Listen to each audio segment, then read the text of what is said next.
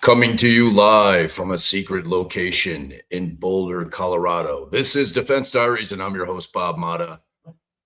Welcome to Karen Reed, day 18. Happy Monday, y'all. So you can see my fabulous background. Looks amazing. I'm sure this is our palatial estate, or it's just that background that we all use. Yeah, I saw Mandy set this up. I have to check my phone to see if I gave her the wrong time, which I probably did. You know, time zones are hard, much like clocks are different. So, you know, I saw that when he said it for 6 a.m. I mean, it's disgustingly early here in Colorado. It is 7 a.m. So 6 a.m. would have been 3 hours before court, which would have had us an hour early. So my deepest apologies and sympathies for you that have been hanging in chat for an hour. It was not intentional. It was not oh, let's get everybody in there for an hour so we have all that time to draw people in move. I promise. It was just, I didn't check the time until I went into StreamYard. So hopefully you guys have been kind to each other. All right, let's get OnlyFan up, see what's going on over there. Okay. Oh yeah.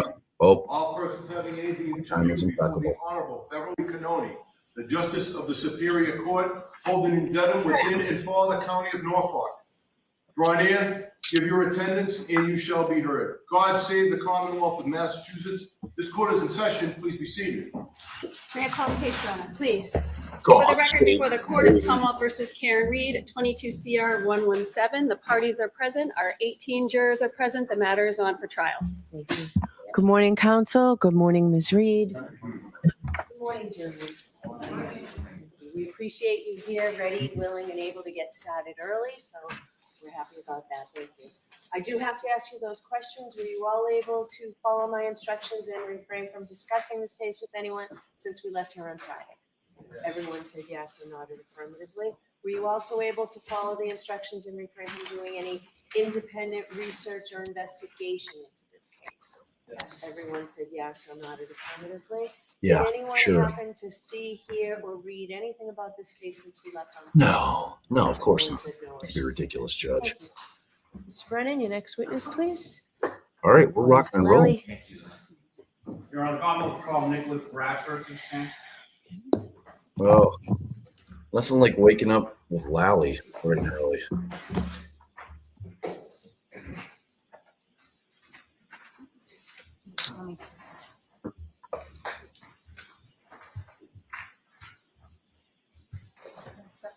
Face the court. Raise your right hand, please. Do you solemnly swear that the testimony you shall give to the court and the jury in the matter now pending shall be the truth, the whole truth, and nothing but the truth, so help you God? I do. Thank you.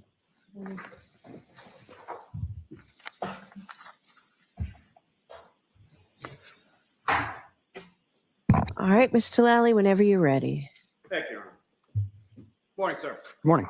Would you please introduce yourself to the jury, spelling your last name? Yeah, my name is Nick Bradford, Bradford. What do you do for work, sir? I'm a DNA expert for Bodie Technology And where is Bodie Technology located? in Lorton, Virginia. And where did you go to school, sir? I went to school at Mercyhurst College in Erie, Pennsylvania for a bachelor in forensic biology and a master's in forensic molecular biology from the George Washington University in Washington, D.C. And following your education, where did you go to work? I started at Bodie in about 2009. And so did you work at Bodie prior to your graduation? Yes. And how long have you worked there at Bodie? Since then, I spent 2 years at the Pennsylvania State Police at about 2021. And when you joined Bodie Technologies, what was your position and title that you were initially hired for? I was initially a DNA technician And when did you become an analyst? in 2014. And what is the difference between a technician and an analyst? The technicians operate the robotic equipment in the labs and assist with paperwork and various reagent duties and things like that. And what does an analyst do? An analyst analyzes the DNA evidence that's submitted from various police agencies from around the country. We come to court to testify and do statistical analysis of any comparisons that we might do. Now, if you could, sir, please describe for the jury the training that you underwent initially as a technician.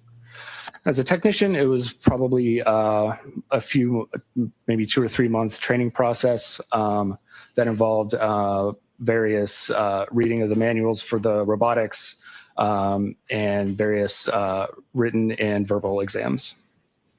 Now, is there a continuing educational component at Bodie? Yes, for DNA analysts, we have proficiency testing twice a year. We have to do a certain number of hours of continuing education. So that would be things like conferences, things like that. And we have to do scientific literature reviews. So we have to keep up with scientific articles 4 times a year. Now, if you could just expound a little as far as what exactly does that continuing educational component consist of as far as the conferences and scientific literature review? What specific areas are you reviewing and going to conferences on? Yes, so that would be areas specific to forensic DNA testing. Now, how many analysts work at Bodie? Somewhere between 60 and 75, maybe. If you could, please describe for the jury what kind of lab Bodie is. So Bodie is a private DNA lab, and we take casework from various police agencies across the country, and we also have groups that work on international cases and things like that.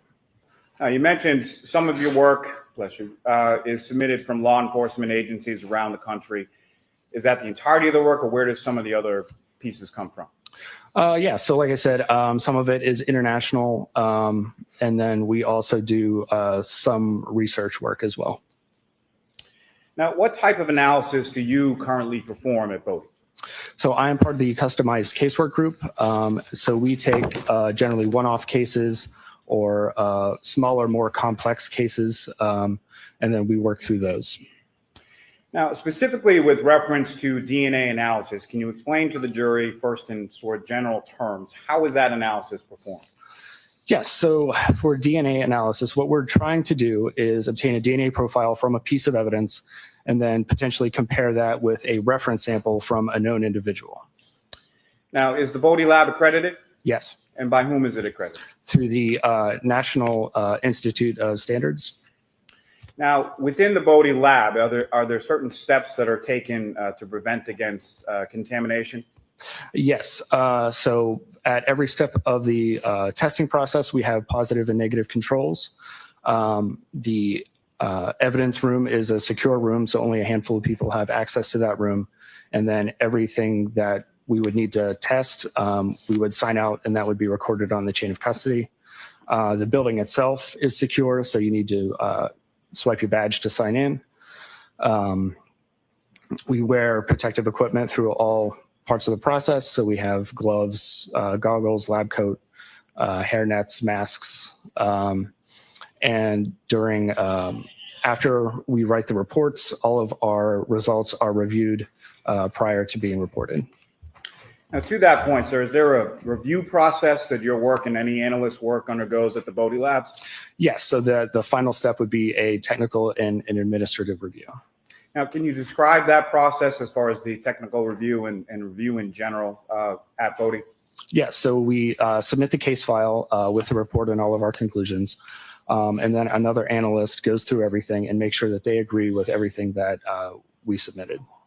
I think you made reference to this a little earlier in your testimony, but as part of the accreditation process, do you undergo proficiency testing? Yes, twice a year. And can you explain to the jury that proficiency testing process? Yes, so twice a year we get what's essentially a mock case submitted from an outside vendor that we treat as if it were an actual case. We go through and do all the testing that we would normally do, and then submit that back to the vendor, and they compare the results to the known results of what they should be. Now, what areas have you specifically undergone proficiency testing in? So everything that I am trained and signed off in. In DNA specifically, is that correct? Yes. And have you successfully completed each of those proficiency tests that you've taken? Yes. Now, you made reference to this a little earlier, but can you explain to the jury what are positive and negative controls? Right. So positive controls we use to make sure that the various testing steps that we're performing are working as we expect. So if we have a positive control, we would expect to see the DNA profile that we intend to see in that positive sample. Negative samples we use to make sure that there aren't any sources of contamination along the way. The chemicals that we're using aren't potentially contaminated, or that maybe samples were switched or something along the way. Now, when you were assigned work within the DNA unit at Bodie Technologies, where do you retrieve that item, or where do you retrieve those items physically from? Yes, so those would be delivered to our secure evidence room, and then any testing performed, we would need to sign that out, and that would be recorded on the chain of custody. Now, the secure evidence room, is that temperature controlled at all? Yes, we have just basic climate control as well as freezers and refrigerators. And the freezers, refrigerators are commonly referred to as cold storage. Is that correct? Correct. Now, why is items of evidence stored in cold storage?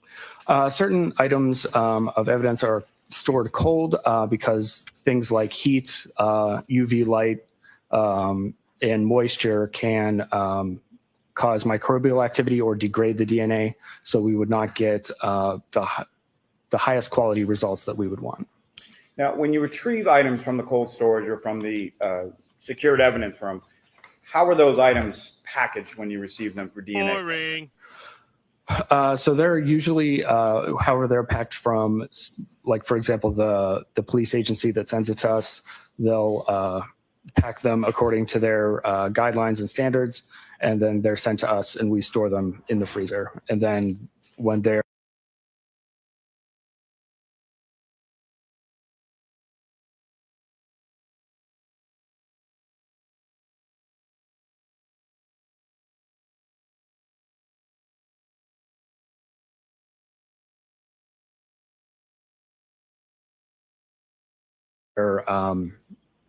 signed out on our end, we just have a basic container that we put them in to keep the case together. Now, sir, what is DNA? So DNA is basically the manual for a living organism. Most of the DNA is contained within the nucleus of every cell, or pretty much every cell. And it contains all the information that is needed to make an individual. Now, is DNA the same in every cell of a person's body? Yes. And how many steps are included in DNA testing? So forensic DNA testing, the testing that we did, there are basically 4 steps. So there's DNA extraction, quantification, amplification, and profile detection. Now, can you describe for the jury what each of those steps are and sort of what they entail? Yes. So DNA extraction is we are basically trying to separate out the DNA from everything else. So all the other parts of the cell or any other material that might be part of the evidence. So we're left with just the DNA. Next is quantification. And we are trying to figure out how much DNA we have to work with. The steps further down the line are calibrated to a certain amount of DNA input. If we add too much DNA, it can cause problems. So we need to know how much we have to work with. And then the next step is amplification. So this is when we take 20 to 25 different locations within the genome that we're interested in looking at, and we make millions and millions of copies of each of those locations. And in each one of those copies, there's a fluorescent tag that's embedded into each one. So then that leads to the final step of profile detection, where we separate those fragments out by size, and that fluorescent tag allows us to identify those particular locations. Now, sir, in January of 2024, were you assigned to perform some work on a lab case number, your Bodie lab case number, CCA 2416-0023, pertaining to this defendant, Karen Reed? Yes. Now, you received those items for testing from the Massachusetts State Police Crime Laboratory, correct? Correct. Now, do you also, when you receive items from an outside agency, do you also receive a corresponding submitting agency case number from that agency? Yes. And in this case, that was Massachusetts State Police Crime Laboratory, lab number 22-02184. Is that correct? Correct. Now, what type of work were you assigned to do in this case? So in this case, I was assigned to look at an extract that was submitted from the Massachusetts State Police Crime Lab, as well as a hair, and then 2 reference samples that were also submitted. Now, could you explain to the jury the process that you used to analyze, in general terms, evidence in this case? Yes. So generally, we follow that same process, with the exception of the extract that was submitted. Since the extraction process was already completed, we did not need to do that, and we could move straight to quantification. And then we did the entire process for the hair as well as the reference samples. Now, you made brief reference to it a moment before, but was there a known standard that was done in this case? Yes. And did another analyst test and report the results from the known blood standard of John O'Keefe? Correct. And how was that done? Yes. So the entirety of the testing was performed at the state lab, and they submitted the final profile to us for comparison. Now, what is a DNA profile? So a DNA profile is basically just a list of all the variants at those 24 or 25 different locations that we're interested in. And the entirety of those different variations are what makes a DNA profile individual or unique. Now, as far as when you're looking or analyzing or examining a DNA profile, can you describe for the jury, what does it look like? What are you looking at? So when we're looking at a DNA profile, it's essentially a graph with a series of peaks across the horizontal axis. And those correspond to the length of the DNA fragments that we amplified. And those are assigned a number based on the length of that fragment. And those numbers are what we refer to as the alleles. And those numbers are assembled into essentially a chart, and that's the DNA profile. Now, could you please describe to the jury the process of comparison between a known standard and an evidence sample? Yes. So when we have an evidence sample, we need to compare it to a reference sample. And then, so what we do is we take those 2 tables that I mentioned, one from the evidence sample and one from the reference sample, and we put them next to each other and do a comparison to see if the reference profile is potentially part of the evidence profile. And then if the 2 are consistent, then we would need to do a statistical calculation to determine the strength of the match. For example, if 1 in every 3 people would be a potential match, then that's not very strong. So we have to have some sort of mathematical weight to describe the potential match. Now, if you could again, sir, explain to the jury, what was your role in the testing in this case? Yes. So my role was to analyze the DNA profiles and then do the comparisons. Now, what items specifically did you receive for DNA testing in this case? So yes, like I mentioned, we received the hair, we received the 2 reference samples, we received an extract from a taillight, as well as the negative control that was associated with that. And then we also received a reference profile from the state lab. Now, starting with what your lab has labeled as EO2, that has a corresponding State Police Crime Lab item number 3-1.1. Is that correct? Correct. And what was the description of that item, EO2 3-1.1? So that was the extract of the. All right, let me just take 1 second here. I hate to pause this riveting testimony of the slowest, saddest looking man in the world. But we wanted to welcome all the cupcakes over here. You guys are just the sweetest. Yay. We love having you over here. You can hear Allie from the bed. We are not in our normal situation. We are traveling in Boulder, Colorado. So this is not what we normally do, not the normal setup. So my sound might suck because I'm trying to get my little travel mic to work, but it's not. So welcome, cupcakes. We love having you. Sample from the passenger side taillight of the vehicle. And was there any further description of that vehicle as far as the plate number? Yes, there was a plate number associated with it. Okay, and do you recall what the plate number was? So that would be 3GC684. And did you receive two buckle samples identified as RO3 and RO4? Yes. And what was RO3 identified as? So that was a buccal swab from Yuri Bagetic. And what was RO4 identified as? So that was a buccal swab from Michael Proctor. And then that extract portion, that was the part that was labeled as EO2, is that correct? Correct. And can you please explain to the jury what an extract is? So like I mentioned, an extract is essentially, it's a tube with a small amount of liquid in it. And inside that liquid is the DNA that was extracted from the evidence sample. Now, the known standard of Mr. John O'Keefe, that had an item number as well, is that correct? Yes. And what was that item number first from the Massachusetts State Police Crime Laboratory? So that was 8-1.1.1. And did your lab, Bodie Technologies, have a corresponding item number associated with that known standard? No, we just used the Massachusetts lab number for that. And that known standard from John O'Keefe, did that appear to be a standard single source profile? Yes. And what is a single source profile? So a single source profile is essentially a DNA profile from one individual, as opposed to a DNA profile that could be a mixture of multiple individuals. Now, what does STR stand for? Stands for short tandem repeat. And can you please describe that short tandem repeat process for the jury?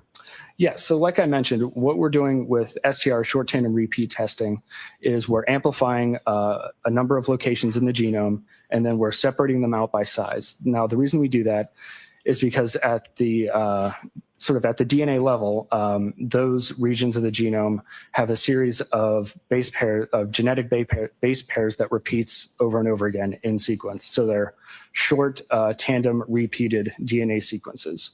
And the number of times that sequence repeats at that location is what we call the allele. So if the sequence repeated 5 times, we would call that allele 5. And that the summation of all those alleles is what makes the DNA profile. And what is an STR mix? So are you referring to the computer program, StarMix? Yes, StarMix, excuse me. Yes. Okay. Yes. So when we're dealing with mixture profiles, so that would be DNA evidence profiles where more than one person's DNA is all mixed together. We need to be able to try to separate that out as best we can. We use a computer program called STRMix or StarMix, and that uses various mathematical calculations that allow us to make the best use of that mixture data that we can. And it allows us to run those statistical calculations to reference profiles as well. Yes, science. Now, item EO2 from the passenger side taillight of the vehicle. What did you conclude as to that profile? Yeah, so that was a mixture of 3 individuals, including at least 1 male. Now, if you could, please sort of walk the jury through that process in making a profile comparison from the profile from the passenger side taillight of the defendant's vehicle and your other submitted samples. Yes. So when we're using StarMix and we're doing a comparison, we have the StarMix output. And essentially what that's doing is we input based on the DNA profile that we observe, the number of contributors that we would expect to be there. So in this case, we would say there were 3 individuals. So the StarMix software will break out those 3 different components and give probabilities to each different allele combination. So we would take the reference profile and then compare that to the output from the StarMix program to see if there's a potential inclusion. Now, you mentioned a little bit about statistical calculations. How are those statistical calculations done? Yes. So once we determine that there's a potential inclusion in the mixture, we will run what's called a likelihood ratio. So essentially what we're doing there is we're doing a likelihood ratio is we're comparing 2 different explanations for the evidence profile that we obtained. So one of those explanations would be that in this case, the DNA profile is a mixture of one of those reference samples that we're comparing and 2 unknown unrelated individuals. The other explanation would be that it was 3 unknown unrelated individuals. Thank you so much for your generosity, Kathy. And one thing that if you're a cupcake that's brand new to our channel and hasn't been over here before, or haven't seen Allie when she's been over with Melanie over at her spot, we do occasionally slip in a fuck Hank. So we swear over here occasionally. So we have potty mouths. We're not as well behaved as Melanie. So I don't want anybody to be shocked and horrified if the occasional F-bomb is dropped.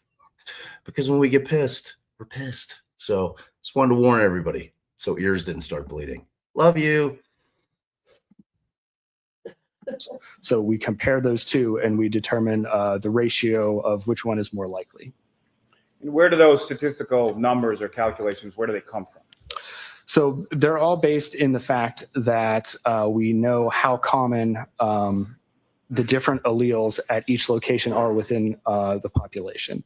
So we can do a lot of mathematics and figure out how rare or common different alleles might be. Now, sir, in your comparison analysis between the taillight sample and the known standard from John O'Keefe, what conclusions did you make from your analysis or comparative analysis between those 2? Between John O'Keefe and the mixture profile, John O'Keefe could not be excluded as a potential contributor to that mixture profile. And as far as the statistical analysis, what, if anything, did you find with reference to that? Yes. So we did, like I mentioned, that likelihood ratio. And in the case of it being a mixture of John O'Keefe and 2 unknown unrelated individuals, it would be 740 nonillion times more likely that it was a mixture of John O'Keefe and 2 unrelated individuals versus 3 unknown unrelated individuals. Now, that number that you just referenced, as far as 740 nonillion times more likely, how many zeros are in a nonillion? Nonillion is 30 zeros. Now, this analysis supported a strong support for inclusion, correct? Correct. Now, can you explain to the jury what that means as far as a strong support for inclusion? Yes. So we have a chart that based on the likelihood ratio, so that 749 million number, based on the different numbers that we might get, we assign a verbal qualifier to that just to make it a little bit more user-friendly. So in this case, it would technically be very strong support for inclusion. Now, in your comparison analysis between the taillight sample and the known standard from Yuri Buchanan, what conclusions did you make from your analysis of those? So he could not be visually excluded based on just comparing the profile to the StarMix output. So we do the likelihood ratio to determine that, like I said, that likelihood ratio. So in this case, it was 46 million times more likely that it was 3 unknown unrelated individuals versus Yuri Buchanan and 2 unknown unrelated individuals. So that would be very strong support for exclusion. And again, sir, if you could just expound a little, when you say very strong support for exclusion, what does that mean? Again, we're just referring back to the verbal scale that we have as part of our reporting guidelines. Now, in your comparison analysis between the taillight sample and the known standard from Michael Proctor, what conclusions did you make from your analysis there? Yes, so he could not be visually excluded, again, based on that initial comparison. So we run the statistic, and it was 76,000 times more likely that it was 3 unknown unrelated individuals versus Michael Proctor and 2 unknown unrelated. Yeah, it's kind of hilarious to think that if Will's in court today, that he got stuck listening to like the most boring, dry testimony humanly possible. The one thing that's really, really interesting about everything that we've seen with the Commonwealth's case in chief thus far is that Hank, he doesn't touch the real science shit with a 1,000-foot pole. Like Lally gets all this shit. It's like you saw the one expert that was somewhat scientific when Bob got up there, when Alessi on his cross. We all know how brilliant Bob is. You could just, Hank's eyes were rolled back in his skull at his little table up there. He had no idea what was being said. For both of the nerd battles, we had the nerd battle with Alessi and Hyde, and then we had the nerd battle last week, which was also pretty fabulous.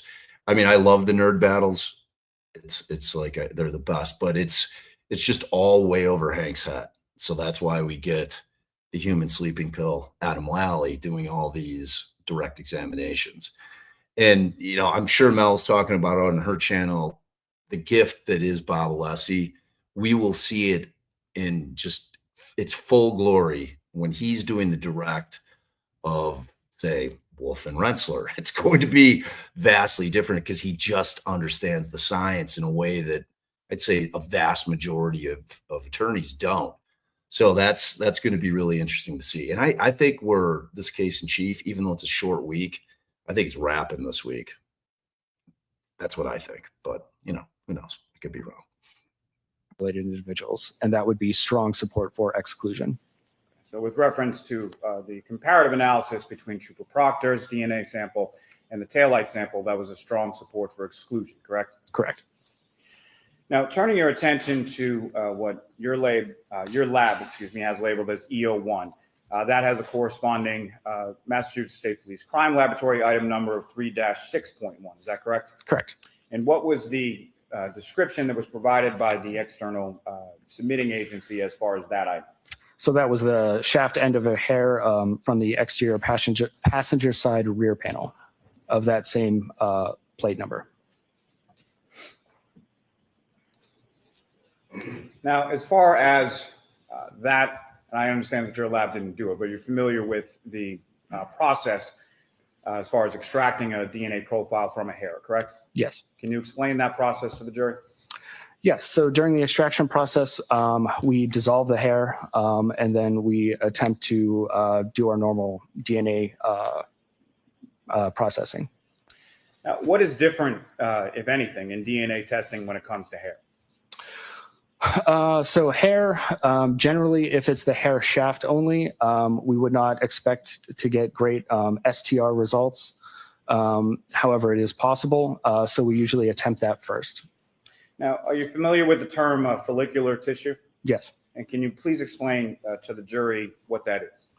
Yes. So that would be the hair follicle. And in the hair follicle, we would expect to find a lot of nuclear DNA. So that would be DNA from the nucleus of cells.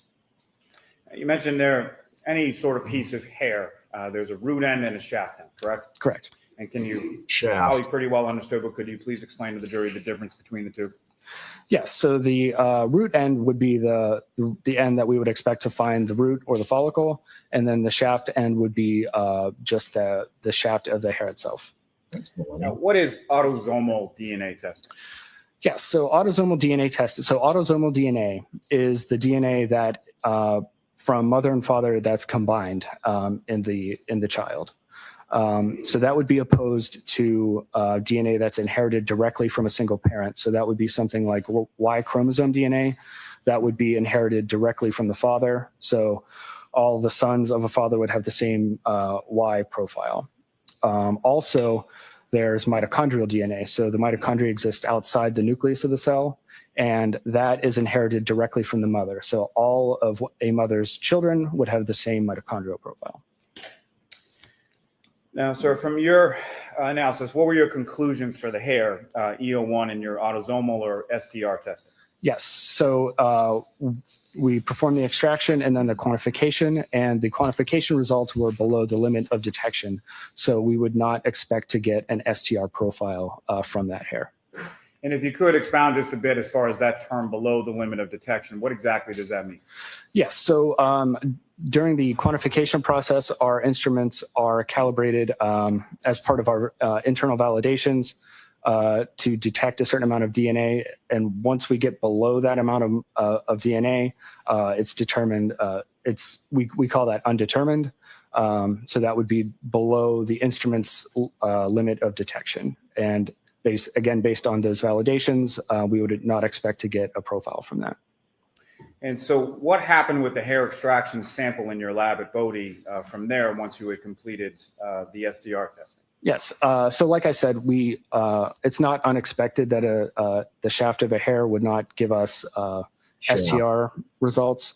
So we often transfer those to the mitochondrial group that does the mitochondrial DNA testing. And why is that transferred from you to another analyst within the lab? I'm not personally signed off in mitochondria. We don't do quite enough testing to have everyone signed off in all the different technologies. Thank you very much, sir. I have no further questions. Oh, thank God. Thank God. Mr. Jackson? Thank you, Your Honor. Oh, AJ. Good morning. Good morning. Thanks for joining us. Surprises me a little bit. Questions. You mentioned, Mr. Bradford, a quantification related to both urobutynic and a known sample from former trooper Michael Proctor. Can we go over? I'm going to ask you about the sample related to Michael Proctor. Mm-hmm. I think I heard you say 1 in 76,000, correct? Yes. Describe that one more time for the jurors. When you quantify that profile as it compares to the population of the Earth, for instance, what does that mean? What's the significance of 1 in 76,000? Yes. So you need to be very careful when we're talking about statistics, because if we start to introduce different analogies to try to describe them, they start to go off the rails, and we're describing things that are not actually described in the statistic. So it makes a lot of sense to compare that to the population of the Earth, for example. However, what we're talking about here are the relative likelihoods of those two different explanations of the evidence profile. So like I said, in this case, it's 76,000 times more likely that we would observe that evidence profile if it were 3 unknown unrelated individuals, as opposed to Michael Proctor and then 2 unknown unrelated individuals. And sometimes, Mr. Bradford, we get numbers that are just sort of mind-boggling. You said 30 zeros. What is that number again? Non-alien. Non-alien? Non-alien, yes. Y'all literally in your job, like, almost have to make up new numbers. New number. Non-alien, none of us have ever heard of that. Thin air. That's 1 followed by 30 zeros, correct? Correct. As opposed to 76,000, which is 76 followed by 3 zeros. Yes. Much smaller number by factors of a non-million, nearly, correct? Correct. So when you say that there is strong support for the exclusion of Michael Proctor in that DNA sample, you're not suggesting that he's completely excluded as a potential contributor. Cannot. Well, no. What I'm suggesting is what the numbers state, so that it's 76,000 times more likely that it were 3 unknown unrelated individuals versus Michael Proctor and 2 unknown unrelated individuals. Understood. So you're not excluding him. You're simply saying statistically there's strong support for exclusion, but he's not excluded as a contributor. Is that right? I am saying that there's strong support for exclusion, yes. Understood. With regard to that taillight sample, you were asked to compare. All that really means is there were multiple contributors. Like, this guy is completely full of shit. If there's multiple contributors, there was a stronger profile that was developed for John, but there was also a profile developed for Proctor, even though it just means that there was a stronger sample that was left. You know, Proctor was probably not a total fucking idiot and probably wore gloves. So he probably just sneezed. It's interesting. We now know why Jackson's doing this because of the Proctor angle. Anything that touches Proctor, it's going to be Ajax. Always. Known samples to that taillight sample, the known samples being State Trooper Yuri Buchanan and former Trooper Michael Proctor, those two known samples, correct? Correct. Were you asked to compare a known sample from a person by the name of Brian Higgins? No. Were you asked to compare a known sample from a person by the name of Brian Albert? No. Were you asked to compare a known sample from a person named Kevin Albert? No. Were you asked to compare a known sample from a person by the name of former Chief Kenneth Berkowitz? No. Thanks. All I have. Okay, thank you. Wow. There's Short and sweet. Riley, any follow-up? Just got Proctor's name in there. Dirtied him up a little more. All set, witness? Okay. Oh, my first sidebar of the morning. So over here, if you're a cupcake, we all get hammered early during sidebars with sorry if that sound bite's loud. That's a loud one. It's a loud one. We want to make sure you're still awake, especially after a Lally direct. So it's shot time. Yeah, I think that they probably have, like, I'm imagining that we're going to hear some Aperture dude today, right? I think so. Bob Alessi's going to be ready. He's going to be ready. We know that for certain. I'm ready. I'm always ready for Bob. It's like those witnesses are typically very dry, like science witnesses, but when you're watching Alessi do it, it's like you sit there on the edge of your seat. Oh, I love him. I love him so much. He's just such a great lawyer. Such a great lawyer. Like we talk about it all the time over here. He was just such a quality add to the team. You can't even quantify it. It was such a huge add. Like the only negative, and it's not really a negative, it just makes me a little sad in my heart, is that we don't get as much David Yannetti, because I love David Yannetti as well. I love Ajax. They all have different styles, right? But like, there's just something about Yannetti gets me right in the feels. I love his voice. I love his demeanor. Like, he's just, plus he's Boston strong guy. He's a hometown cat. So, we got to make sure that we get enough of him in there, because I think he resonates with the jury very well.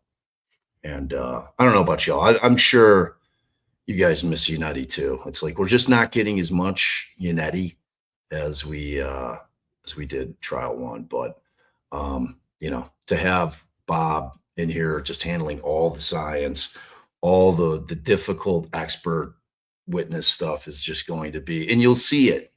You'll see the difference between the way that Alessi is able to guide Wolf and Rensselaer through their testimony, which is so critical. So this jury has to have like an absolute crystal clear understanding of what those two guys are saying and what it means. And he is the guy to deliver the message. It's going to be and you'll compare Brennan and him just slogging through a direct with science he doesn't understand, just asking stupid ass questions. And then he knows that. And that's why when you watch Hank on his redirects, he's asking the exact same questions again, because he knows that he's not driving home points because he doesn't understand the science like Alessi does. So he just re-asks it. I'm sure over at Mel's channel, you guys have just been like, he's asking the same shit, asked and answered. Your next witness, please. Yes, Your Honor. Commonwealth call Carl Miyasako to the stand. Oh, we'll need an assistant that's spelling of this dude. Sounds like a nice Greek kid, maybe.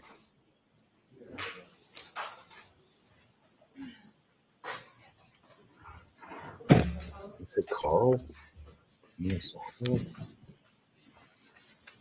find out soon enough.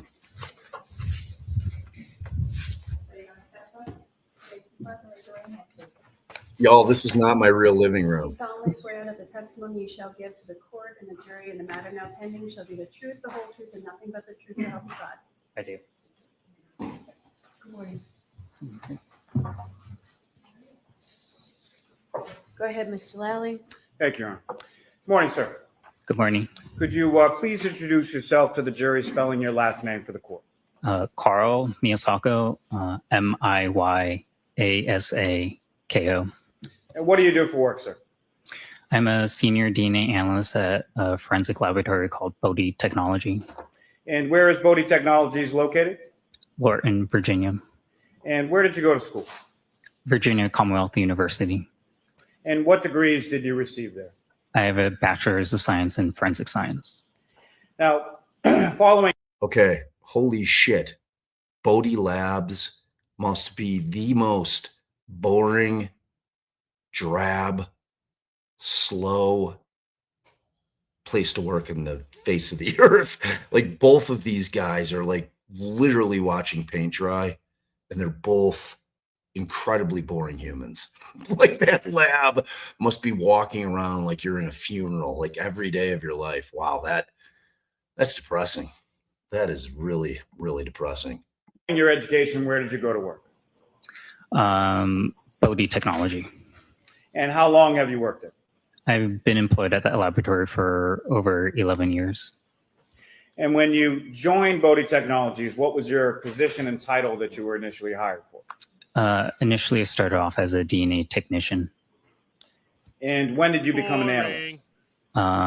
After a few years at the laboratory, I became a DNA analyst. What is the difference at Bodhi Lab between a technician and an analyst? Technician mainly does laboratory work, and an analyst is allowed to analyze data and write reports. Now, could you please describe for the jury the training that you underwent initially as a technician?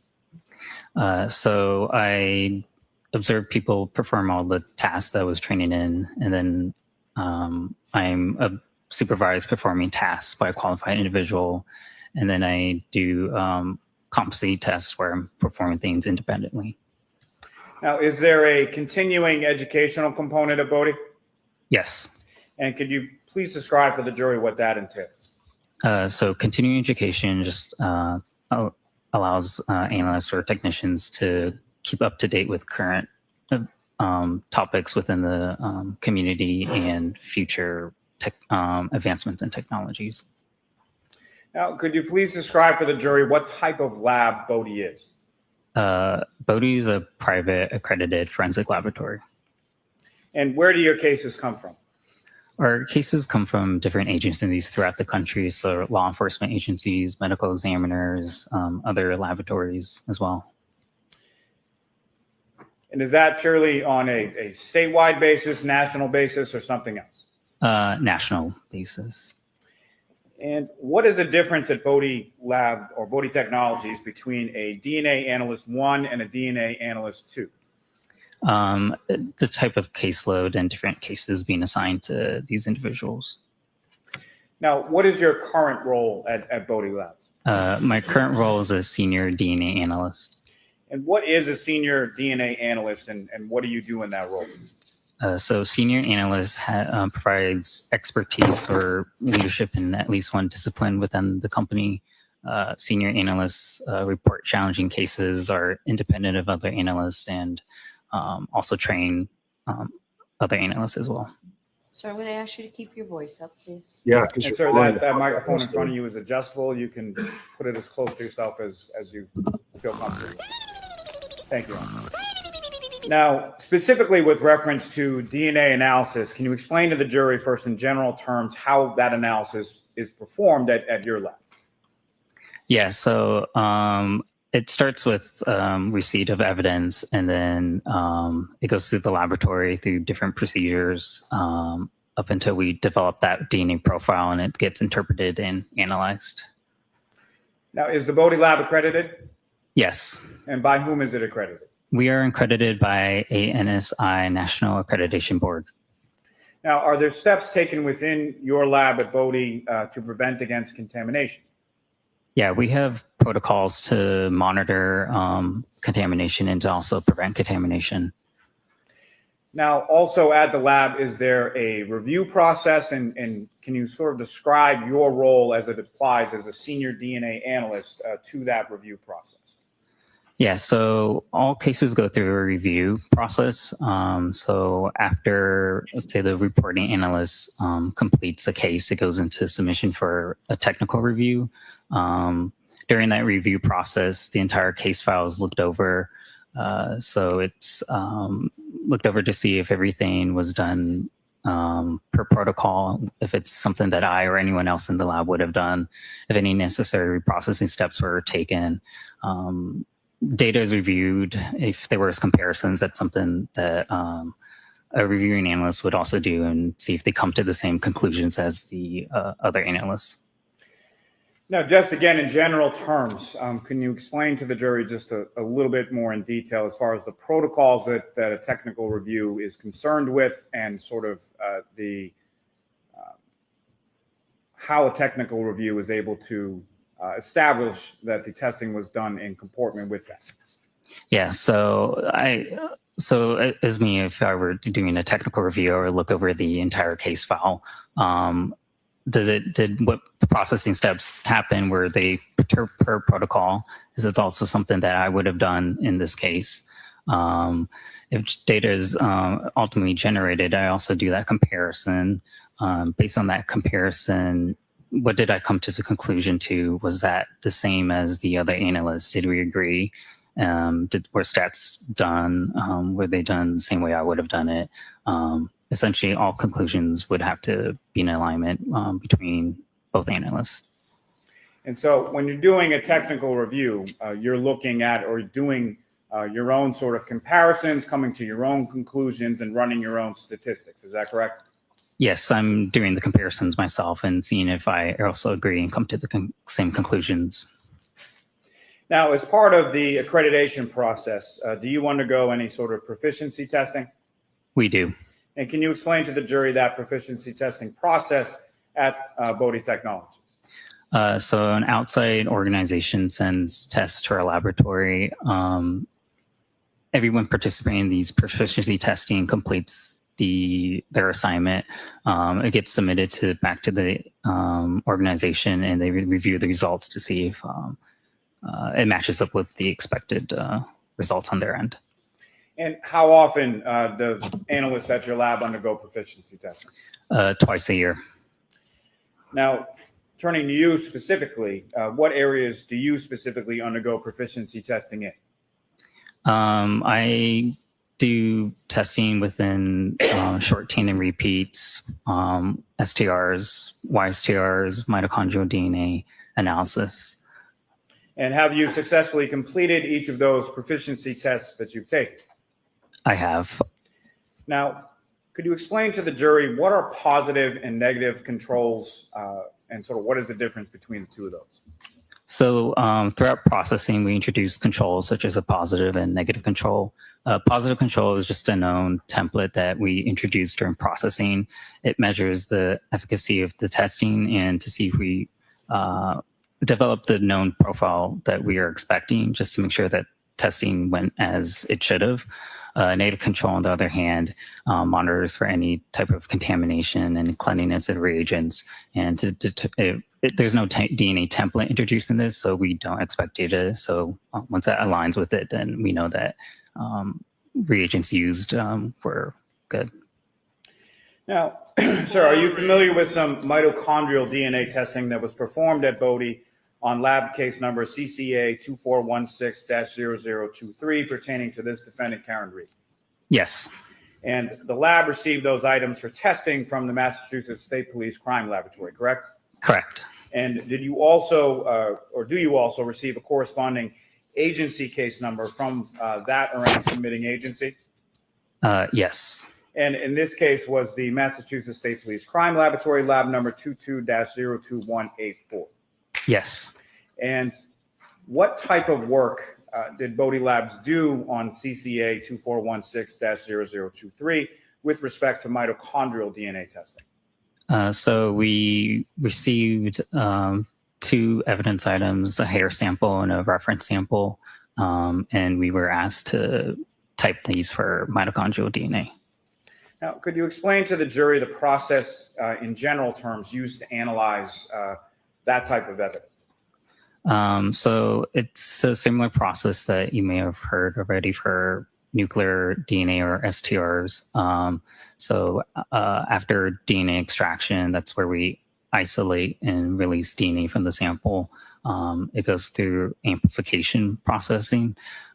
This is where we employ the polymerase chain reaction or PCR technique. So we create numerous copies of targeted section within the DNA. This is just so we have enough DNA to generate a DNA profile. Following that, we do what's called quantification. So we determine a generated estimate of how much DNA is present within the sample. Following that, we do what's called sequencing. So we used a technique called Sanger sequencing.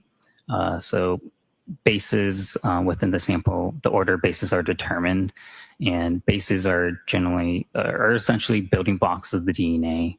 So everyone has 4 bases in their DNA, and we refer to these bases to the letters A, G, T, and C.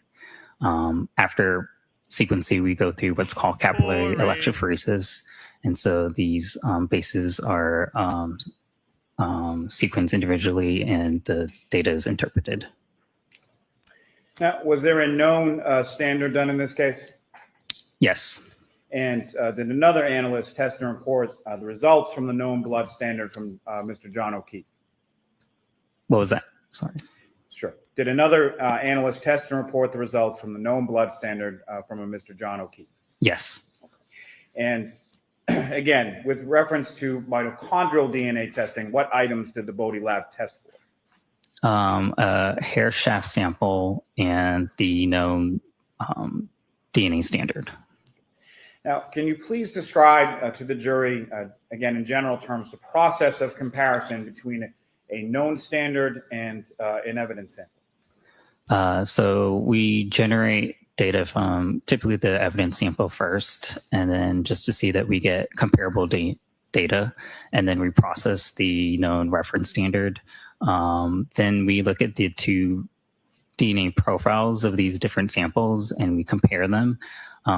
Based on the data, are we seeing that we can or cannot exclude the reference donor as being a source of the evidence sample? What is autosomal DNA? Autosomal DNA is like nuclear DNA. It's something that you maybe more, when thought of forensics, traditional STR shorthanded repeats. And what is mitochondrial DNA? Mitochondrial DNA is a different type of DNA from nuclear DNA. So nuclear DNA, you get half of your DNA from your parents, so mom and dad, whereas mitochondrial DNA, it gets entirely inherited from mother to child. What is the difference between the two as far as where it's located in reference to the nucleus of the cell? So with STRs, there's basically 2 copies per cell, whereas with mitochondrial DNA, there are several copies per cell. So there's more abundance in mitochondrial DNA. Yes. Now, how does that apply to an extract from a hair sample? So for hair samples, we typically categorize these with like hairs with roots and rootless hair samples. So with hair samples, typically in the shaft end, there's more abundance of the mitochondrial DNA versus nuclear DNA, where nuclear DNA tends to be degraded or not present in high enough amounts. What does PCR stand for? PCR stands for polymerase chain reaction. And can you please describe the PCR method to the jury? Yes, so that's the process where we create specific targeted sections of the DNA over and over. So we're replicating DNA using the source material as a template. This is because we want enough copies of that DNA to generate the end result of a DNA profile. So it'd be similar to, say, like a copy machine. You start with a single piece of paper and you make many, many copies from that piece of paper. Now, sir, you alluded to it, I believe, earlier in your testimony, but just specifically as to this topic, what is DNA sequencing? DNA sequencing is where we determine the order of bases within that sample. And how is DNA sequencing used specifically in mitochondrial DNA testing? So we use that to generate the sequence specific to that sample so that when we get the end result data, we compare it to a known standard or a common reference standard, and any differences from that common standard gets reported as that individual's mitochondrial profile. Now, how is the testing different between autosomal versus mitochondrial? Oh, who gives a shit? All right, real quick though. So this is what's happening. Again, we're not in our normal bat cave. So I'm going to be tagging Allie in, my much better, beautiful, brilliant half, so that I can go eat. And it's against her will. Because I'm unshowered, Wow. makeup, everything. You'll see. It doesn't matter. She's just stunning. All right. So when we come back, I'm going to pull the camera off and we come back magically. It's going to be a massive upgrade. Ready? Real DNA testing. A lot of it does have some similarities, but the difference comes with STRs being more of a length fragment testing, and mitochondrial DNA is more of a base nucleotide DNA testing. Now, as far as the running of the DNA, how is that sort of physically done, or what kind of tools are you using specific to mitochondrial DNA testing? Yeah, so we use different instrumentation, such as like a thermocycler to do the PCR step. And then we also use what's called like a genetic analyzer at the end step of capillary electrophoresis. Is there a certain type of gel that's used as far as visualization of that profile?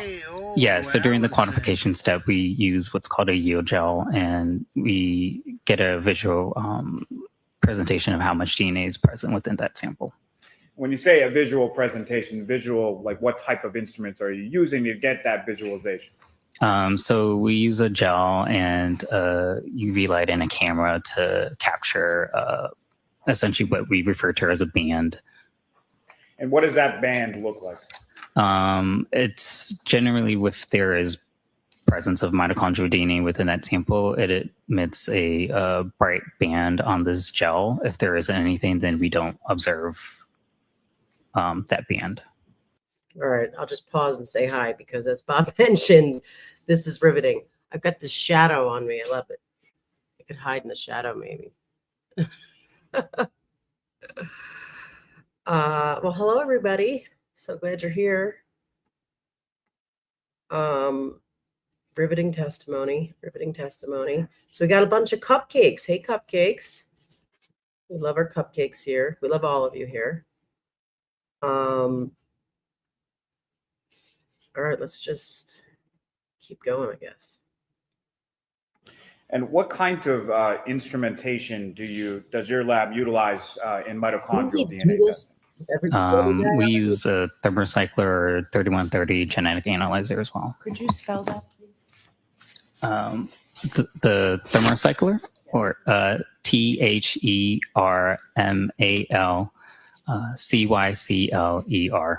And then what were the digits after? And then the genetic analyzer is a 3130 3130.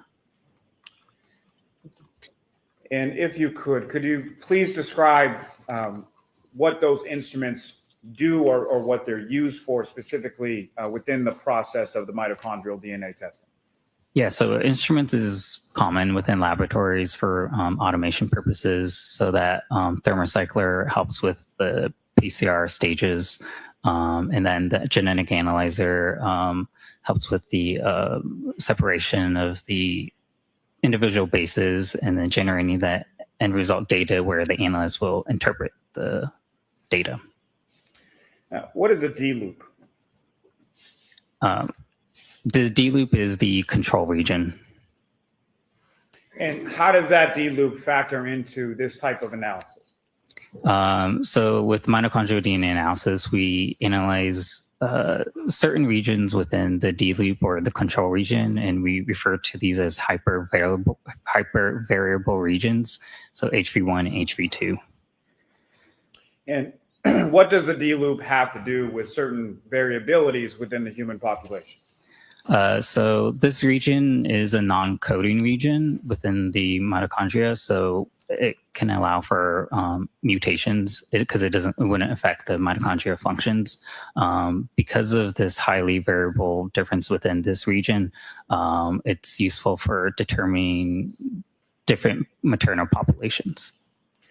Now, did the Bodie lab also perform mitochondrial DNA testing on the known standard from John O'Keefe? Yes. And is that mitochondrial DNA testing the same for the known standard of John O'Keefe as it is, as you've been describing with reference to the evidence sample? Yes. And what is then done generally in the comparison of those two profiles? Good point. So once we develop the profiles from these two separate sources, a comparison is done to each other, and we look at it to see if the profiles consistent, essentially matching with each other, and seeing if an exclusion or inclusion can be made. And did you then perform your own comparative analysis of those two mitochondrial DNA profiles from the hair extracts from the rear panel of the defendant's vehicle and that of the known standard of Mr. O'Keefe? I did. And what is your opinion or conclusions that you arrived at from that comparative analysis? Sustained. Hold on. Ask it differently, Mr. Muller. What conclusions did you come to from that comparative analysis between those two standards? That John O'Keefe could not be excluded as being a source of the hair sample. Now, can you expound a little as far as your conclusion is concerned? What does that mean? Yeah, if I may refer to my report. Yes.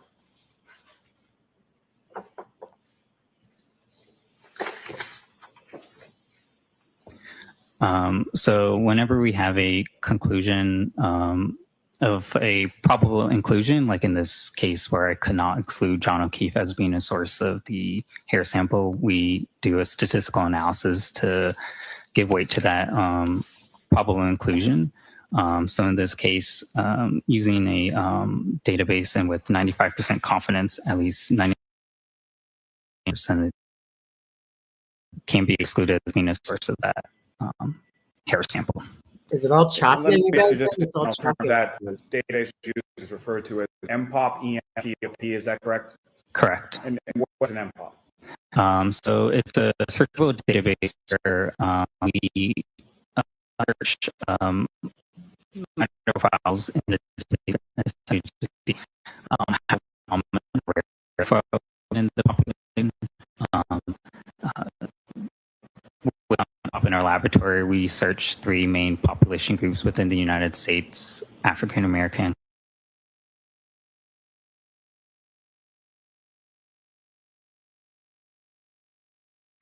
I've got Bob checking Boston 10 directly to see if it's choppy there on his phone or if it's like, babe.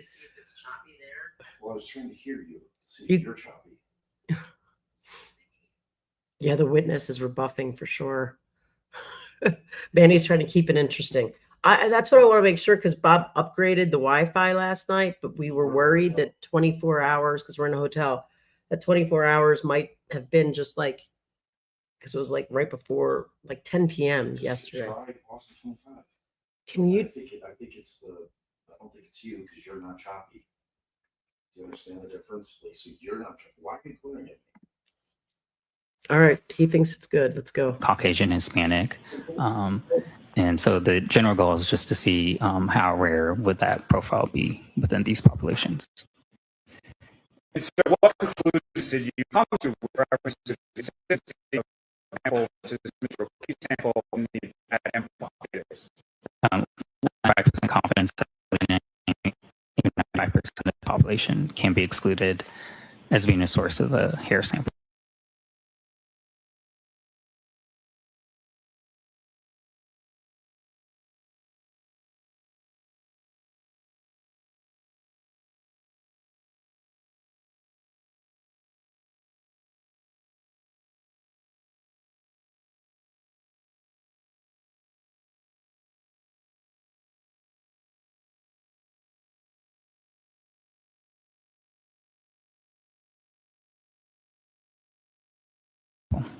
Now, you made reference in your testimony a moment before about a confidence interval. What is that? Yeah, so whenever we obtain statistical data, we use a confidence interval or upper limit frequency. This is just like a range where the true value of said profile is, but we generally want to report like a conservative end to avoid any false inclusions. So it's at least 99.895% that the majority of the population can be excluded, but it could be higher. But at the lower end, it would be at least 99.895%. Bobby. Like, just say the word. And what confidence interval in your conclusion does this consistency between the hair sample profile from the rear quarter panel of the defendant's vehicle have to Mr. O'Keefe's mitochondrial DNA profile? So it's the 95% confidence, 99.985% of the population. So the majority of the population could be excluded. However, with John O'Keefe and his maternal relatives, they could not. Thank you, sir. I have nothing further on. Wow. What do we got? Alan Jackson again, or are we getting some Alessi? Good morning, Mr. Miyasaka. Good morning. Couple of quick questions. Mitochondrial DNA, as you've explained, is different than autosomal DNA in pretty significant ways, correct? Correct. What we think of as traditional nuclear DNA, that's autosomal DNA. That's the DNA that we derive from mom and dad, comes down to the child, correct? Correct. Mitochondrial DNA, by contrast, is simply the maternal line, excluding the dads, correct? Correct. So my mitochondrial DNA has nothing to do with my father, everything to do with my mother. Is that right? Yeah, mitochondrial DNA gets inherited from the mom to child. Okay, so a male like John O'Keefe, for instance, the known sample that you were working with, shares the exact same mitochondrial DNA as, for instance, his mother. And his cousin. Correct. His mom and any other maternally related individuals. You just took the words right out of my mouth, and that's my next question. All the way down for Stop being 1,000 smart. years. It's going to be a tough task. It's also the exact same mitochondrial DNA for his grandmother, right? Correct. And let's move the lineage off the tree trunk and move it onto branches. For instance, if his mother had 2 children, John and a sister, his sister would also have the exact same mitochondrial DNA, correct? Correct. And now staying on that branch of the tree, going out to a leaf, if his sister had children, those children would have the exact same mitochondrial DNA. Correct. So another way of saying that, his maternal niece, his maternal nephew would have the identical mitochondrial DNA as John O'Keefe, correct? Correct. Okay. Kids touch cars a lot. When you indicated that John O'Keefe is included in the population of those who match that profile, that does not mean that you're determining that the hair that you analyzed came from John O'Keefe, does it? No, with mitochondrial DNA analysis, it's not unique to individual. Compared to traditional STRs or short-handed repeat, that could be unique to individual. But with mitochondrial DNA, it's not unique to individual, but more so a maternal lineage. All right. So, Mr. Miyasako, very importantly, you're not sitting here saying that that hair belonged to John O'Keefe. No. I'm saying that the hair sample on John O'Keefe cannot be excluded, as well as his maternal relatives. So we're speaking in negatives. I want to speak in a positive. You are not saying that John O'Keefe, that hair belonged to John O'Keefe, are you? Yes or no? Sustained. What does she mean, Are you sustained? suggesting to these jurors that the hair that you analyzed belonged to John O'Keefe? No. Sustained. Bullshit. Are you telling the jurors to a reasonable degree of scientific certainty that the hair that you analyzed belonged to John O'Keefe? I'll see you type out. Sure. She is full of shit right now. Because guess what, Bev? The answer is no.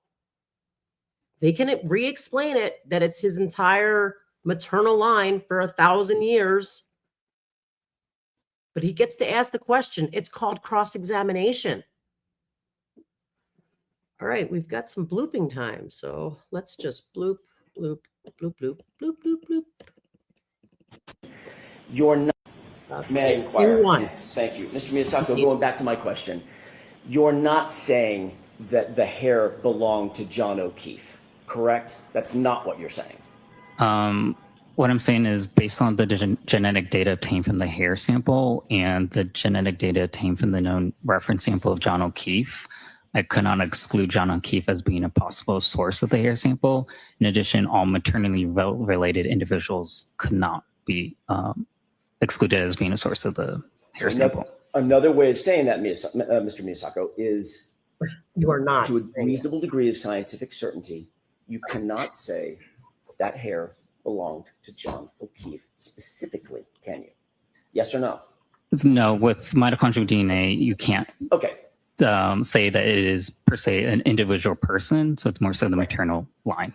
Because the hair could have come from his mom, it could have come from his maternal nephew, or anybody in his maternal line, correct? Correct. If they also had access to that stuff, then yeah. For instance, access to that stuff, meaning if his maternal nephew lived in the home with him, where the SUV was stored, just as reasonable if the hair came from him, correct? Sustain. That is, oh my God, total bullshit. That is your analysis does not tell us when the hair got to where it was found, correct? Correct. Your analysis does not. It is absolutely, positively, equally equivalent that it came from the nephew. The fact that she just overruled that is total bullshit. I'll bloop back. We're not going to miss anything. Don't worry. Look at that. Ooh, look at that face. If looks could kill, Mrs. O'Keefe is not happy.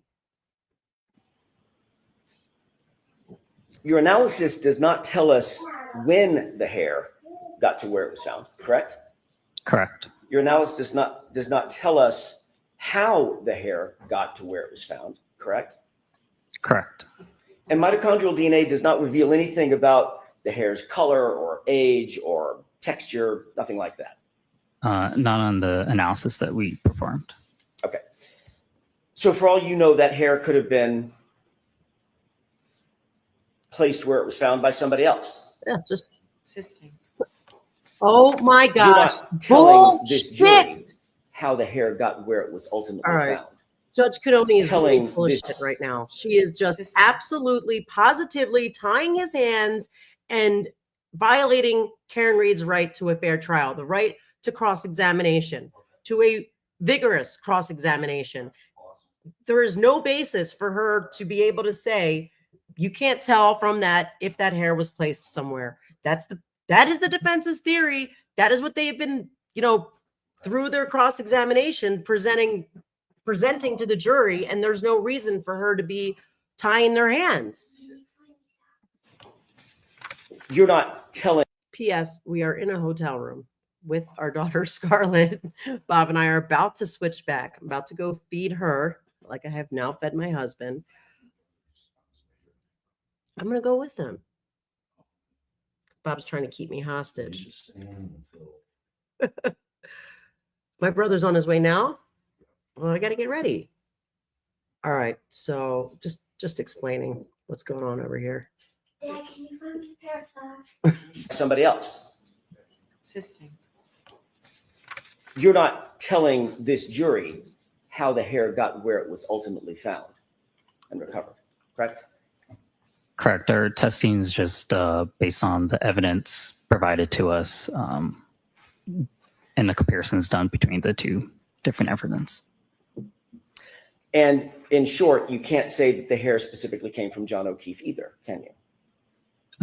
With mitochondrial DNA, I can't say that it is specific to an individual. Okay, including John O'Keefe.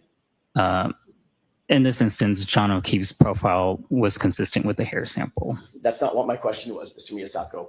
We can go round and round. I realize that you're saying it's consistent, but it's also round and round. Right. Correct. I can't exclude maternal relatives because mitochondrial DNA is not specific to individual, but just the maternal line. Right. So you're not saying it was John O'Keefe's hair? I can't say whether it is, but the profile obtained from John O'Keefe is consistent with that hair sample. You're not But saying it's John Mr. O'Keefe. Jackson, Mr. Right. Jackson, let's move on. Wow, Judge Canoni. Judge Canoni, Judge Canoni, knock it off.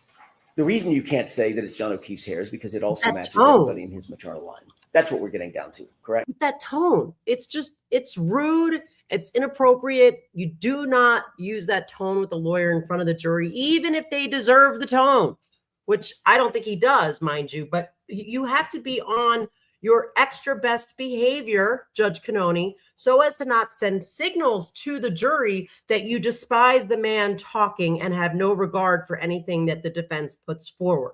That's the signal she's portraying to the jury. And I bloop back. We're not going to miss anything. Let's move on. Let's move on. If the witness The would reason you answer a can't say that it's question- John O'Keefe's hair is because it also matches everybody in his maternal line. That's what we're getting down to, correct? yeah, with mitochondrial DNA, Just again, say it's yes. not unique to an individual, but their maternal lineage. And if his maternal nephew lived in the same residence and had access to the same SUV, couldn't exclude him either, right? Sustained.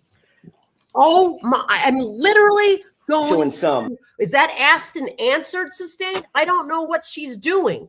I don't understand what her issue is.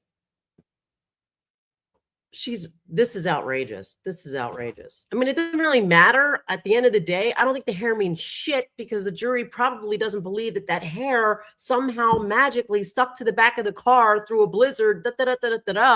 But still, nonetheless, she just showing her shit right now. And it's unbelievable. Sustained. With the tone. so in sum, in short, Mr. Miyasako, you cannot tell this jury when the hair got to where it was, correct? Sustained. You can't tell this jury how the hair got to where it was found, correct? Sustained. And you certainly cannot tell the jury that the hair belonged to John, right? Sustained. I think we've got it. Thanks, Your Honor. And I'll strike that comment he made at the Really, end. anything? Sorry, she didn't throw that in there. I think we all get it, Judge Canoni, just like So, Mr. Miyasako, Mr. Jackson said. I think we got it. including Right. the MPOP, the statistics, and the confidence interval, what is your conclusion in reference to the comparative analysis from mitochondrial profiles from the hair sample from the rear quarter panel of the defendant's vehicle and the known standard of John O'Keefe?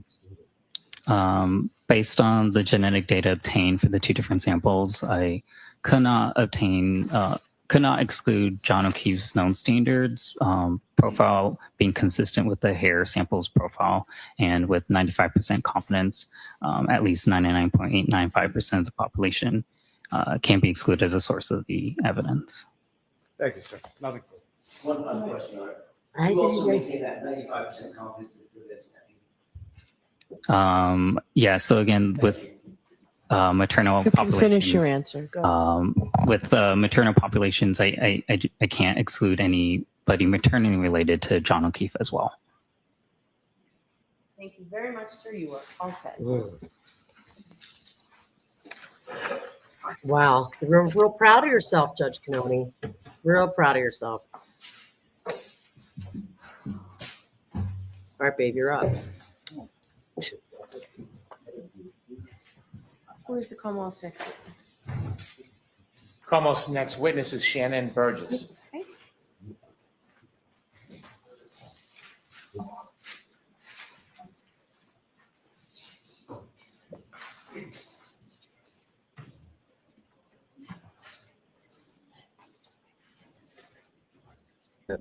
All right, let's bloop, bloop.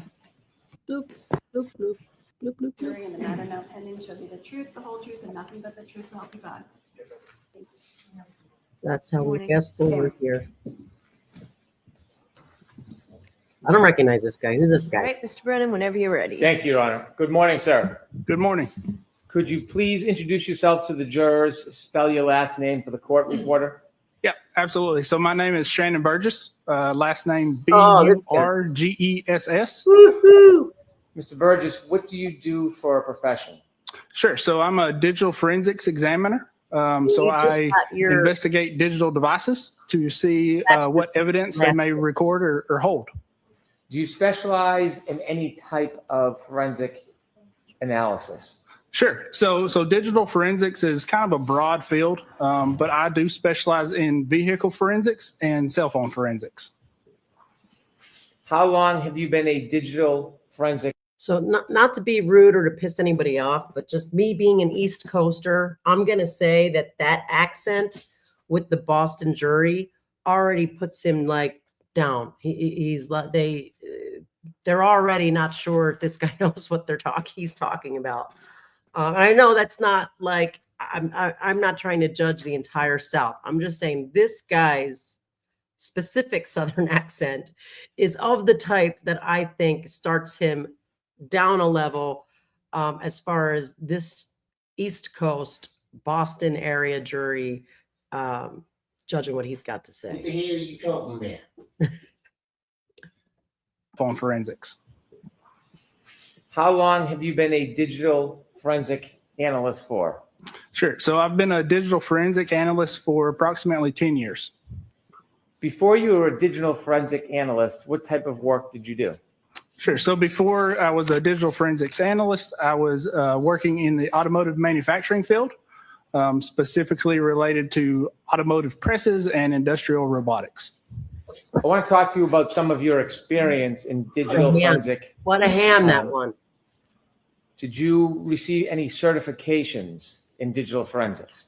I did. I've received several certifications, one being what's called GIAC, Advanced Smartphone Forensics, another from Celebrite, a company named Celebrite, and Certified Mobile Examiner, and then certifications from Magnet Forensics as well. Is Magnet a company that also includes Axiom? Yes, Magnet is a company that produces the software known as Axiom. In addition to your certifications, how many hours of specialized training approximately have you had in digital forensics? Sure. So approximately, over the last 10 years, I've had around 700 hours of training, including courses and conference attendance in digital forensics.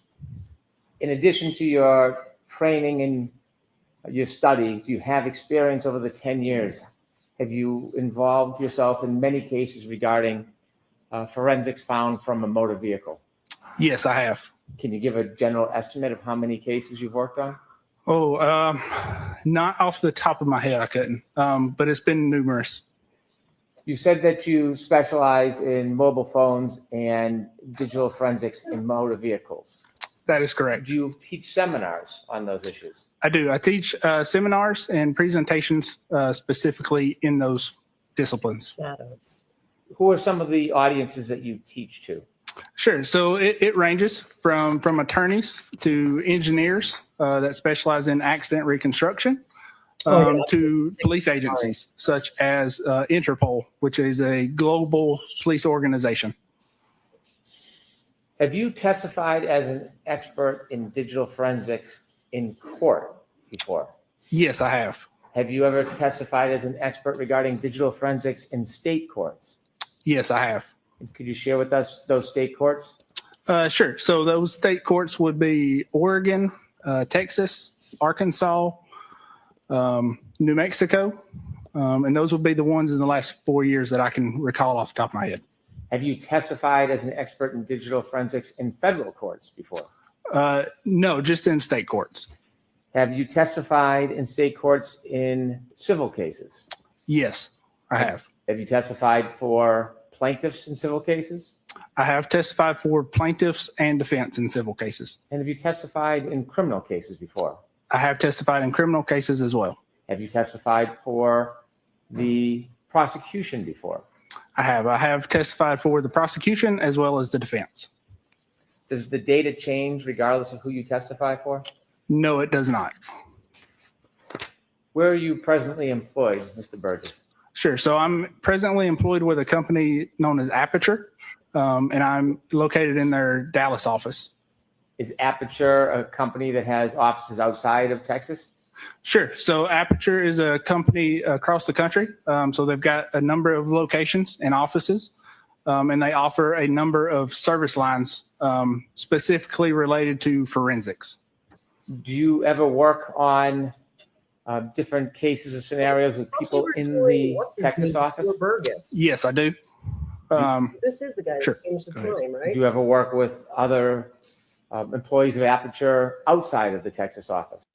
All right, yeah, guys. So this is, I got my camera off because Bob's behind me packing. This is the guy who changes the time. So this is going to be one hell of a cross. I thought that they said that they were putting on the other Aperture expert before this expert. So I'm a little confused. At least I think that's right. You guys, this is a guy that changes the time, right?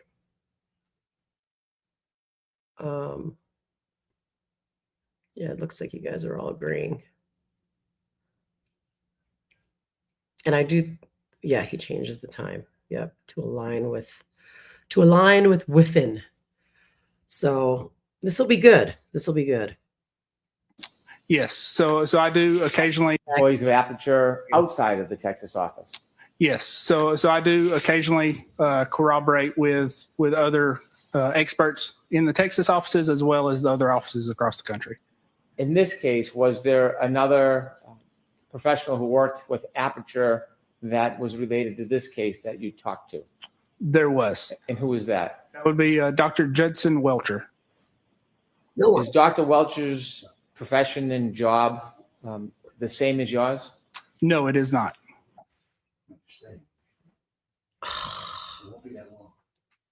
What's the difference between what you do and what Dr. Judd Welcher does? Sure. So what I do is investigate digital devices that can range from cell phones to vehicle modules to computer systems. What Dr. Welcher does is specifically related to accident reconstruction and biomechanics. So you are not an accident reconstruction engineer? I am not. You are focused on the data? I am focused on the data. Did you ever publish any writings or papers regarding the area of your expertise? Sure. So I have published 2 papers, specifically one related to damaged devices, and that is referencing event data recorders, which is your black box or your airbag control module, and specifically related to developing proof of concepts, because a lot of times these modules will store data in different places on the module. Proof of concepts are ways to verify and validate where that data is stored, so you're not missing data. So the first article that you wrote about damaged modules, was that peer reviewed? It was. And was it accepted? It was accepted. Could you tell us briefly what peer reviewed means? Sure. So peer review is a process of your peers or colleagues reviewing your work and determining that it's valid. Is peer-reviewed articles often relied upon by other experts in the field? Yes, they are. You said that the first article you mentioned had to do with damaged modules. Is that one of the areas specifically that you're going to talk to us about in this case? Sure. So it is specifically one of the areas I'm going to talk about in this case. And to kind of go back a little bit, the idea of proof of concept applies not only to damaged modules, but also other vehicle modules such as infotainment and telematics modules. I don't think we're at infotainment and telematics yet. So if we can just understand a little better, very basically, what is proof of concept in action? What does that mean? Sure. So proof of concept is taking a vehicle module, for example. This is typically an unidentified vehicle module that other individuals have not looked at or verified what is recorded and where it is stored. So a proof of concept is taking exemplar modules and doing tests on those modules. So creating events that are recorded within the modules. A lot of times when those modules are damaged in vehicle crashes or if they're just unsupported by your forensic tools, you will have to go to what's called chip off or chip swap forensics. That is specifically taking the chips off of the circuit board. So think of the hard drives from your computer, moving those hard drives to another module, a working module, to recover the data and validating that you've recovered all the data that you would expect to see. Are there times and cases or studies where you need to recover data because it's not available to you through the traditional methods? Yes, many times. Let me ask you, you said there was a second article. What was that second peer review article about? Sure. So that second peer-reviewed article was specifically related to mobile forensics, specifically iPhones, and how they track your device interactions as well as speed and location data and validating how accurate that data was. In addition to talking to us about damaged modules, as you're going to do in this case, are you also going to talk to us about the timing information from mobile phones? Yes, I am. Oh, yes, he is. He's going to talk to you about all sorts When of did times. you first become involved in the study of this case? So I first became involved in this case around October of 2024. And are you still When you changing became your report? involved in October of 2024, were you in receipt of any information or reports or documents to look at? Yes. So I did receive some raw data as well as some photographs from the vehicle in this case. When you say raw data from the vehicle, what does that mean specifically? Sure. So again, when you take these chips or hard drives off of these modules, you can read those chips individually and recover any type of data that is recorded on those chips. So when I reference raw data, that is looking at that data in hexadecimal format, which is as close to binary data, which is what computers use to store data in, as you would want to get when reviewing this type of data. When you receive data, does that presume it's already been downloaded by somebody? Yes, that is correct. In addition to looking at the data, you receive photographs. Do you know where those photographs came from? I do not know specifically who those photographs came from, but I do know those photographs came from an initial download attempt on those modules. You said there was an initial download attempt. When you looked at the information you received, did you learn whether or not there was an attempt prior to your involvement in October 2024 to obtain data from the modules or the so-called black box in the Lexus vehicle? Yes. So there was an attempt to download data from the modules in the vehicle. Did you understand whether or not there was a chip-off process whether anybody attempted to take the computer chips off the computer boards and learn or download the data? Yes, there was an attempt to remove various chips off of the boards and read those chips individually.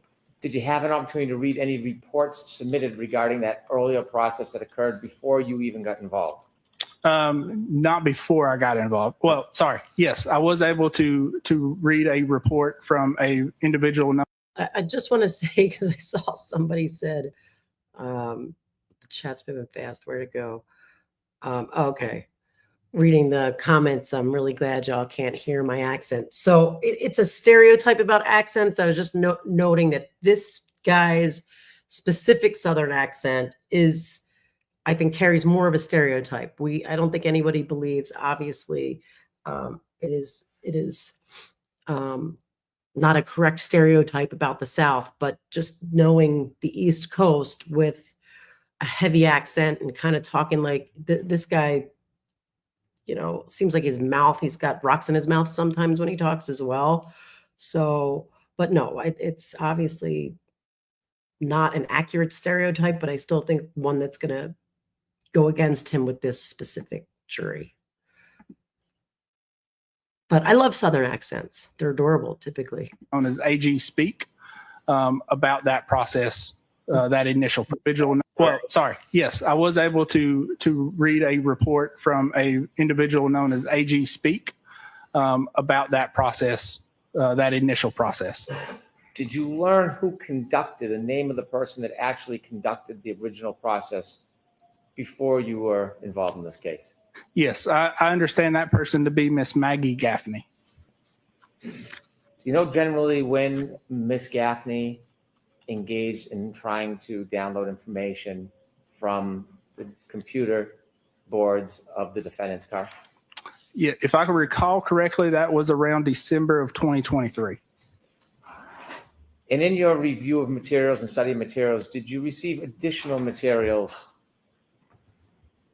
Yes, I did receive additional crash reports, just detailing the events of the night. When you say crash reports, what does that mean? So that's going to be crash reports from the Massachusetts State Police. Is a crash report just a written report or is it data? No, it's just a report, no data. Did you receive any other reports from any other individuals or experts? No, not at that time. Did you later, over time, receive any more additional information during your studies? Yes, I believe so. And let me reference my report just so I don't misspeak. Let me ask for the court's permission before you do that. Sure, sorry. Yes. So I did, again, I reviewed a vehicle forensics report by AG Speak. I reviewed documentation that was identified to me as evidence review. A prior testimony of Trooper Garino. And I reviewed some surveillance videos as well as a report by Mr. Whiffen. When did you receive any study or reports from Mr. Garino? Do you remember? I do not remember exactly. Okay. Was it recently, some time ago? It would have been some time ago, probably late 2024 after we got involved. Last year? Yes. And how about Mr. Whiffen's reports? Mr. Whiffen's report, I believe I received in January of this year.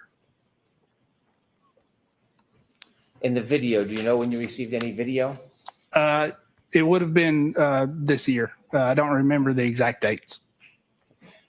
Was it last month, months ago? No, probably around January or February as well. Well, I take that back. It would have been early January, maybe late December. I want to ask you This guy. just generally so we have a general perspective on this. When you began your study, was there something specifically that you were looking for? There was. So specifically what we're looking for when we do a chip off on these vehicle modules, we're expecting to see one of two things: user data in a raw hexadecimal format or a file system where user data is stored. Were there certain events that you were focused on relative to the data in the defendant's Lexus? Sure. So there were specific events that we were looking for specifically. That would be including time-stamped ignition on events or power on events, as well as other data. Did you have any information or understanding that there were text stream events that you were to focus on? Yes, I did have an understanding that there were text stream events located in a airbag control module. How many text stream events were you focused on? 2 text stream events. Could you just generally characterize those 2 events? Sure. So one event has been identified as a 3-point turn maneuver, and the other has been identified as a backing maneuver. Now, the studies of those events, is that the role of the accident reconstructionist? Yes, it is. So then what was your role related to, your specific role related to those 2 characterized events, the 3-point turn event and the backing maneuver event? Sure. So within that text stream data, those events are documented with what's called a time count. So that's going to be a running timer from the time the vehicle powers on or the ignition comes on. So that counter will count seconds incrementally. And specifically, the focus was looking for any time-stamped data that would offer when that power on event occurred. Did you put together a PowerPoint presentation regarding your assessment of some of this case? Yes, I did. May I approach? Yes.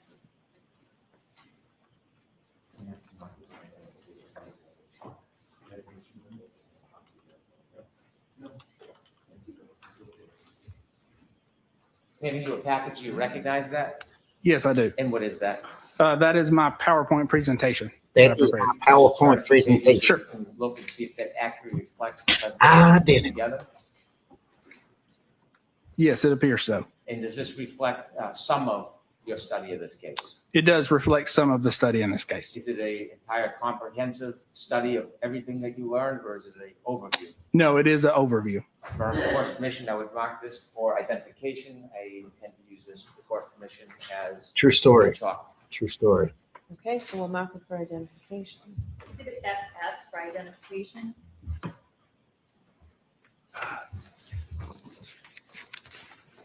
You tell him, Robin. You tell him. May I proceed, Your Honor? Yes. Sir, I want you to teach us a little bit about the computers in a motor vehicle. Is there one computer, like a black box in an airplane?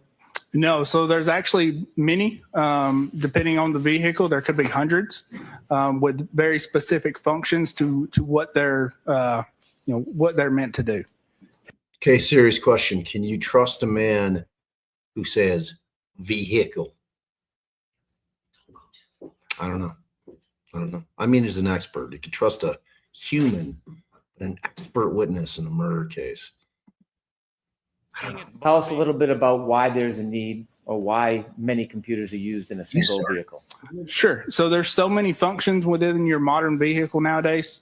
So for instance, your infotainment module, that is a computer that operates your radio, your head unit. So that's going to be your obviously your radio, any type of built-in navigations, Android Auto, Apple CarPlay. There's what's called a telematics module.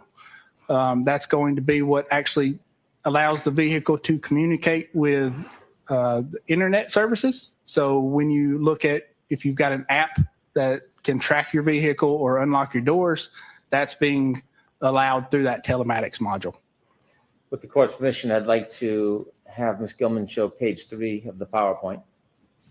Okay. You stole from my kid. Somebody said. Sir, on your PowerPoint page 3, you have a chalk or diagram of a car. You may have a pointer in front of you if it helps.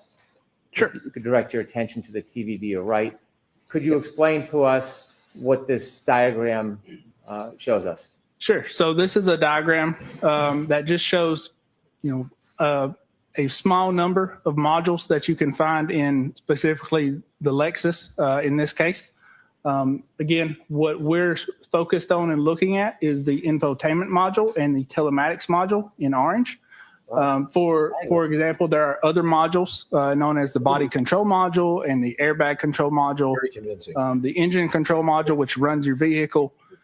In addition to that, there are other modules that operate your door locks and unlocks, your windows, and various other functions. When you use the word module, is that the same thing as a separate computer, or is it different somehow? Yeah, so that using parlance, module would be referring to a separate computer within the vehicle. Do all of these separate computers in a vehicle connect with each other? They do. So all of these modules are connected to one another, and they do communicate with each other. The information that would be commonly referred to as black box, or information that captures some of an event, where would that be in this diagram? Sure. So the black box would be in the airbag control module. And then as far as the radio system, you shared with us, that's the infotainment module? Yes. So the radio system is going to be, that data is going to be stored within the infotainment module.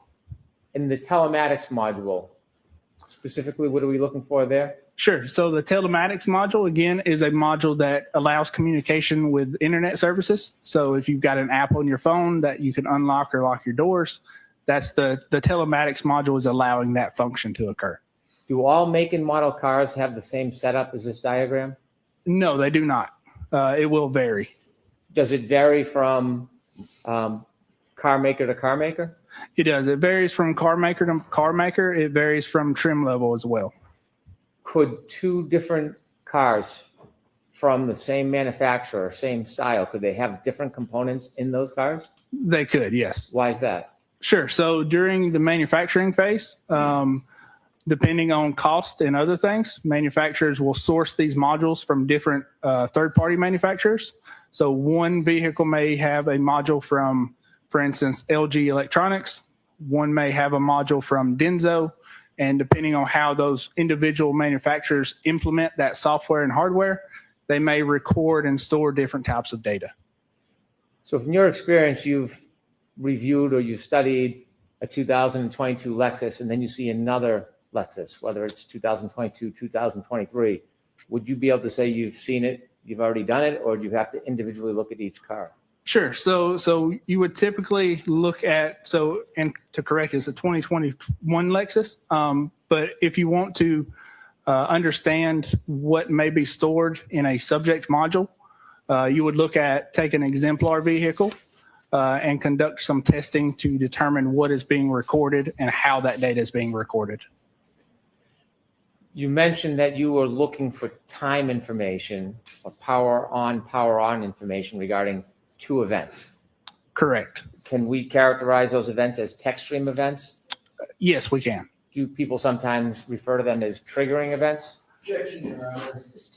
Are they Get him, often Bobby. or sometimes referred to as something else other than a text stream event? They can be referred to as other things besides text stream events. Can you give us an example of what else they may be referred to as?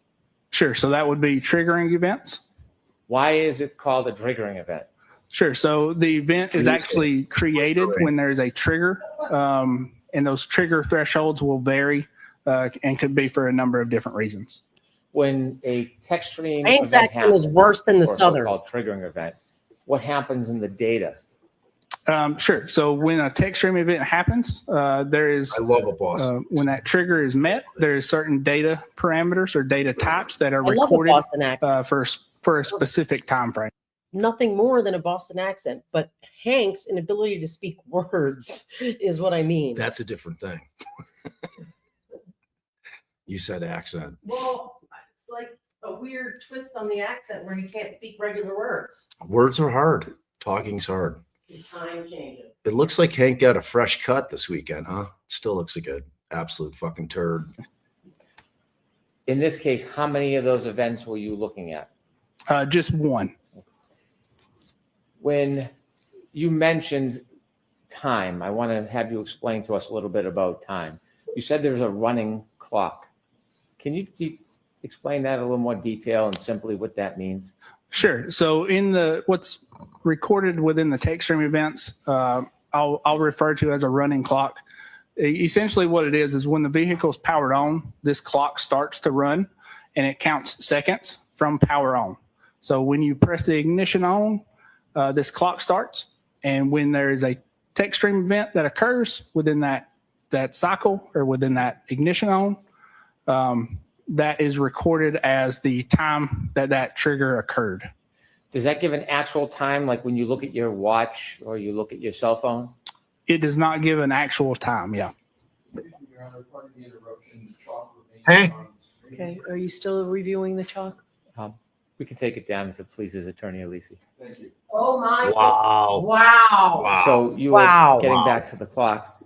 You said it's like a running clock. Is that like a stopwatch? Yeah, that could be referred to as a stopwatch. Where is that running clock kept in the data? Sure. So that running clock is kept within the airbag control module. Is that the so-called black box part of the data? That is correct. With the running clock, how do you determine the actual time as it relates to, say, for example, your digital watch or your iPhone or another clock? Sure. So in that instance, you would need to have an event that occurs, such as a power on event with a timestamp to reference back that running clock. When you got involved in this case and you looked at the information that was previously downloaded by Ms. Gaffney, was there any data regarding power on, power off to mark that time? From the initial download, there was not. When you involved yourself in your study, what was your primary focus as far as information you wanted to get and why? Sure. So primary focus when I initially got brought on was to look at the modules and see if there's any data that was not recovered. And then specifically, again, looking at any time-stamped data that may have been recorded within the modules. You talked about the differences in modules. In your PowerPoint, did you provide a couple of photographs of the modules so we can see what you're talking about? Yes, I did. With the court's permission, I'd like to put on page 4 of the PowerPoint. Okay. No objection, Your Honor. I mean, at some point in this man's life, Could you explain to us the realize photograph on the left and then the photograph on the right? he's just going to have to shave that tuft of hair off. It's got to happen. It's over. You have to shave that tuft of hair off, dude. It looks ridiculous. You've got no credibility with that tuft. I can't even hear what he's saying because I keep staring at that tuft. I digress. Sure. So the photograph on the left. The photograph on the left and then the photograph on the right? Sure. So the photograph on the left is kind of a top-down view of the infotainment module from the Lexus. Photograph on the right is a top-down view of the telematics module from the Lexus. Are these modules from this specific car, or is this a general photograph of a car and how it works? These modules are from this specific vehicle. From the car you studied? Correct. On the left infotainment module, you have different manufacturers. Why is that? Sure. So again, these modules are not manufactured by Lexus or Toyota themselves. They are manufactured by third parties that are providing these modules to the car manufacturer. And these are just some examples of what we have seen within these specific vehicles and what type of manufacturers provide modules for these vehicles. If we could turn to page 5, please. When you looked at the data that was provided in this case, did you draft a report? Yes, I did. Your initial impressions, can you share with us what your initial impressions were? Sure. So initial impressions were that data was missed from the initial download. What type of data do you think was missed, or did you conclude was missed from the initial download? Sure. So that would be, essentially all of the user data was missed during that initial download. How did you conclude or come to the opinion that data was missed on the initial download? Sure. So reviewing the raw data, you can see that, what we would expect to find, which would be things like contacts or from devices or device connections or time-stamped data was not there in those initial downloads. When you first looked at the data and you came to the conclusion that there was missing data, did you have a working theory on what you thought or how you thought the information was missing? Sure. So I did have a working theory initially of why the data was missing. And what was your initial theory? Sure. So if, I'll reference kind of to the slide a little bit. We can take that down if you'd like. Sure. You guys be here? So, sorry, can you repeat the question? When you had your initial theory of data missing, what was it based on? Sure. So the initial theory was based on two things. Either one of two things initially I thought could have happened, and that was a bad or partial read of the chips, or it could be that the data-bearing chip that we are looking for was overlooked and not downloaded. When your first thoughts were that this was a partial read of chips, was there anything about the chips when you looked at them that you concluded or came to an opinion on? Sure. So initially, when I was reviewing the data and reviewing the part numbers on the chips, we can see what, how much storage is on each chip. And that can kind of get complicated, but essentially what we're looking at is data stored as either bits or bytes. That is represented as a capital B or a small lowercase b. So initially, upon reviewing the data and with the assumption that a competent examiner would not miss a chip or a device or data bearing chip on the board, I misinterpreted and wrote a lowercase or a capital B when I should have wrote a lowercase b in my notes, which led me to believe that there was a partial download. This guy? Are they fucking serious with this guy? Like all jokes aside about accents and all this other shit, they're putting on a guy that can't even speak the proper tense of a fucking word as an expert in a murder case. Bob Alessi is going to devour this man, and we're all here for it. If you can even understand. those initial chips. Now, as a forensic analyst, do you rest on your initial impressions or do you go through a continued process?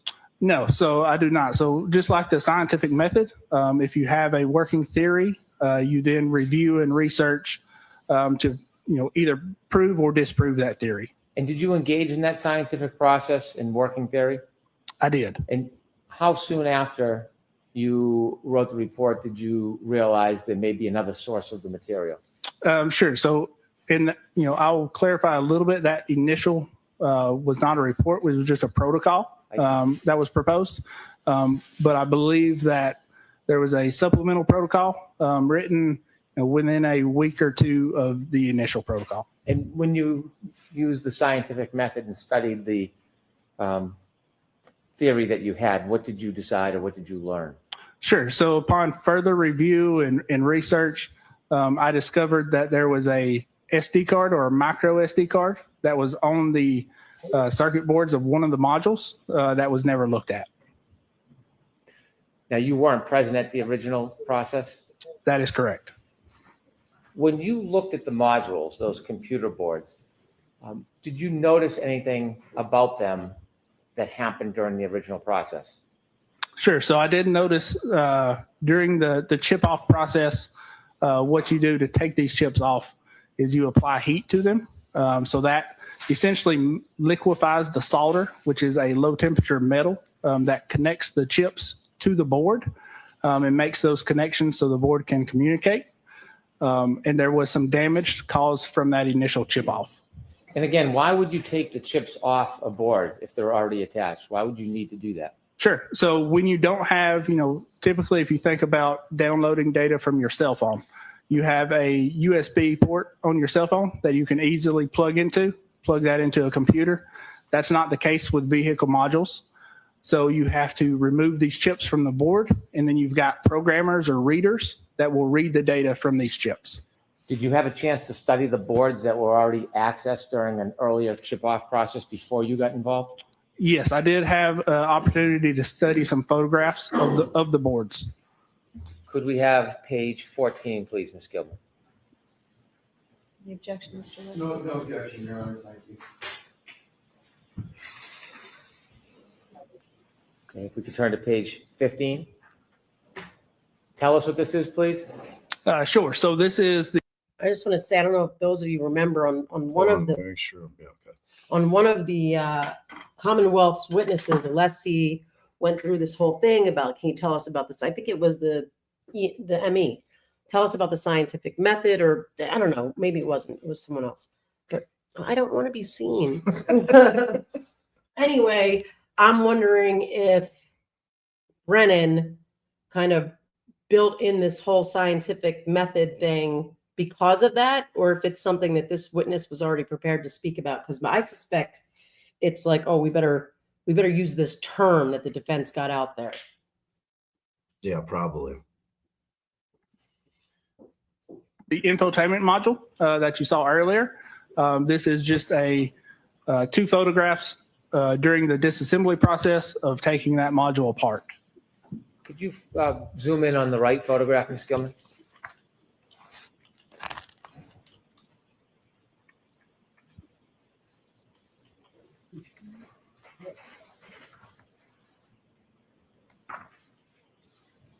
Okay, if that's the best we can do, that's fine right there.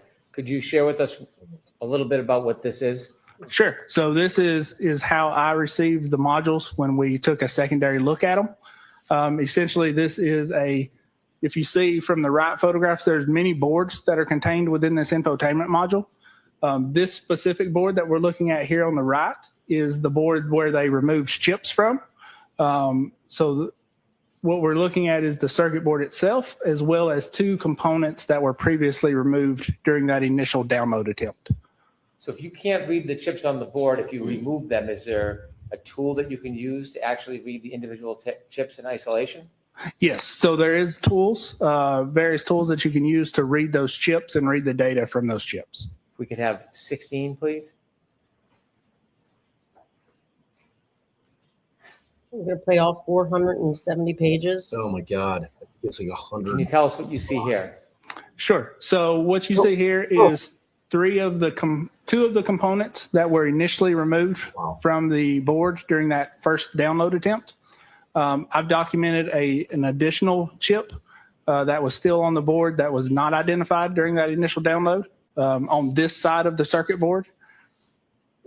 And then I've got photographs matching the chip and where its placement was initially on the circuit board.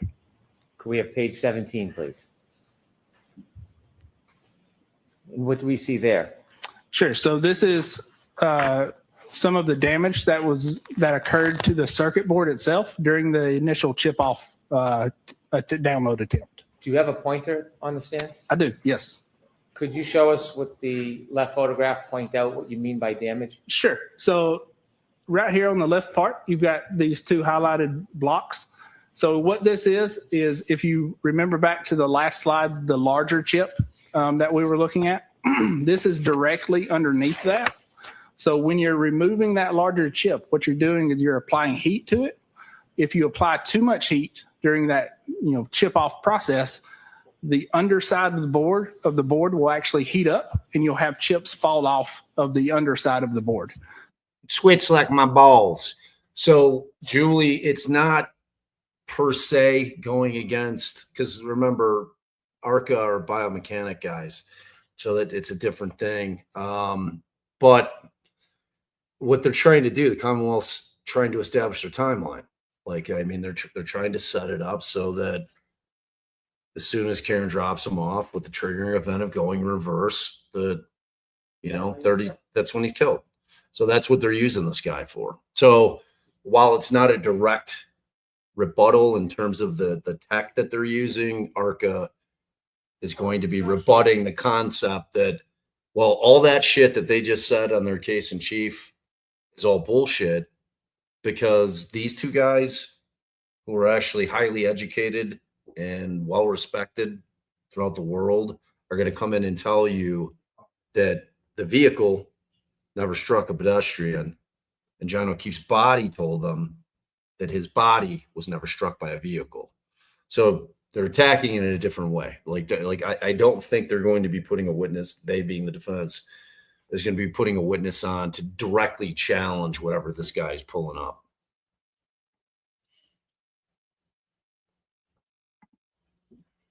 So that's what's occurred here. You'll have chips fall. The underside of the board will actually heat up and you'll have chips fall off of the underside of the board. So that's what's occurred here on the left side.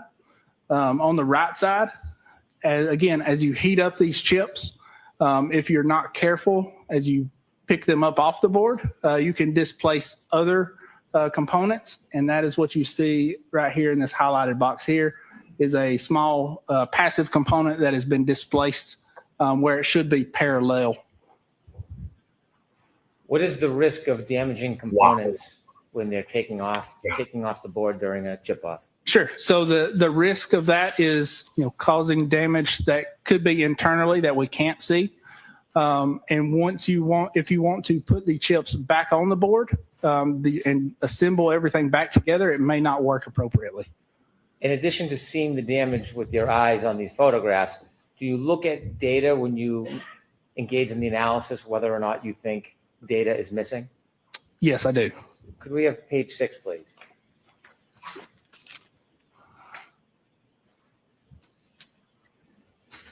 Could you tell us what this is? Sure. So this is just some examples of what user data would look like and what we're expecting to see when we look at the raw data from the chips that are removed from the board. So there's two ways to look at data. And one way is looking at the file system, similar to the file system you would see on your computer when you store documents. Same thing exists in vehicle modules.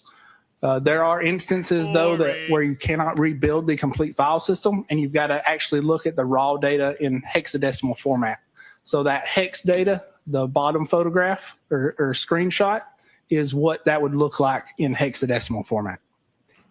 When you looked at the data that was provided during the original chip off or process and was produced by Ms. Gaffney, Were you able to, at this point, identify any date and time or power on or off information that you were looking for? No, I was not. You mentioned that you went beyond the original data from the testing and you discovered something on the board. Yes, that's correct. Could we have page 18, please?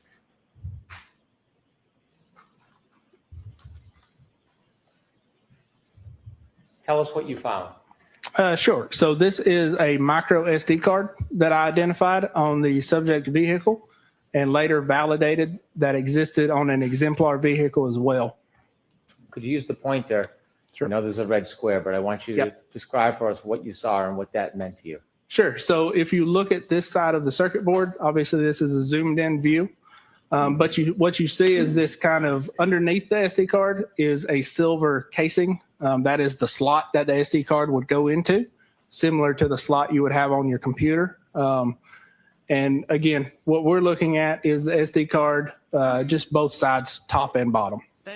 You had mentioned earlier that when you looked at the data, you believed that there was data missing. When you found this SD card and discovered this, what did you conclude? Sure. So at that point, I concluded that the data that we were missing was most likely stored on this SD card. Did it appear whether or not this SD card had ever been removed from the board? No, it did not. Did you receive any information that this SD card was ever studied or downloaded? No, I did not. Could you just take this board and How put did it you back know in the that, car sir? and use software to read it? There are instances where you can do that. For this vehicle, though, we could not. Why couldn't you? Sure. So there are commercial forensic tools that are available for vehicle systems. One of those tools is referred to, or is called Burla.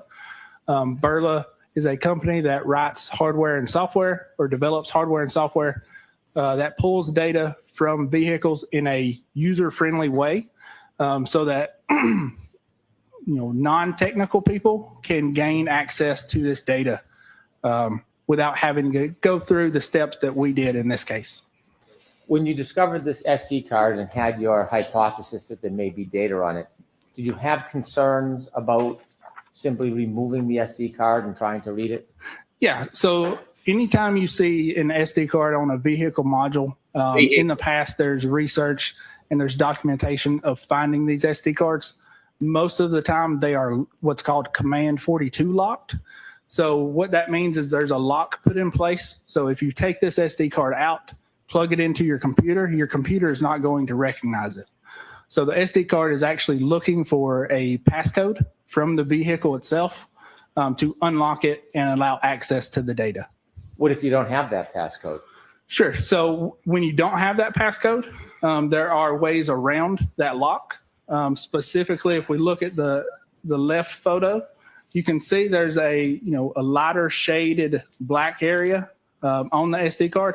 What that is it's a protective covering that is covering some what's known as technological pads, and those pads allow access to reading the data and bypassing that lock.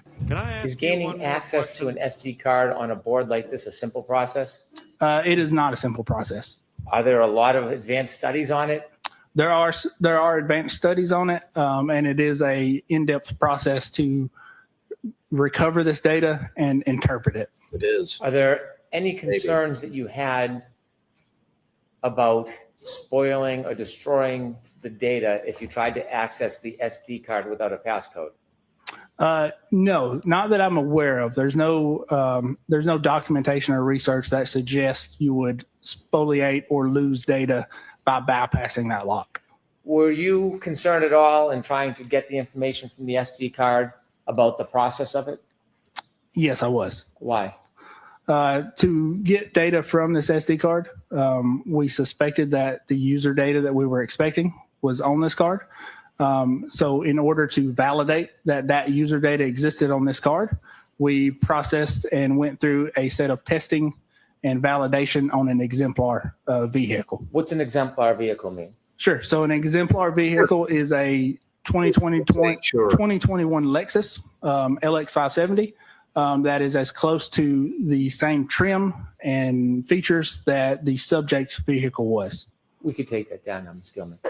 Why did you want a similar but very separate vehicle to do testing before you tried to crack into the SD card? Sure. So, it's kind of multiple reasons. First, to validate that the process that we're theorizing to recover data is viable. But also, this is a vehicle that there's no documentation on as far as, the data that is stored and the data, how it's recorded and what it, means. So as well as, being able to validate that process, we also wanted to do testing and create some of our own data and known data sets on a vehicle so that when we got the data, we were able to look at it and compare it to our known data sets. And we were able to validate and correctly interpret what that data means. Mr. Brennan, why don't we take our break right now? Yes, Your Honor. All right. Now, before I came in here to testify this morning, I was down by the creek, threw a pole in there, got some perch, and a little bluegill, little sunfish, cooked them up, got on the train and come on into Boston. That's what are you talking about? All my people, my people are from Arkansas, so that's why I can have a perfect Southern dialect. All right, so here's what's going on.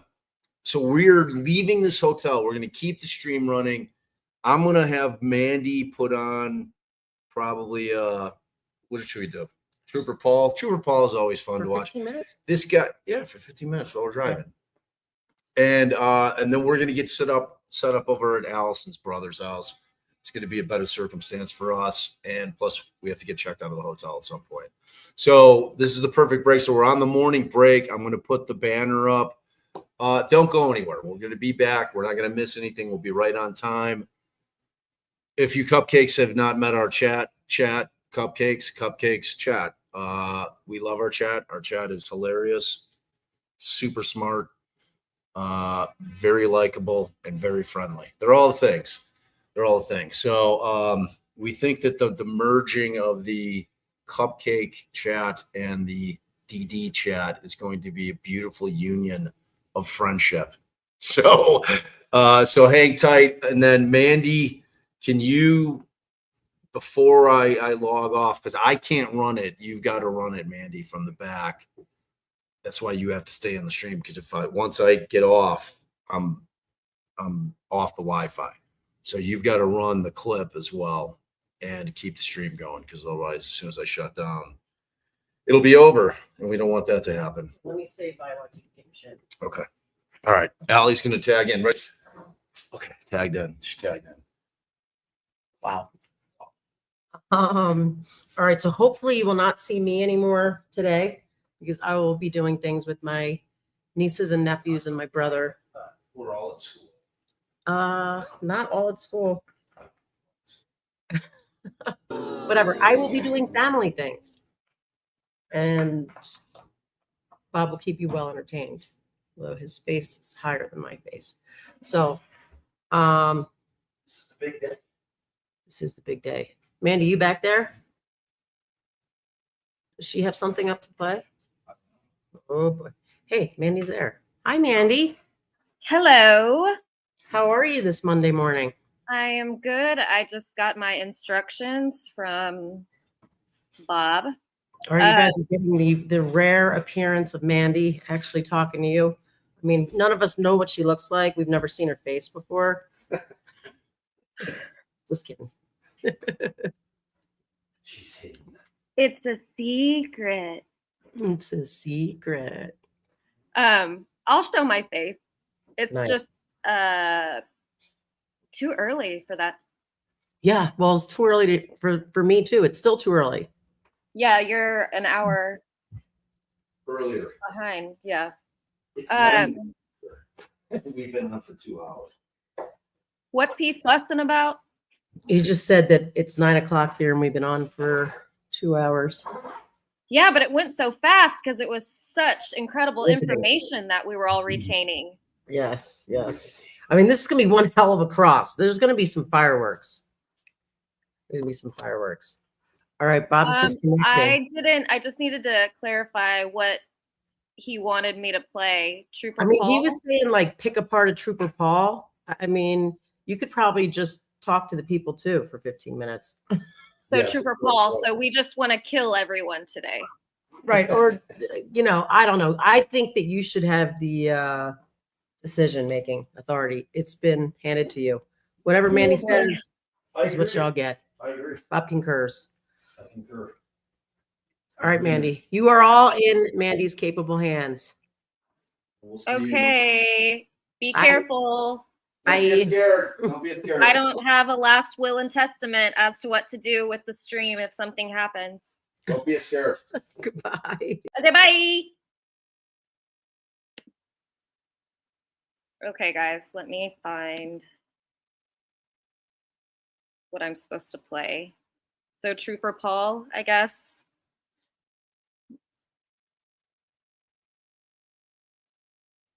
No, Trooper Paul.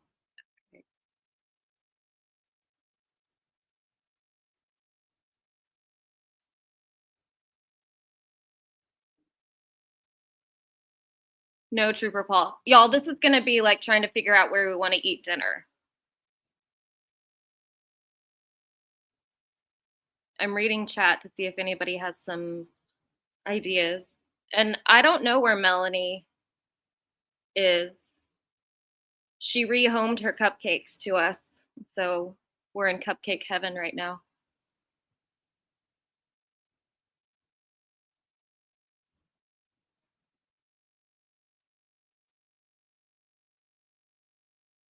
Oh, Melanie's in court. Okay. Hang on just a second. I'm going to mute myself for a minute and then I will be right back. Talk amongst yourselves.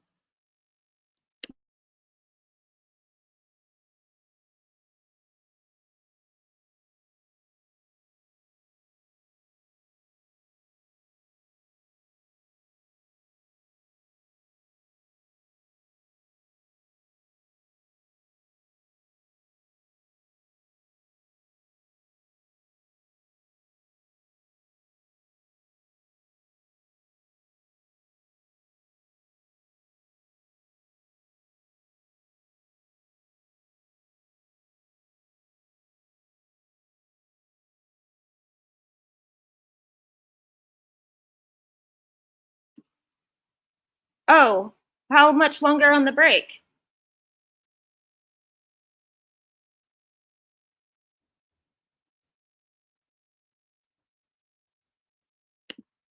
So it was just a small break?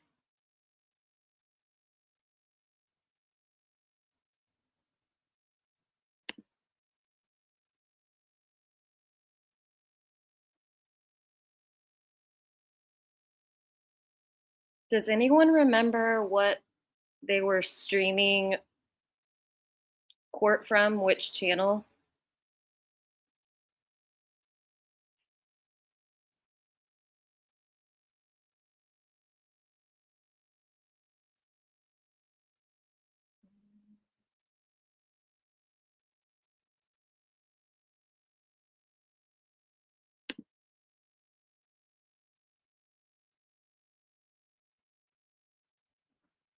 All right, let me find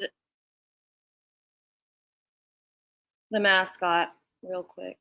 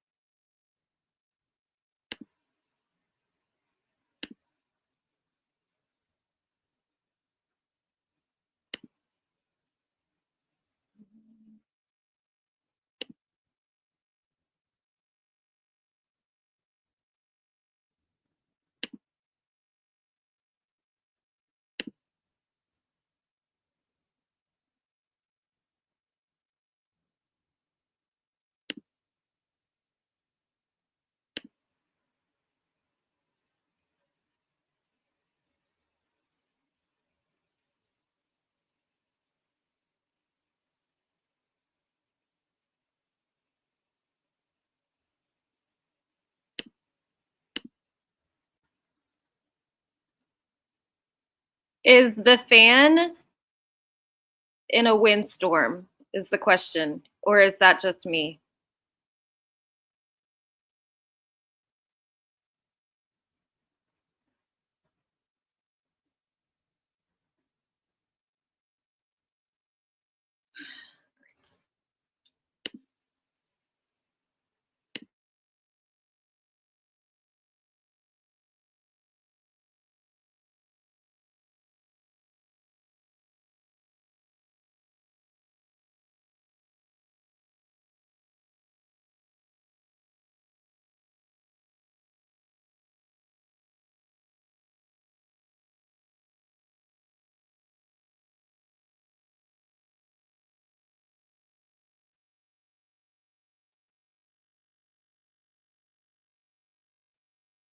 Oh, look at this long, dramatic zoom out.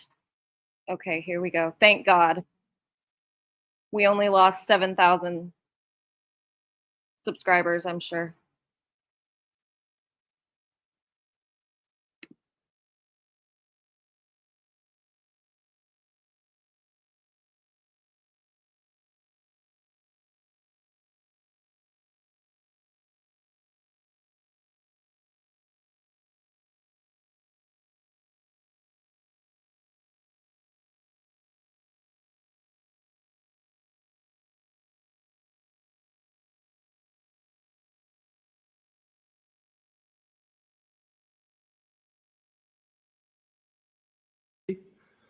And the reasoning that we did this testing was, again, to validate that the user data that we were expecting to see was stored on that SD card. Additionally, in addition to that, we were also looking to create a exemplar data set, so a known data set, and we did that by connecting these cameras here. There's a camera here looking straight out. There's a camera here looking at the infotainment screen. What those cameras are doing is they're synced together, and they're recording timestamps as well as they're recording any interactions that we have with the vehicle. So us opening the doors, turning on the vehicle, turning off the vehicle, driving the vehicle, interacting with the infotainment system is all being documented. And then that way we can go back when we get the data off of the SD card and we can compare it to that documentation. How closely were you trying to match the exemplar vehicle to the defendant's vehicle? Obviously, as closely as we could get. If I recall correctly, this is almost a perfect match to the subject vehicle. If we could turn to page 20, please.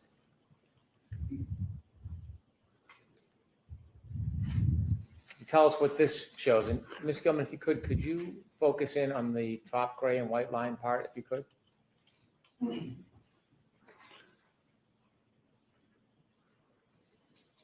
A little further out, if you could.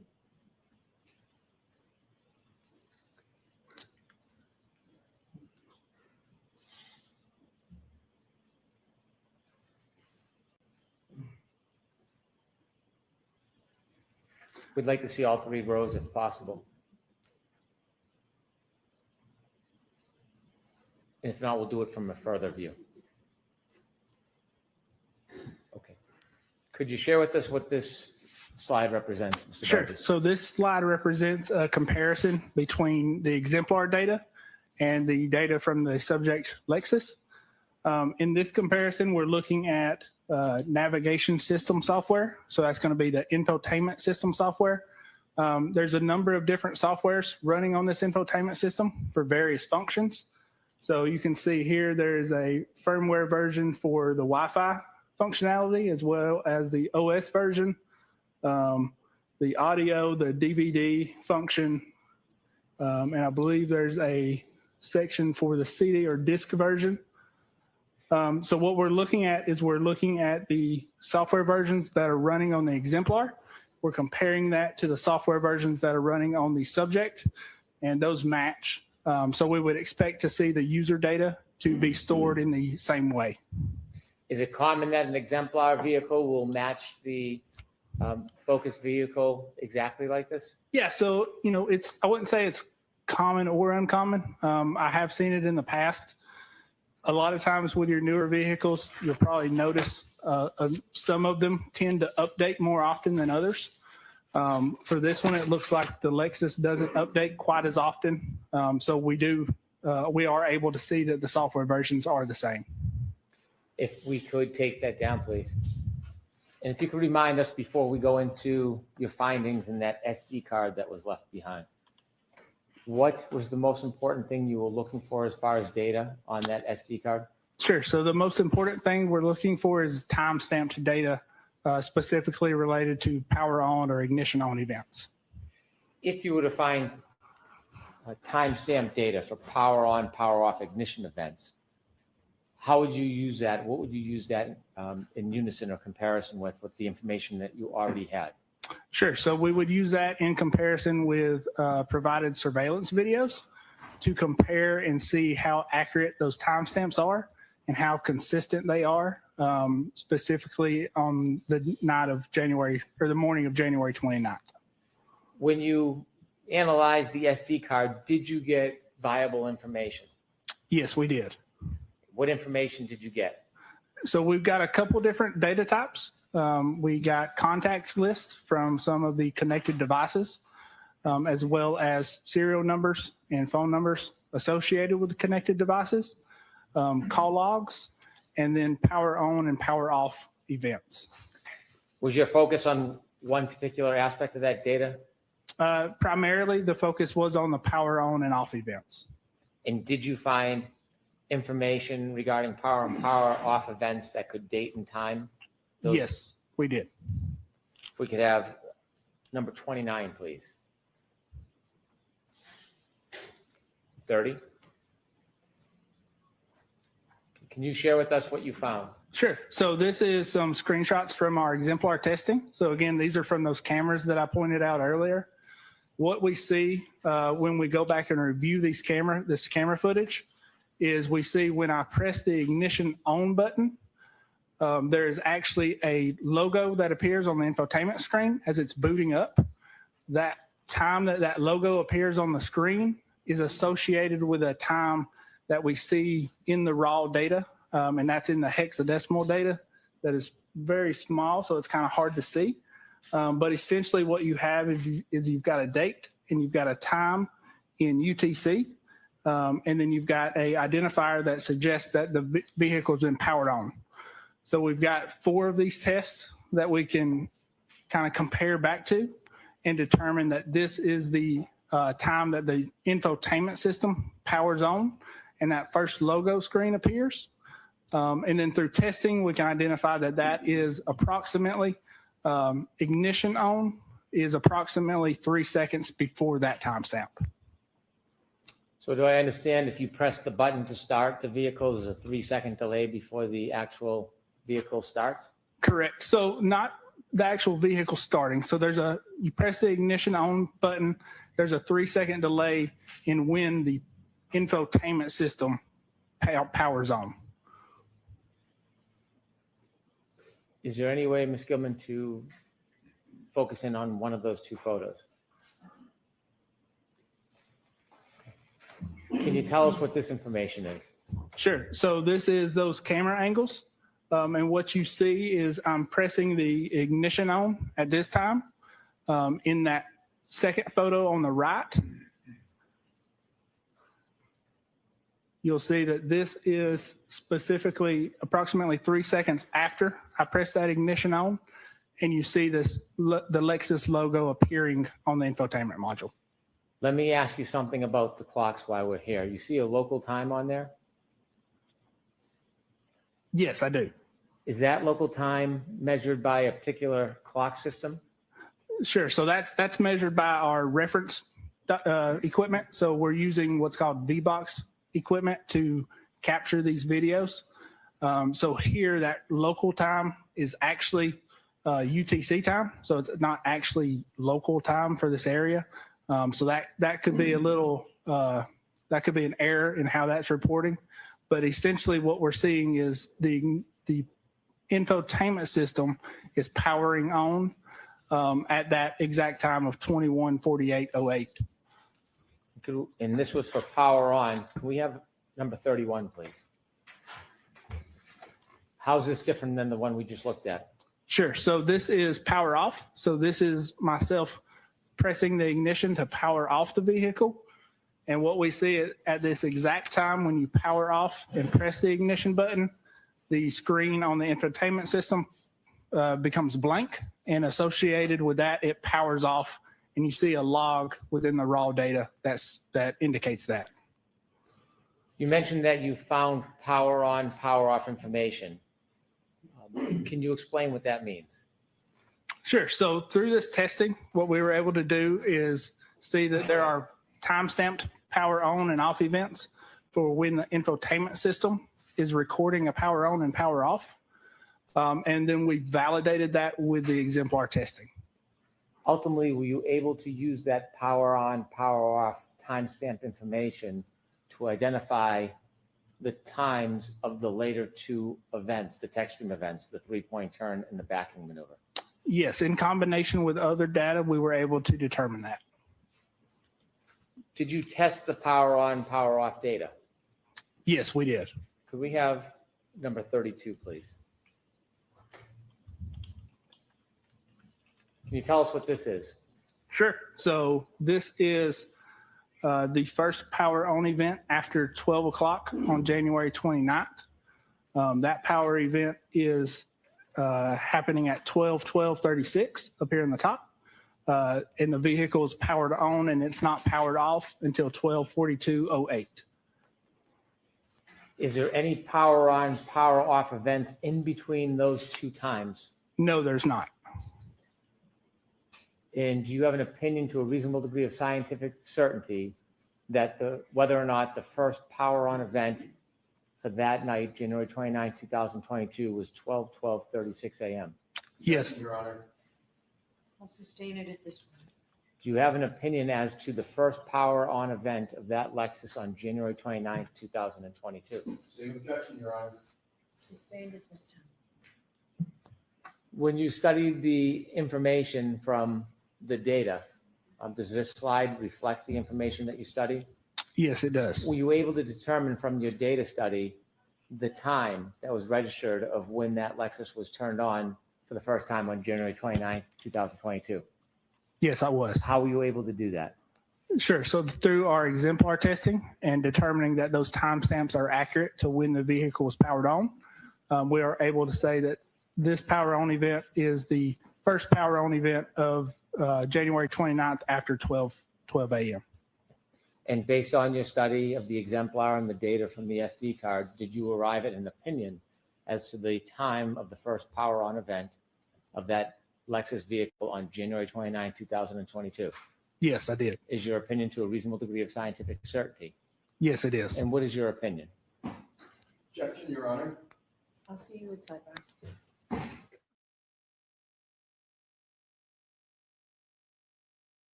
Come on now, dog. Come on, man.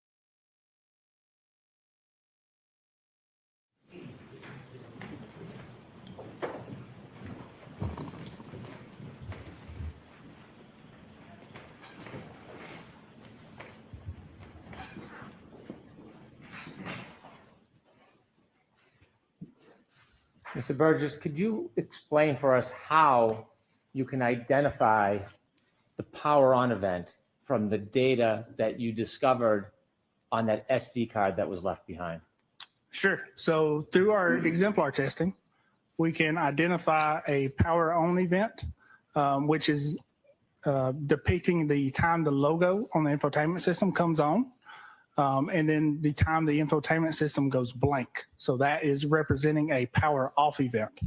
And then we can reference that back to the ignition on, which occurs approximately 3 seconds before the power on, the infotainment power on event. Is this a methodology that is used in your standard of practice? Yes, it is. And have you used this type of methodology before? Yes, I have.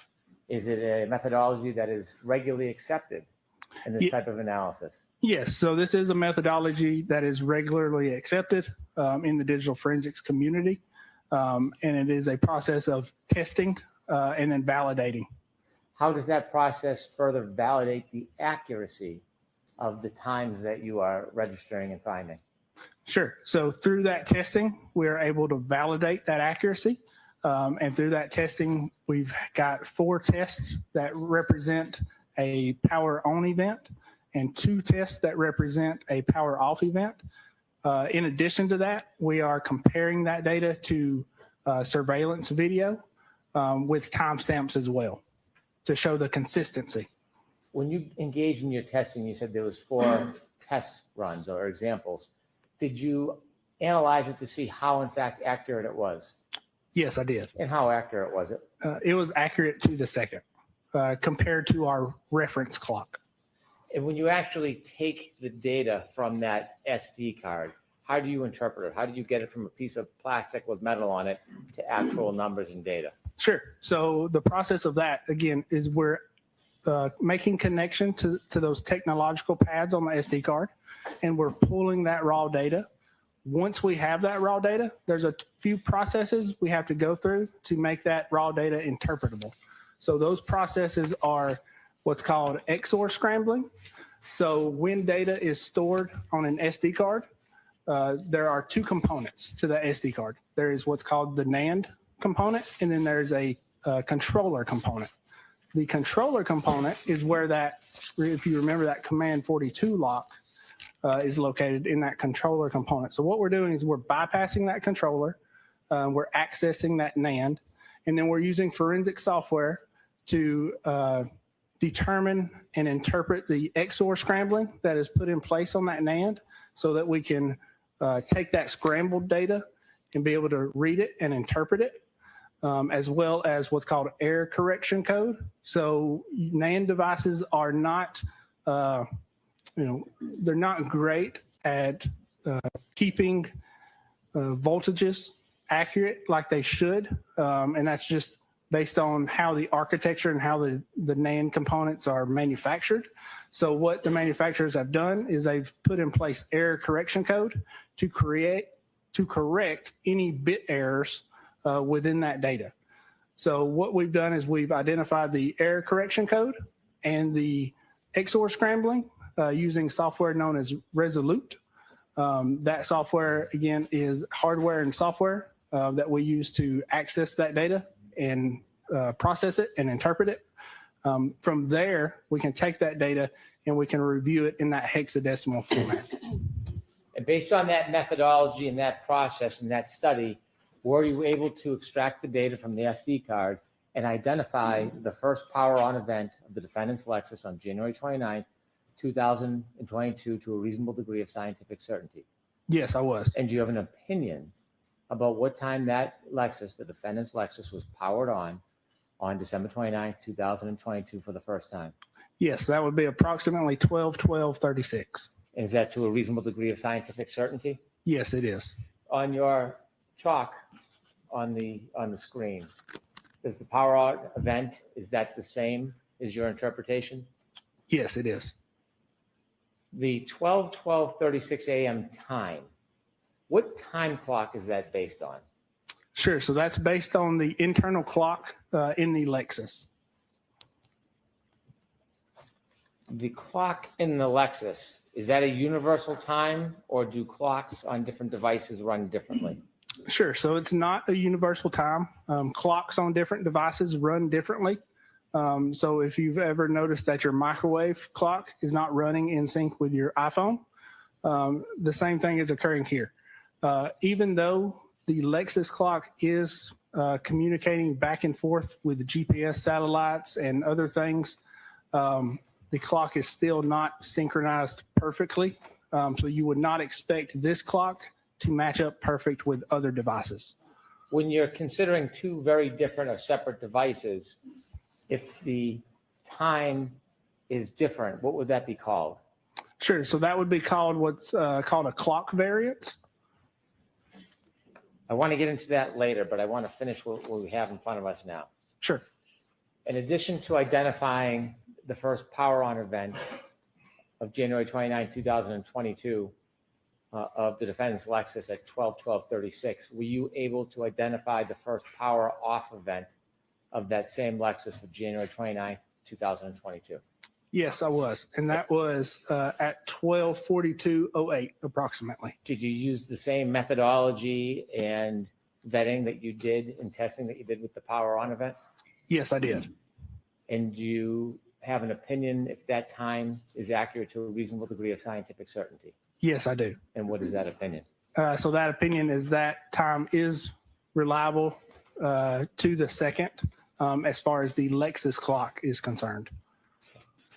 What is the graph on the bottom showing us? Sure. So the graph is just a graphical representation of the same data, representing the power on event on a timeline at 12/12/36 and the power off event at approximately 12:42:08. When you're looking at times, power on and power off events to date and time it, are you obtaining that information independent of other outside information? Yes, I am. Is the data simply the data, or does something affect it? Sure. So no, the data is simply the data. So when we get the data, we can compare it to outside sources or external sources to verify that it's consistent with other sources. But the data does not depend on any outside sources. Do you oftentimes use outside sources to vet or test the data, even though it's totally separate concept? Yes, I do. After this power on, power off event, when you studied the data from the SD card using the same methodology and technique, did you find any other subsequent power on and power off events for the defendant's Lexus on January 29, 2022 after this event? Yes, I did. Can we have slide 33, please? Mr. Burgess, can you tell us what the next event is that you found in the data? Sure. So the next power on event occurs at 5:07:46. That's this top timestamp here. The infotainment system records a power off event after that at 5:46:20. And what we have here is we've got surveillance video that was provided that depicts the approximate time range that those two events happen. So these videos do not capture the actual power on or power off event, but they occur around the same time frame and they are consistent with one another. Are you sure? The power on event time that you've listed is 5:07:46. Where does that time come from? So that time is coming from the internal Lexus clock. And based on the data from the Lexus clock, do you have an opinion as to the accuracy of that time of 5:07:46 a.m. as it relates to the Lexus clock? Yes, I do. And what's your opinion?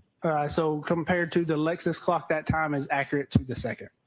The videos you have, are those timed from the same Lexus clock or a different source?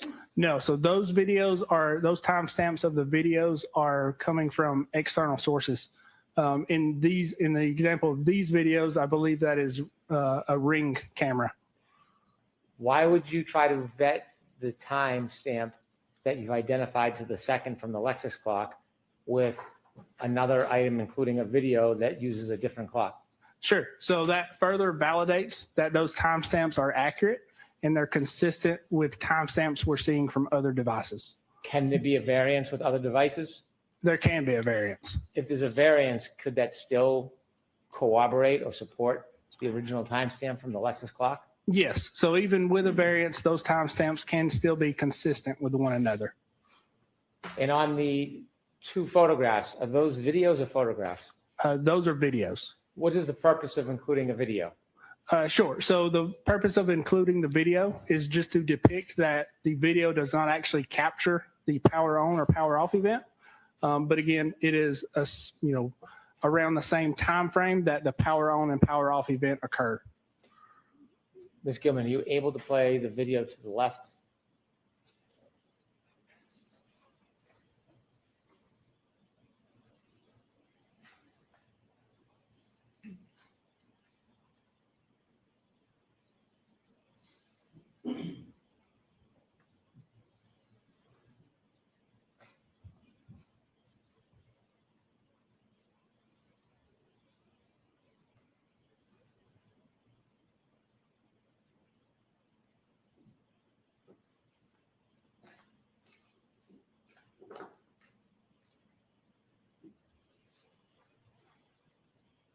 Okay, thank you.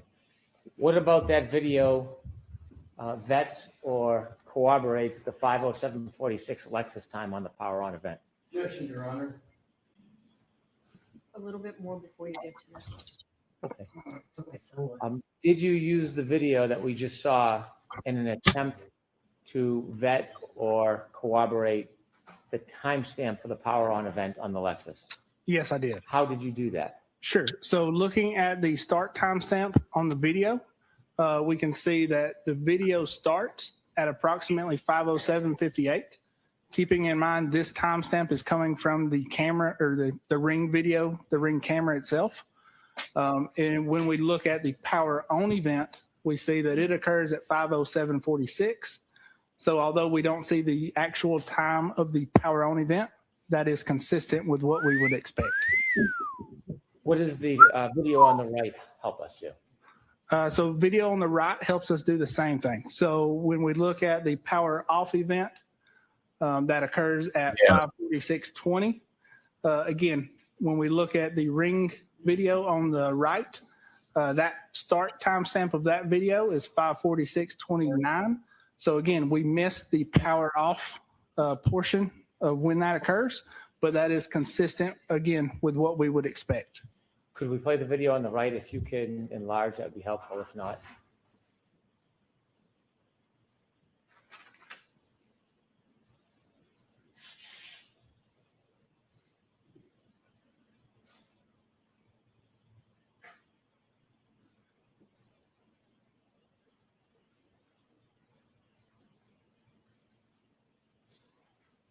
I'm going to pull down Mandy's, and Mandy, pull yours off. I want to share mine.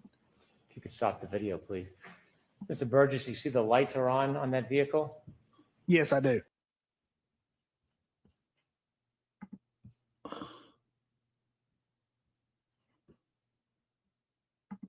Okay, we should be good. Go back like 30 seconds. Did you see that smooth transition? That was flawless. That was tech wizardry. It's what I do.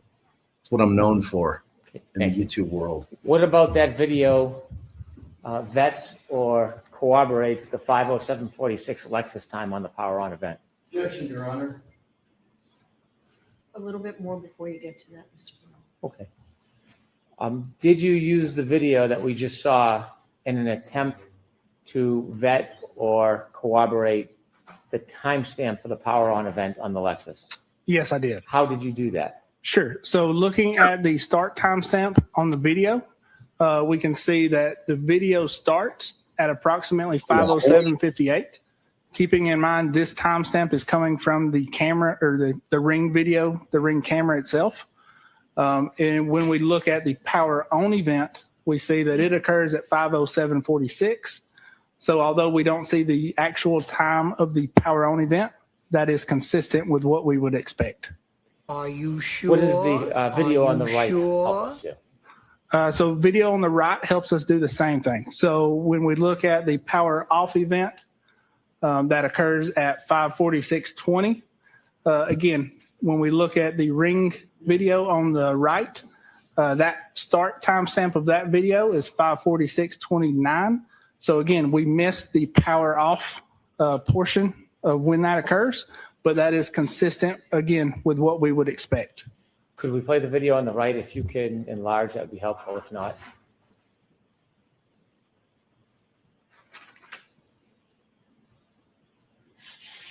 Vagui.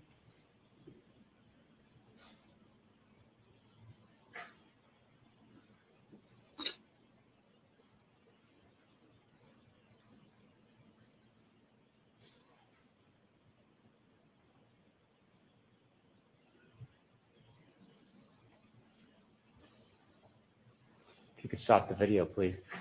Mr. Burgess, you see the lights are on that vehicle? Yes, I do. Can you tell if the vehicle's on or off at that point? Sure. So I cannot tell if the vehicle is on or off at that point. Typically, when you power off a Lexus or a modern vehicle, the lights will stay on for some portion of time afterwards. But again, that is consistent with the timestamp from the power off event. And do you have an opinion to a reasonable degree of scientific certainty as to the accuracy of the power on and power off events as they pertain to the Lexus clock? Yes, I do. And what is that opinion? And that is that those timestamps are accurate to the second. Did you further follow the data to see if there was any other power on, power off events relative to the Lexus for January 29, 2022? Yes, I did.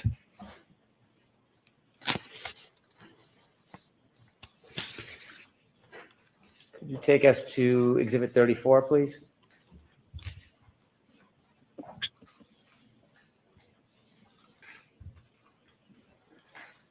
What is this, Mr. Burgess? Sure. So this is the next time that the vehicle is powered on and subsequently powered off.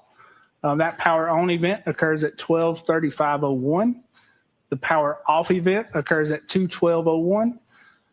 And then this video is a video from alarm.com surveillance that depicts the vehicle pulling into a driveway and shutting off. So when we look at the video and we watch the video, you can actually see at 2:12:01 in the video timestamp that the windshield wipers stop moving and the vehicle suspension begins to lower, indicating that the ignition button has been pressed. Let's start with the power on event. Was there any video available to show the power on event at 12:35:01? There is no video available that I'm aware of. On the last slide, you had the power off event at 5:46:20 a.m. Correct. Was there any other power on, power off events between 5:46:20 a.m. and this event here? No, there was not. Did you try to obtain any collateral or cooperative video or evidence relative to the power on event of 12:35:01? I did request or make a request to see if there was any video available, and as far as I'm aware, there was not. Regarding the power on event, do you have an opinion to a reasonable degree of scientific certainty as to the accuracy of the power on event as it relates to the Lexus clock on the system? Yes, I do. And what is that opinion? That is that power on event is accurate to the second in reference to the Lexus clock. 12:35:01 p.m.? Correct. And do you have an opinion as to the power off event to a reasonable degree of scientific certainty as to the accuracy from the data you recovered from the SD card? Yes, I do. And that power off event, again, occurred at approximately 2:12:01, according to the Lexus clock. I don't know if you can enlarge the video, Ms. Gilman, but if you can, and if not, could you play anyways?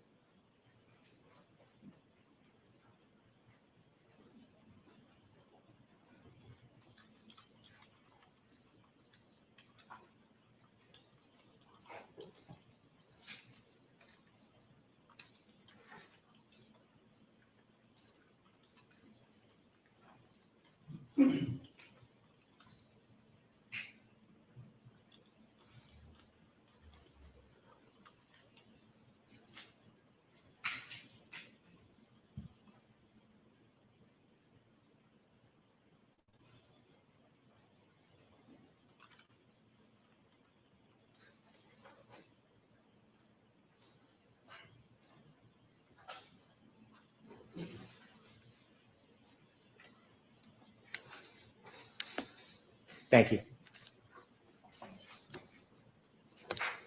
And could you explain for us the graph on the bottom of that exhibit? Or, Sure. Pardon me, of that diagram? Sure. So that graph, again, is just a timeline graphical representation of when that power off event occurred and when the power on event occurred and when the power off event occurred at 2/12/35/01 and 2/12/01. Based on the data you analyzed from the SD card, was there any further power on and power off events on January 29, 2022 after this 12/35/01 to 2/12/01 event? Yes, there was. Could you display for us page 35, Ms. Gilman? And what is this, Mr. Burgess? Sure. So this is the next power on event that is recorded within the system. And that power on event occurs approximately 4/11/46, and the power off event occurs at 4/12/56. The video we see is that same alarm.com surveillance video. The start timestamp of that video is 4/12/03. So again, we don't see the actual power on and off event within the video, but it is consistent with what we would expect as the power on event occurring at 4/11/46, and then the video starting, and we see the car backing up at 4/12/03. Would the alarm.com be using a different clock than that of the Lexus? It would be, yes. And based on your methodology in vetting and testing in view of the data on the SD card, do you have an opinion to a reasonable degree of scientific certainty as to the time of this power on event? Yes. So And that what's your- power on event would be 4/11/46. And do you have an opinion as to the time of the power off event related to this diagram? Yes, that would be 4/12/56. Is that opinion as well to a reasonable degree of scientific certainty? Yes, it is. Is that a photograph or a video? That is also a video. Ms. Gilman, could you help us? No, can't help you corroborate anything, Hank. So are they going to be skipping this, like all the key cycling altogether in lieu of this guy? Mannon.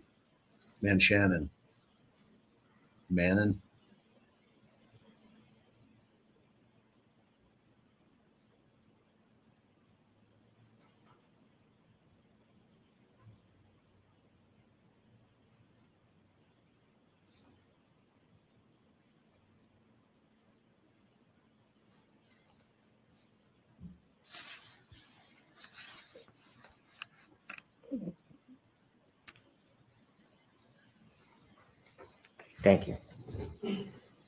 And similarly, does the graph give a general idea of the time? Yes. So similarly, the graph is a timeline representation of the power on and power off event.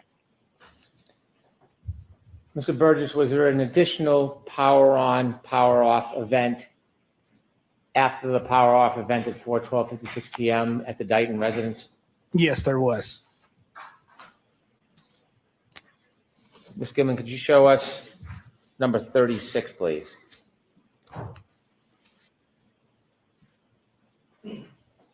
Mr. Burgess, could you take us through this one? Sure. So this is the next power off or power on event that occurs. And that power on event occurs at 5:34:51 p.m. The power off event occurs at 5:36:42. Again, the video that is associated with this does not show the power on or the power off event, but it shows the time just before the vehicle is arriving to this location on a tow truck. And that would be consistent with the vehicle then being powered off and backed off of the tow truck at that time. And based on your analysis of the data, do you have an opinion to a reasonable degree of scientific certainty what time this power on event took place? Yes, and that time would be 5:34:51. And that's according to the internal Lexus clock? Yes, it is. Do you have an opinion to a reasonable degree of scientific certainty when this vehicle was then powered off? Yes, and that would be 5:36:42. Again, pursuant to the Lexus clock. Correct.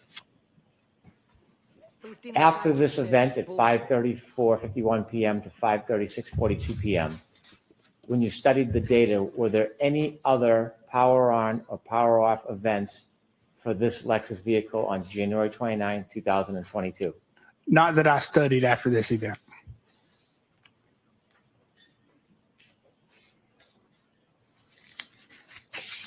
Could you take that down, please? Nice. California or Italy? Okay. Now, we touched on an issue earlier. I want you to give your opinions and explain to the jury. You mentioned the word variance between different items. I don't think you used the word items. You said something else. Sure. So that's going to be the clock variance between different devices. So in this instance, what we're referring to is the difference in the clocks of the Lexus module and an iPhone. So we would not expect those clocks to be perfectly synced. Typically what we see, and is what is generally accepted, is a clock variance of up to 60 seconds. And that is because when you think about when you're looking at your radio and you're looking at the clock, it's representing to you the hours and the minutes. It's not representing the seconds. So again, it's accurate. Its function is to be accurate to the minute, but its function is not to be accurate to the second. Is a variance between different devices an accepted concept in your community? Yes, it is an accepted concept in my community. Accepted, it's a reality. When you were looking for power on, power off information from the data on the SD card, what clock would that information, that time be dependent on? Sure. So that's going to be dependent on the Lexus clock. That Lexus clock is continuously running, but it also syncs up with GPS systems to update the clock on occasion. We do not know how frequent that activity occurs because that is proprietary to the manufacturer themselves. To bring us back, when you started this case, there were two important text stream events? Correct. There were two text stream events. Remind us what those were. Sure. So one is going to be associated with a 3-point turn, and the other is going to be associated with a backing maneuver. In those two text stream events, are they related in any way to the running clock that is on the text stream data? Sure. So when we think back, the text stream events have that running clock from ignition on. And because we know the power on events from the infotainment module, we can reconcile when those time counts occurred. If there's information about timing from text stream data on the Lexus, what would you have to do if you took a separate device like an iPhone and you wanted to reconcile the variance? Sure. So if we want to reconcile the variance, what we would need is we would need an event that occurs that both clocks record. So for instance, if you've got two cameras that are recording you jumping up and down, you would take your motion of jumping up and down or your event of jumping up and down, and you would use that event to sync the clocks of those two cameras.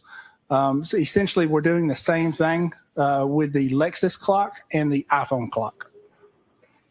When you did your analysis during this case, initially, did you have...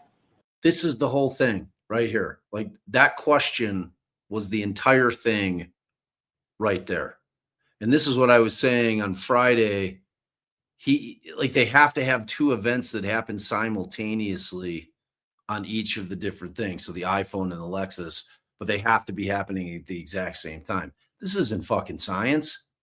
This guy is allegedly found two things that happened at the same time, and he's using that to reconcile the times.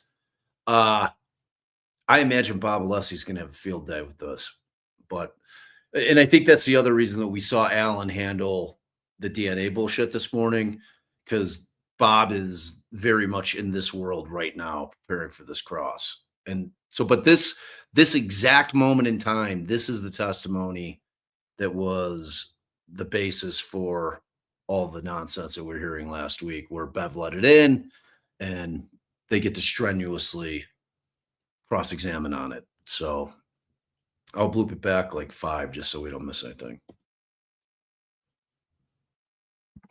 During this case, initially, did you have any interest in trying to reconcile those clocks? No, I did not. Why not? Because that is generally accepted that the clock variance is up to 60 seconds. And while reviewing the power on and off events and comparing that to the surveillance videos that were provided, that was consistent with what we would have expected. Did something compel you to further your study and compare the Lexus clock information on those 2 text stream events, the 3-point turn and the backing maneuver, to a different device? Yeah, Yes, there was a claim of attempting to synchronize those 2 clocks that I believed was potentially misleading. So based on reviewing that information and coming to that conclusion, did you on your own do any further study about the difference in clocks and attempt to synchronize them? Yes, I did.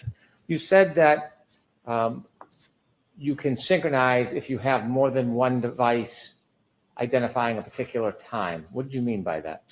Sure. So if we've got 2 devices that are recording a similar event, so let's say, for instance, a 3-point turn, if that is recorded with an iPhone, with the iPhone's clock, we can compare that event to the time that that event occurs and is recorded by the Lexus. Were you aware of any device other than the Lexus recording that 3-point turn? Yes, I was. What were you aware of? That would be an iPhone from Mr. O'Keefe. Did you have data and information from Mr. O'Keefe's phone some time ago? I did have partial location data from Mr. O'Keefe's iPhone. Did you do something with his iPhone data as it relates to the Lexus clock on those 2 events, the 3-point turn and the backing maneuver? I did on the 3-point turn, yes, and the backing maneuver. Tell us what you did. Sure. So I looked at when the 3-point turn occurred within the iPhone data and the location data in reference to that clock, and then looked at the same 3-point turn event as it was recorded from the text stream and the Lexus clock. At some point, did you have enough data to make that full analysis? Yes, I did. Now, as a general concept, before we get to the 3-point turn in detail, I want to turn to page 39 of your PowerPoint.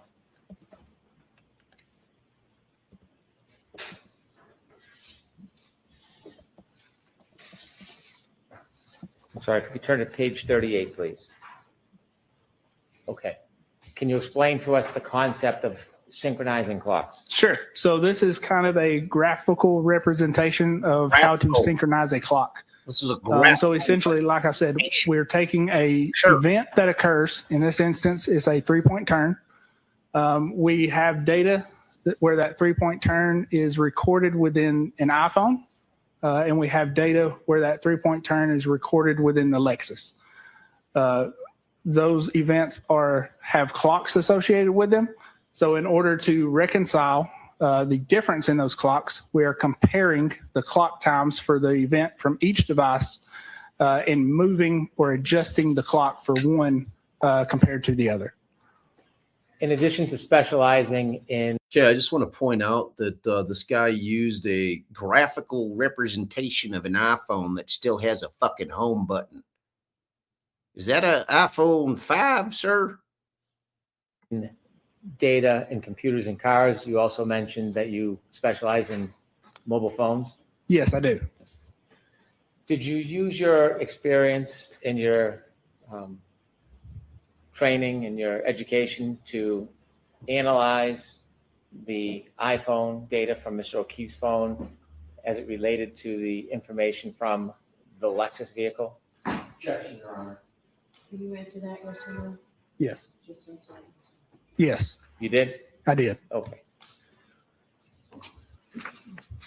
Did you see what type of information was being stored on Mr. O'Keefe's cell phone as far as location data?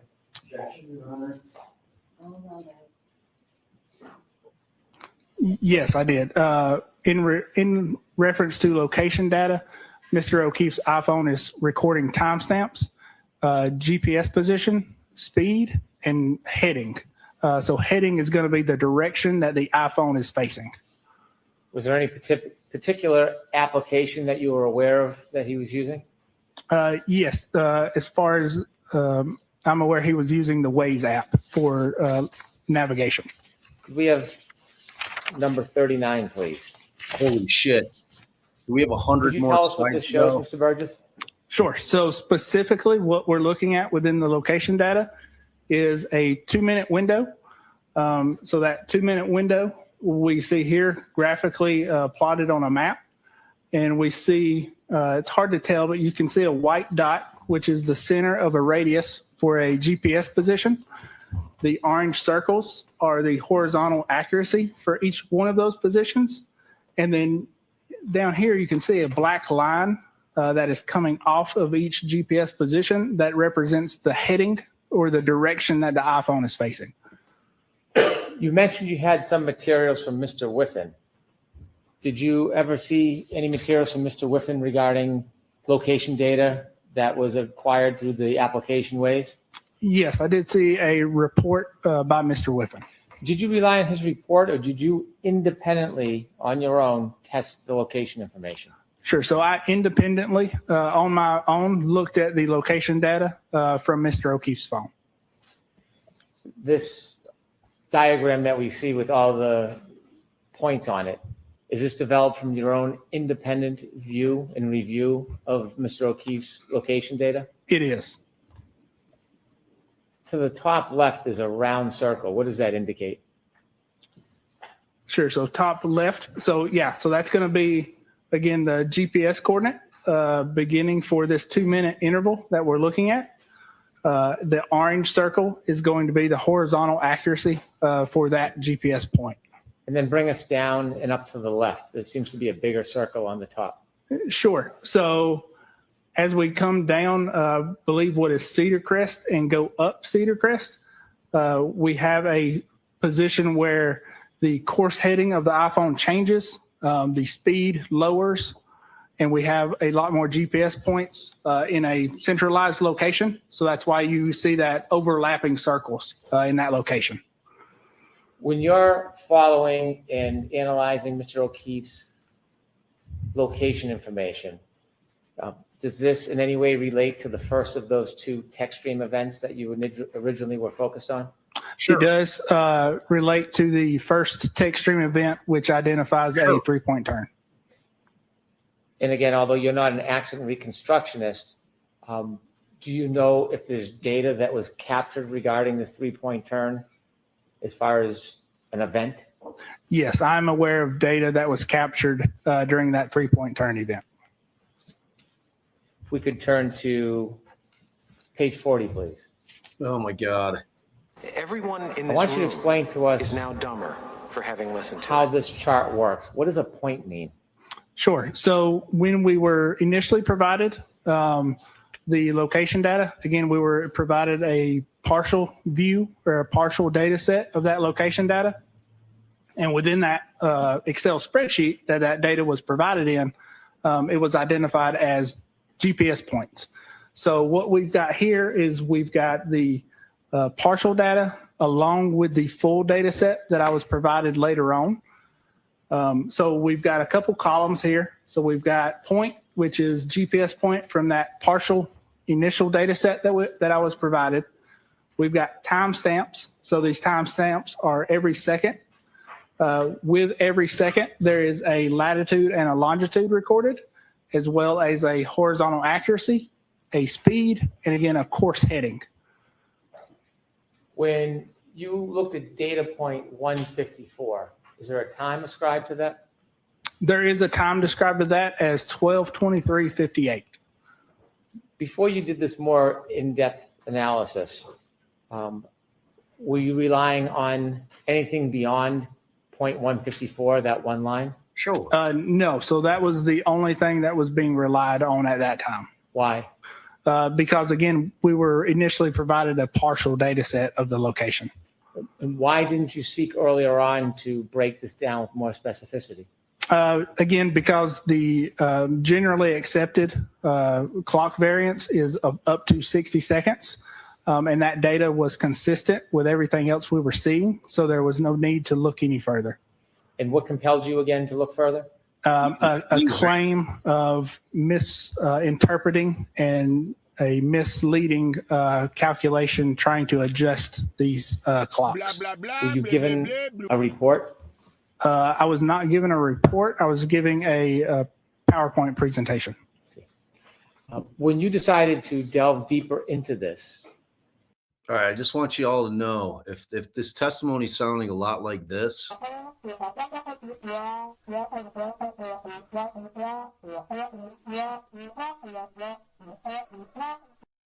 that's normal. Don't worry. It's normal. was that on your own initiative or were you requested to do it? That was on my own initiative. Now, rather than simply relying on point 154, what does breaking it down with all of the times and numbers between the green and orange do for your analysis? Sure. So breaking it down, we can see between the green. So the green highlighted in green is position or timestamp 12:23:59. What we see happening before that time is the speed is pretty consistent between 15 and 8 miles per hour. The speed starts to drop at that point. And if we look at the course heading, we can see that the course heading before that time is pretty consistent as well, between 339 and 348. So that is, at position or at time 12:23:59, the speed drops and the course heading changes from, approximately 360, so straight north, to 284, which is in a northwesternly direction. After that time of 12:23:59, the speed recorded is 0. The course heading is 352. And at time 12:24:07, you see the speed pick back up and the course heading is around 179 degrees. So that's going to be in a southern direction. So based on this information, we can tell that the vehicle between 12:23:59 and 12:24:07 made a 3-point turn maneuver, changing from the northern direction of heading to the southern direction. Is this data generated from Mr. O'Keefe's phone or from the Lexus? Sure. So this data is generated from Mr. O'Keefe's phone. That's weird. Where you initially relied on 154 as a timestamp to identify the time and location of the car at a later point, does this give you more of a benefit breaking it down? This does give you more of a benefit breaking it down. The zeros and the speed, what does that indicate to you as far as the data relative to the portion of the 3-point turn? Sure. So it doesn't necessarily mean the vehicle is at 0 miles per hour. Again, if you look at the horizontal accuracies, we've got anywhere between 16 and 29 feet. So that's the range in the GPS and what it's seeing. So if the car is, slightly moving or moving like you would expect during a 3-point turn, you would expect to see that speed at, 0 miles per hour. Did you develop a photograph with some detail to explain this in more of a picture format? Yes, I did make a graphical representation of this. If we could have 41, please. Could you break this down for us, Mr. Burgess? Sure. So this is, again, a zoomed in version of the map that we showed earlier. And what we've done is we've cleaned out or just removed, for the sake of simplicity, the other points leading north to this point and the points leading south. Those are going to be those 0 mile per hour indications. So what we're looking at is the heading change and that speed change, which occurs at 12:23:59. And you can see the heading change from the black arrow leading off of the center radius of the GPS position. And then at 12:24:07, you see the heading change to a southern direction. And then the other GPS points are consistent with the vehicle moving southbound on Cedar Crest. So the claim that you analyzed, did that actually compel you to analyze and identify a more accurate variance than you originally had? It did. And do you have an opinion to a reasonable degree of scientific certainty what the variance is between the clock on the defendant's Lexus on January 29, 2022 and Mr. O'Keefe's cell phone on January 29, 2022? Yes, I do. And to a reasonable degree of scientific certainty, what is that variance? Objection, Your Honor. Sustained. Need a little more, Mr. Brennan. Yep. Okay. Little foundation there, buddy. Little methodology. Anything. After you studied timestamp 154, what did that help you do? What did you learn from that? Sure. So after studying timestamp GPS point 154 and these further GPS positions, we're able to identify the approximate, time that the 3-point turn occurred according to Mr. O'Keefe's iPhone data. So now we've got that event of when that 3-point turn occurred. Now we can compare that to the 3-point turn from the text stream data and that running clock. Again, what we're doing is taking the power on event at 12:12:36 and adding the time count from the text stream data to come up with the time of 12:23:38 in the text stream data. So the text stream data indicates a 3-point turn ended or a trigger event, a text stream event ended at approximately 12:23:38. The iPhone indicates that a 3-point turn occurred between 12:23:59 and 12:24:07. So since we've got that shared event between the two devices, we can reconcile any type of clock variance. So adjusting the Lexus clock to the iPhone clock, we can calculate that clock variance. Is this a methodology that is commonly used in your practice? It is. Is it commonly used in the scientific community which you're part of? It is. Are there scholarly papers about this type of methodology in comparison of synchronizing clocks? There are. One of the papers you wrote, did that have anything to do with synchronization of clocks? It did not have anything to do with synchronization of clocks, but it was relative to how accurate the timestamps are of events from iPhones. And that was one of your peer-reviewed papers? Yes, it was. And are there scholarly journals and studies on the synchronization of clocks? There are, yes. Did you use that methodology in your analysis to come to arrive at an opinion about the time variance between the defendant's Lexus and Mr. O'Keefe's phone? Yes, I did. Okay. And do you have an opinion to a reasonable degree of scientific certainty? Yes, I do. And what is that opinion? The clock variance is between 21 and 29 seconds. If we could have number 42, please. What is this, Mr. Burgess? Sure. So this is, if we think back to the last slide, we've identified the 3-point turn event in both the data sets. So now if we want to adjust one clock to the other, we can do that. And doing that, we've identified that the variance is between 21 and 29 seconds. So we would need to adjust the Lexus clock forward by 21 to 29 seconds to synchronize it with the iPhone data. So in doing that, the end of text stream event 1162.1 goes from 12:23:38 to 12:23, between 12:23:59 and 12:24:07. These two clocks, one on the left being the Lexus clock that reads 12:23:38 a.m., and the other clock on Mr. O'Keefe's iPhone has a different time, 12:23:59 to 12:24:07. Do you have an opinion to a reasonable degree of scientific certainty if these two clocks pertain to an event that's happening at the same time or a different time? Yes. So these two clocks are, we are synchronizing these clocks to an event that is happening at the same time. This is relative to the first text stream event, the 3-point turn. You said there was a second text stream event that you were analyzing. Correct. There is a second text stream event. And what is that second text stream event? That second text stream event is a backing up maneuver. Are you familiar with the time frame on the Lexus clock relative to that second text stream event? Yes, I am. And what is that time frame? So it is approximately 19 minutes from the ignition on. Do you know what time that is on the Lexus clock?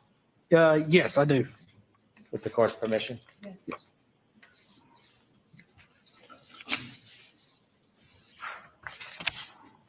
So that is going to be 12:31:43 is going to be the end of that text stream event. That text stream event, by the way, when it captures data, what window of data does it capture when there's a text stream event or a triggering event? Sure. So when the trigger occurs, it captures data 5 seconds before and 5 seconds after the trigger. What if the event is less than 10 seconds? So if it's less than 10 seconds, it would capture the entire event. If it's more than 10 seconds, it would only capture a partial snapshot of that event. And so when you talk about the data for the backing event, is that the 10-second window you're speaking of?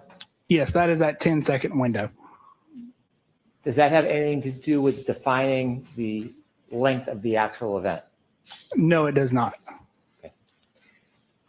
When you looked at the time from the Lexus clock regarding that backing event, did you do an analysis of John O'Keefe's phone considering the variance that you identified?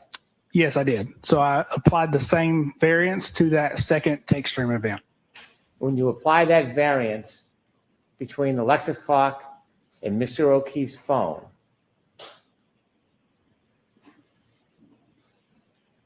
what is could I turn to 43, please? Hank needs the. What is the time of that event if we're referring to Mr. O'Keefe's phone? Sure. So the time of that event with the clock variance adjusted is 12:32:04 to between 12:32:04 and 12:32:12. And do you have an opinion to a reasonable degree of scientific certainty as to the accuracy of that time from Mr. O'Keefe's phone considering the variance? Yes, I do. And what is your opinion? And the opinion is that the second text stream event ends between 12:32:04 and 12:32:12. When you say text stream event, that's the 10-second window? Correct. That's the 10-second window. Does that necessarily include the entire event? No, it does not. The graph on the bottom, what does that show us? It looks a little bit overwritten. Yeah. So that graph is a timeline representation of the text stream event ending, being adjusted with the 12:32:04 to 12:32:12 in comparison with the last lock event that is recorded by Mr. O'Keefe's phone at 12:32:09. Your analysis relative to the data that you obtained from the SD card, is your analysis and opinions separate from the other information you looked at that corroborated or supported your analysis? Yes, they are.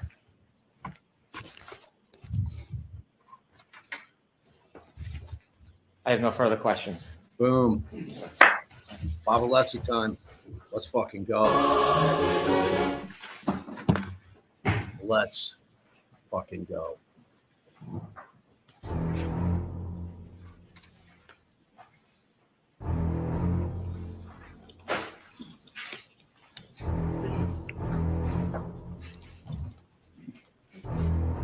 Lights, please.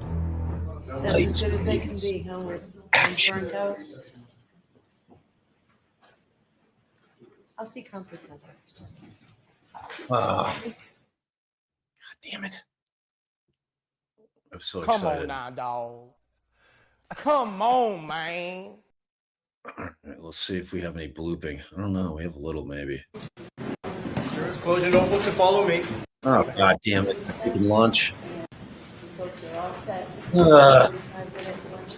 right, well, After lunch, we'll have some delicious Thank you. All rise to the court, please. sandwiches. Close your notebooks and follow me. Yeah. All right. I just hate him. I hate him. I hate him. Let's see. What should we watch for lunch? Did we watch the whole Trooper Paul testimony the last time I played it? I feel like that's good testimony to watch to gear us up for this, to see what once was and to see what now is. I like to start with Alan right away. I think this is going to be similar.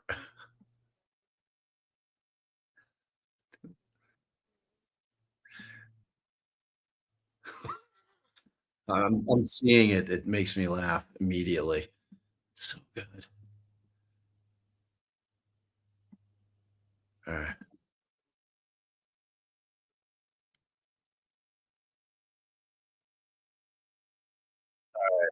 So that's what we're gonna do.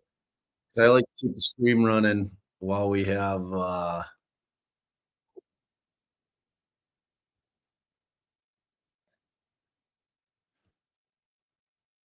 I'm gonna end with the end of Lally's cross or Lally's correct,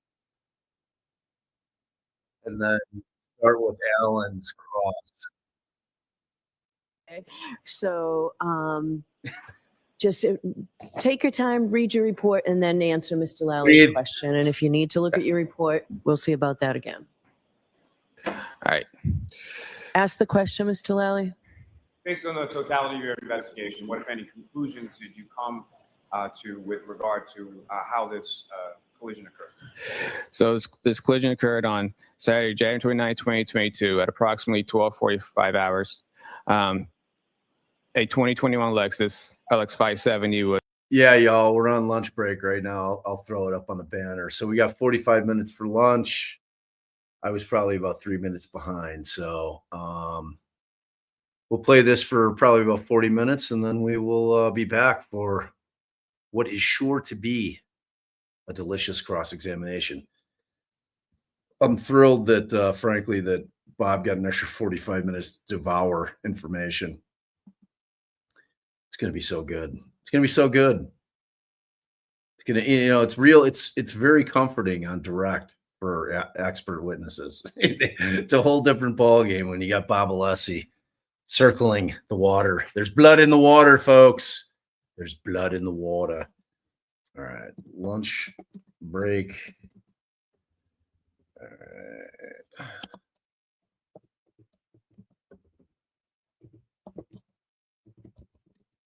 Okay. 45 minutes. Probably 40 minutes now.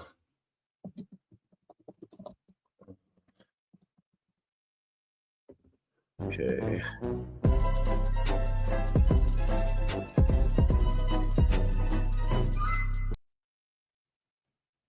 Yeah, that's about what this is. Or the Monty Python clip we have. One of the two. It's one of the two. Okay. All right. Okay. Scroll that. Let's see. Show. Oh no, I want to scroll. Get rid of that one. Let's see. I should be able to scroll it. Okay. All right. So we're on lunch, and we will return. It is it's 10:42 for me, so we'll call it maybe 11:15. I'll be back on, but we're gonna keep this running. Hey, what's up, Shiloh? Can you join us at all today? Dr. Shiloh from LA Not So Confidential podcast, forensic psychologist of the stars. Just kidding, of the cops, of the stars. Let me know. Hit me up and text Shiloh if you can. I'll send you an invite. All right, y'all. Go feed yourselves. Feed yourselves. Feed your brains, because we all need our brains to be fired up for Bob, because we have to talk all kinds of shit in chat. Should be a good time. All right, we'll see you in 2 and 2, as my man Chuck Willery says.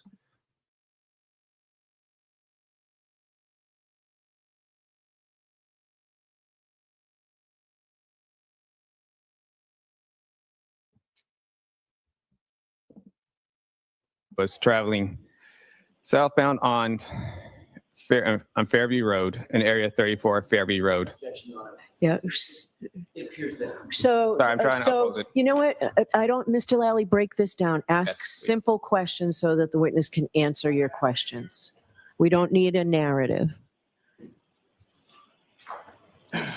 From your investigation, what, if any, conclusions? Sure that I agree with you 100% on your police work there, Lou. So, all right. So, on the night of Saturday, January 2022, at approximately 12:45 hours, a 2021 Lexus LX 570. Can you slow down? Sorry. Yes. So forget all that part, Okay. Trooper. All Just right. answer the question. Okay. Where did it occur? It occurred in the area of 34 Fairview Road. And who, if anyone, were the participants in this collision scene? The operator appeared to be Karen Reed, and the pedestrian was John O'Keefe. And where was the vehicle located in reference to the residents of 34 Fairview Road? It was located along the southbound travel lane and to the left side of the house as you look at it from the front. And as far as the vehicle, what, if any, directionality did it head in, and what, if any, interaction did it have with Mr. O'Keefe? So the vehicle was traveling in reverse along the southbound travel lane, traveling north.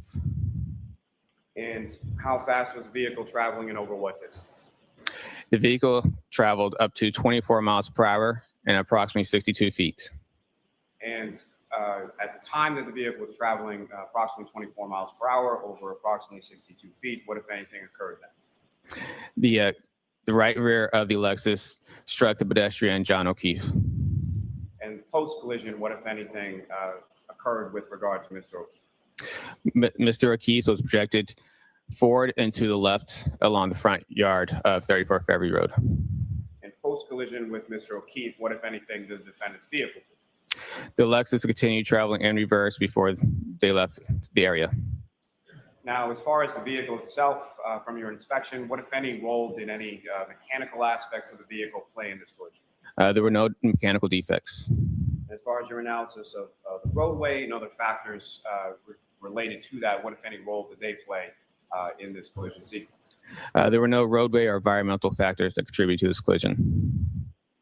Now, sir, with respect to your investigation, what, if any, opinions did you draw based on your training and experience in regard to this collision and how it occurred? May I look at my report real quick? Just make sure. Yes. Thank you. All right.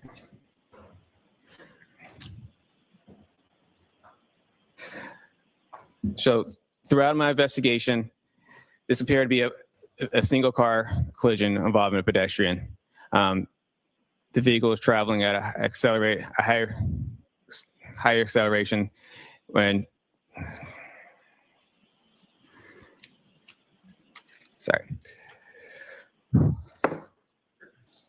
The vehicle accelerated at a high rate of speed before she struck the pedestrian John O'Keefe on the roadway and subsequently left him at the scene.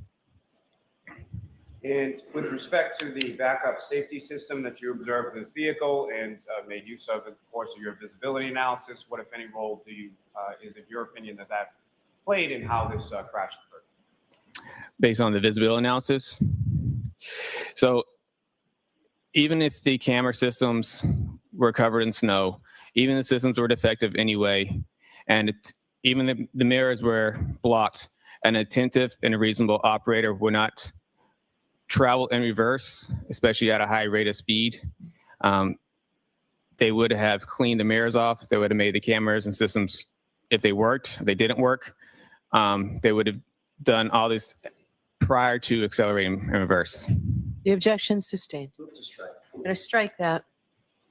Now, with respect to your observations during the course of the visibility analysis, the exemplar pedestrian that you placed in the right rear of the vehicle, was that exemplar pedestrian visible to you at the time that you conducted that visibility analysis? Yes, it was.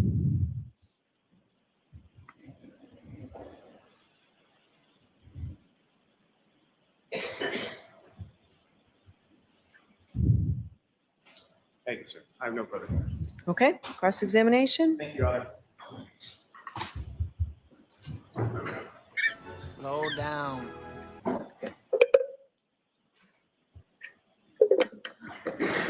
So do you have any, do you hold any degrees in the scientific discipline of mathematics? I do not. Do you hold any degrees in the scientific discipline of physics? I do not. Hold any degrees in the scientific discipline of biomechanics? No. How about in engineering? No. How about in kinematics? No. What's the highest degree that you do hold, sir? I have an associate's degree. In what? Administration of justice. You mentioned kinematics on Friday. Do you hold any certificates in the specific area of kinematics? Yes, it's covered in the basic crash investigation classes. Okay, so you took a class, in other words, correct? At multiple classes. You introduced the idea of what kinematics is, right? Correct. You testified about that on Friday. Yes. Define kinematics. It's yours. It deals with the aspect of motion. It's a subfield of what broader field? Kinematics. Kinematics is a subfield of what broader discipline of science? I'm not sure. Physics, correct? Yes. And it describes how points and objects and systems of objects, how they move and how the rate they move and the rate of their velocity, correct? It deals with emotions. What's that called? The rate of velocity. What's another word for that? The rate of velocity. Right. I mean, it deals with the motion. It deals with forward, and also deals with speed. It deals with travel and speed. If something's moving, it also has a speed to it. Right. The word you're looking for is acceleration, correct? Sure. What role does acceleration play in the field of kinematics? What role does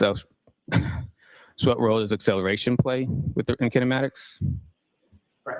It talks about, like you just said, it talks about the speed and it talks about motion. Is kinematics also known as the geometry of motion? Is that correct? I have not heard that. Never heard that. What's the difference between constrained and unconstrained motion? Constrained and unconstrained motion. That's what I asked. Constrained motion. I can't recollect at the moment. Constrained motion is motion on a predetermined path, isn't it? Yes. Unconstrained motion is what? When it doesn't have a predetermined path. Free movement, correct? Correct. Good to remember that from your class? For the most part, we don't go that in depth of constrained and unconstrained. Constrained and unconstrained, not restrained. That's what I said. Sorry, unconstrained. Yes. Kinematics uses algebraic formula to model these motions, right? The motions of these points, systems of points, correct?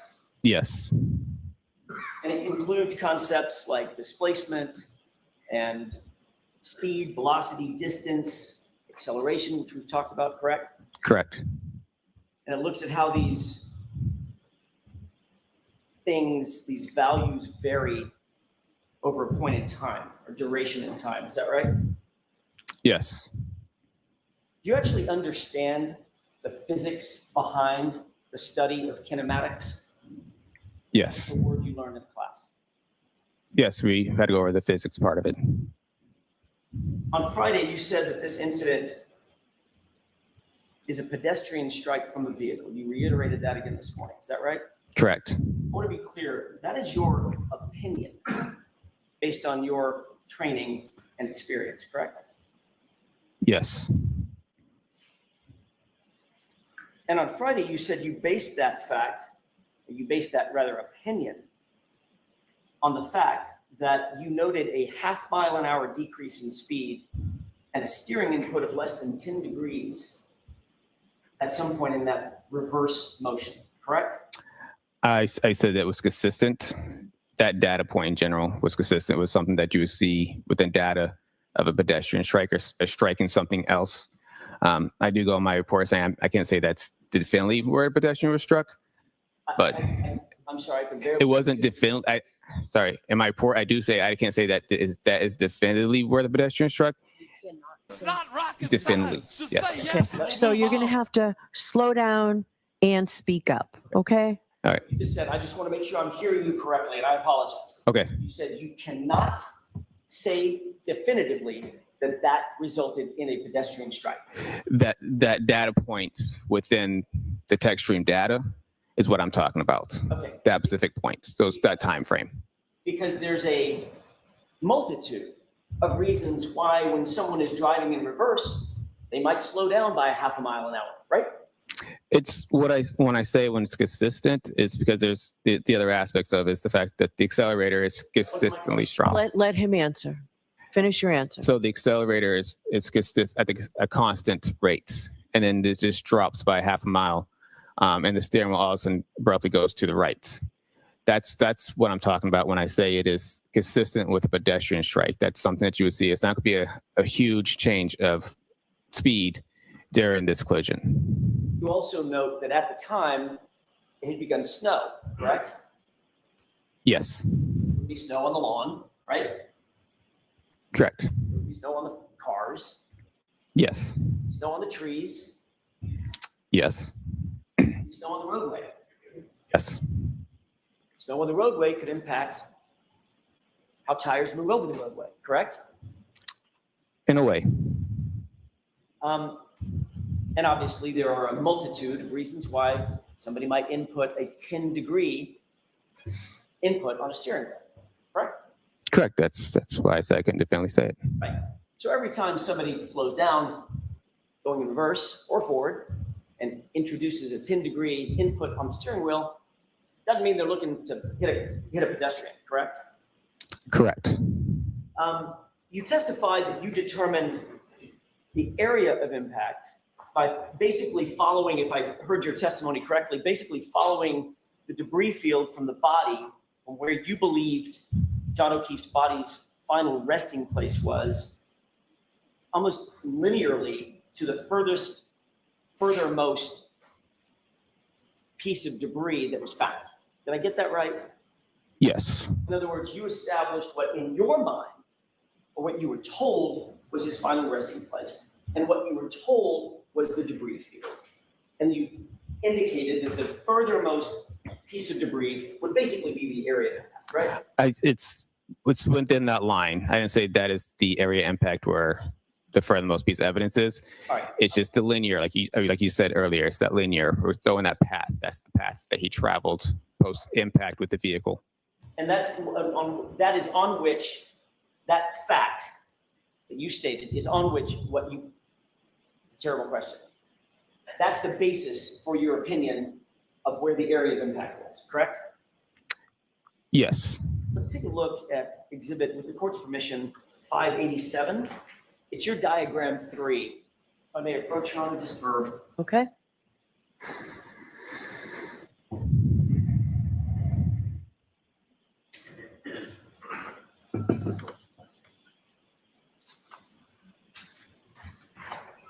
May I approach? Yes. So you can see it. Your Honor, may we publish exhibit 587? Yes.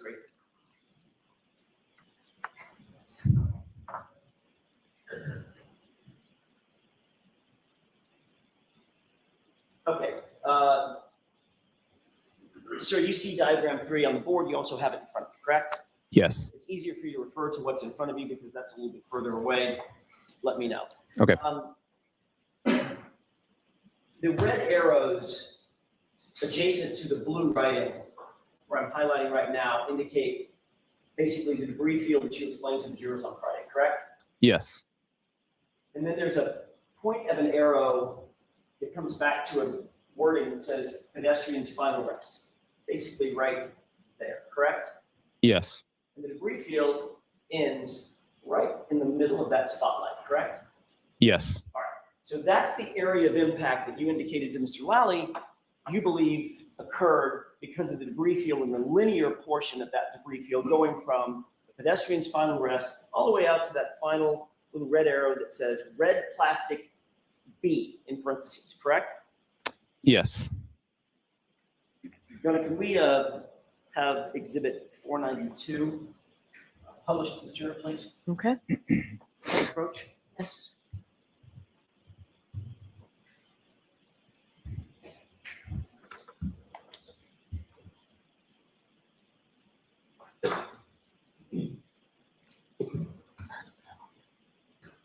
While that's coming up,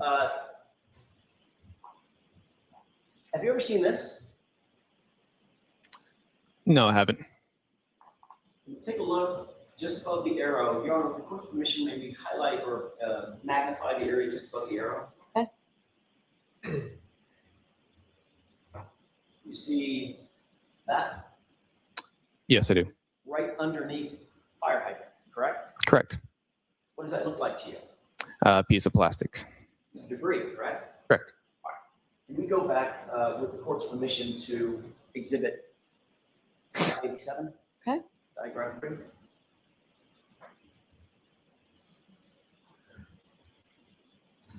see the fire hydrant? Yes. Fire hydrant's right there, correct? Correct. That's another, according to your scale, that's probably a good 30 feet from the pedestrian's final rest, correct?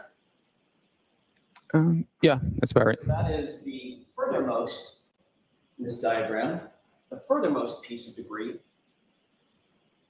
on the diagram, correct? Correct. So now your testimony changed that this, in fact, is the area of impact. No, Why not? because it's just a piece of debris. I'm talking about the path. You follow the path of debris field. Debris can move and change. The debris doesn't fly backward, does it? I'm saying you pointed to like just the fire hydrant as the area impact where the debris, where that one piece of plastic was, saying that's the area impact is right next to the fire hydrant. Are you asking me a question? Yeah, that's what you said, right? I'm asking you, I'm making sure I'm understanding what you're saying so I can answer the right. Ask the question again, Mr. Jackson. in fact, you indicated on Friday that your analysis of the area of impact was predicated on, based on, the furthermost piece of debris from the pedestrian's body that you were aware of, which is right there. Red plastic B, correct? I said I said you said earlier with the linear equation. I mean, it might have moved it over more, but it's the debris, the start of that debris, and where that is. I can't say that's definitely the point of area impact or the point of impact. I cannot say that is the point of impact right there. You just kind of follow the linear path because they have to follow in a direct path that way. Okay, so now your testimony is that's not the area of impact. I never said that was the area impact. I said it's after that. Trooper, we were all here on Friday. Okay. It's exactly what you said under questioning by Mr. Lally, wasn't it? Objection. Sustained. Didn't you say on Friday that you determined the area of impact for Mr. O'Keefe, the point of impact was red plastic B because that was the furthermost piece of debris you were aware of from the final point of rest from Mr. O'Keefe's body. Isn't that what you said? I don't believe that's my exact words. Okay, I'm not asking if it was your exact words. I don't have a transcript of it. I'm asking you, is that what you tried to impart to the jurors? What I said to the jury, I said after that. That's the start of, that's the last point of evidence that I had. I said the area impact is probably along the roadway after that point. I mean, like before it, if you have to walk towards him. I'm sorry, I keep doing that because I think you're done. Are you done? I am done now, sir. Now you're aware that there's a piece of debris, looks like taillight material, right under the fire hydrant, correct? Correct. If the area impact, which you indicated on Friday was where this red plastic B is, you would be wrong, right? Your analysis would be flawed. No, because that's not what I said. I said it's along the roadway. And it's going to be after that point. Okay, so is the area of impact now where the fire hydrant is? Objection. Ask it differently.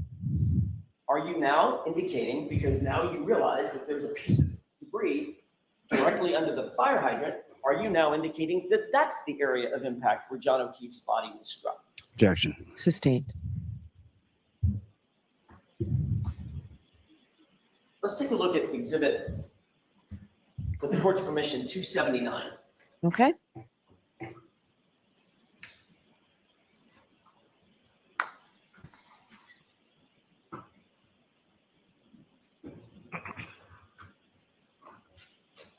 Take a look at exhibit 279. I want to draw your attention to that piece right there, okay, of plastic. You see it? Yes. You describe it for me. Just physically, what does that look like? It looks like clear plastic with a little bit of red and black on the top part. Okay, maybe in a triangular shape. Is that fair? Correct. Okay. Now, if we could go back to, with the court's permission, exhibit 492. Okay. And if we could highlight just above the ruler. How would you describe that piece of material? It looks like the same piece. Does that, based on that, does that appear to be part of the taillight material that was found at the scene? Correct. Now, based on that, are you now suggesting, if we could go with the court's permission, if we could go back to 587, I'll stop jumping around just a second. I think we Okay. just get back to 587. Oh, sorry, the diagram. Thanks. Okay. Now, seeing what you just now seen in terms of that piece of plastic that appears to be from the taillight, does that appear to be under the fire hydrant, which is highlighted? Same piece. Yes. Okay. Based on that, does that change your opinion? Is that now, the fire hydrant now, the point of impact? No. Where's the point of impact now? It's along the roadway. I don't know the exact point of impact. So you don't know the area of impact? I said the area impact is along the roadway after the debris. Okay. I mean, the only thing it would change, is maybe it was a little further away. But besides that, it's a linear field. I'm not talking about like one point. You kind of follow the middle of the debris field, and that should be the path. Well, if the point of impact is along the roadway, where along the roadway, if you can show the jurors, where along the roadway, in your expert opinion, was the point of impact? It should be within, if you follow from pedestrians, find a rest here, just kind of follow back. That's what I'm talking about, linear field. So now you've indicated an area, I can follow your laser pointer, an area along here, correct? Yes, somewhere in there.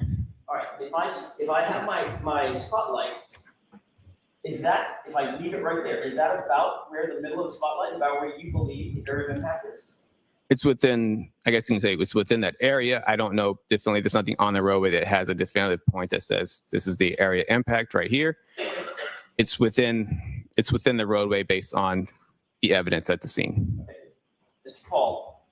Trooper Paul, I'm asking you, based on your expert opinion and your conclusions, based on your full analysis, can you point me to within an area of 5 feet or so on the roadway where you believe the area of impact is? Is my spotlight basically highlighting the area that you believe, in your opinion, was the area of impact? You have that laser pointer?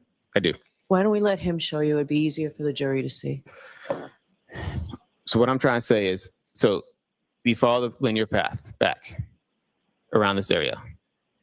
Okay, and sorry, I'm trying to keep it straight as much as I can. Follow back to here. I can't say like if this definitely is, but it's possibly based on also vehicle damage to the back of the vehicle. So if you follow all the way back to here, that could be a possible area impact. So when you say that area there, I want to be very clear for the record that what you highlighted is an area basically just to the left of an X that's on the roadway, on the bottom of diagram 3, toward the lower part of diagram 3. It's correct? You would use your circle almost kind of be a good area around. I'm sorry. You You can use the circle around here. This would be around the area. Okay. Okay. So using your scale, that scale is going from full left to full right. It's plus or minus 40 feet, right? Switch. Can't see it. So say again. Say the question. That scale is 40 feet. Going full left, full right, 40 feet. It's 40 feet. It's a 10-foot scale. Okay, sorry, 20 feet. My mistake. That was okay. Eyes are terrible. 20 feet. Thank you. All right, so if you use that scale, can you estimate for the jurors? I'm just going to use this X as a starting point. You estimate for the jurors from this X that I've highlighted to the pedestrian's final rest. What's that number? Doesn't have to be exact. Give me an estimate. So, I mean, it could be within 30 feet because I tell you this. Also on my scale, this 2 and 3 is 50 feet from each other. Is how much? 50. Okay. 50. 50. So would you agree that from this X down here to pedestrian's final rest, as the crow flies, that's probably a good 35, 40 feet. I mean, I could try to use the scale. There's me as a scale. If you wouldn't mind. Give you a piece of paper? Yes, please. With permission? Okay. Just a blank piece of paper. Thank you. Yes, thank you.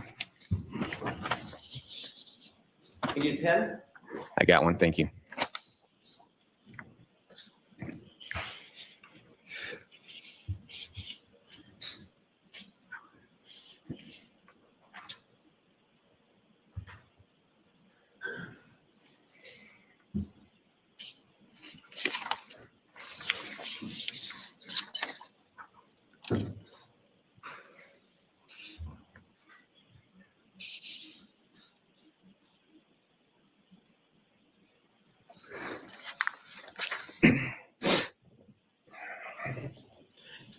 It's a little around. It's approximately 30 feet. We're up approximately 30 feet. Yes. Okay. Can you place, with the court's permission, can you estimate 30 feet in here? Can I estimate? Can you point to a place in the courtroom that looks like it's 30 feet from you? Objection. No. Next question. Does the court have a diagram of a diagram of distances? In this courtroom? No. You indicated just now, and then I'm finished with this. Thank you. Thanks. You indicated just now in answer to Mr. Lowry's last couple of questions that in your expert opinion, when the SUV struck the pedestrian, John O'Keefe, he was, quote, projected forward and to the left to the front yard to his final place of rest. Yes. So your expert testimony is that John O'Keefe was hit with the SUV and flew 30 feet.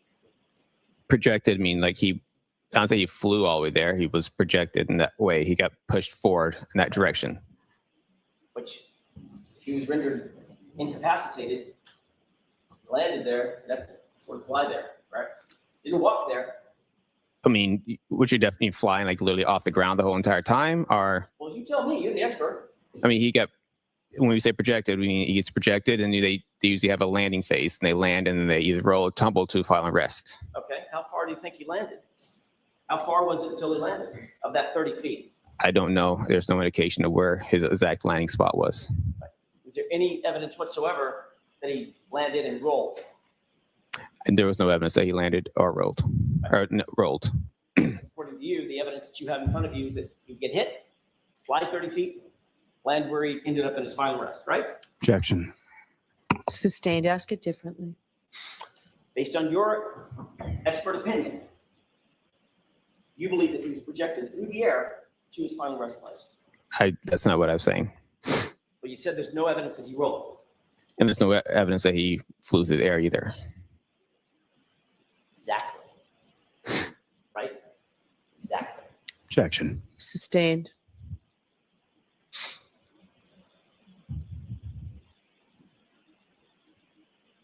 You said on Friday that in your experience, people tend to lose objects that are not strapped to them.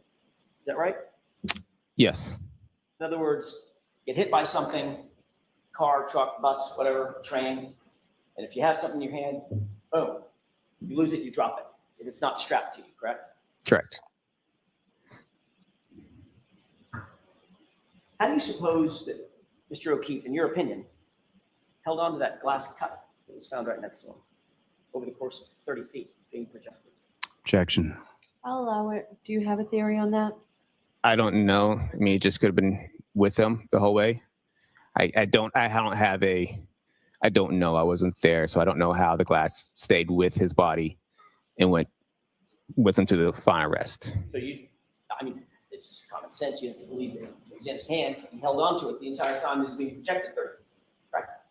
It could have been in his hand. It could have been tucked next to his clothing. Did you say tucked in? I mean, like, could have been next to his body. So when he projected, the glass was with his body as it was also flying. So there's a number of reasons why the glass, because it also got projected with the body while he was holding it. I thought you said on Friday, and you just agreed with me, that people drop things and they're hit.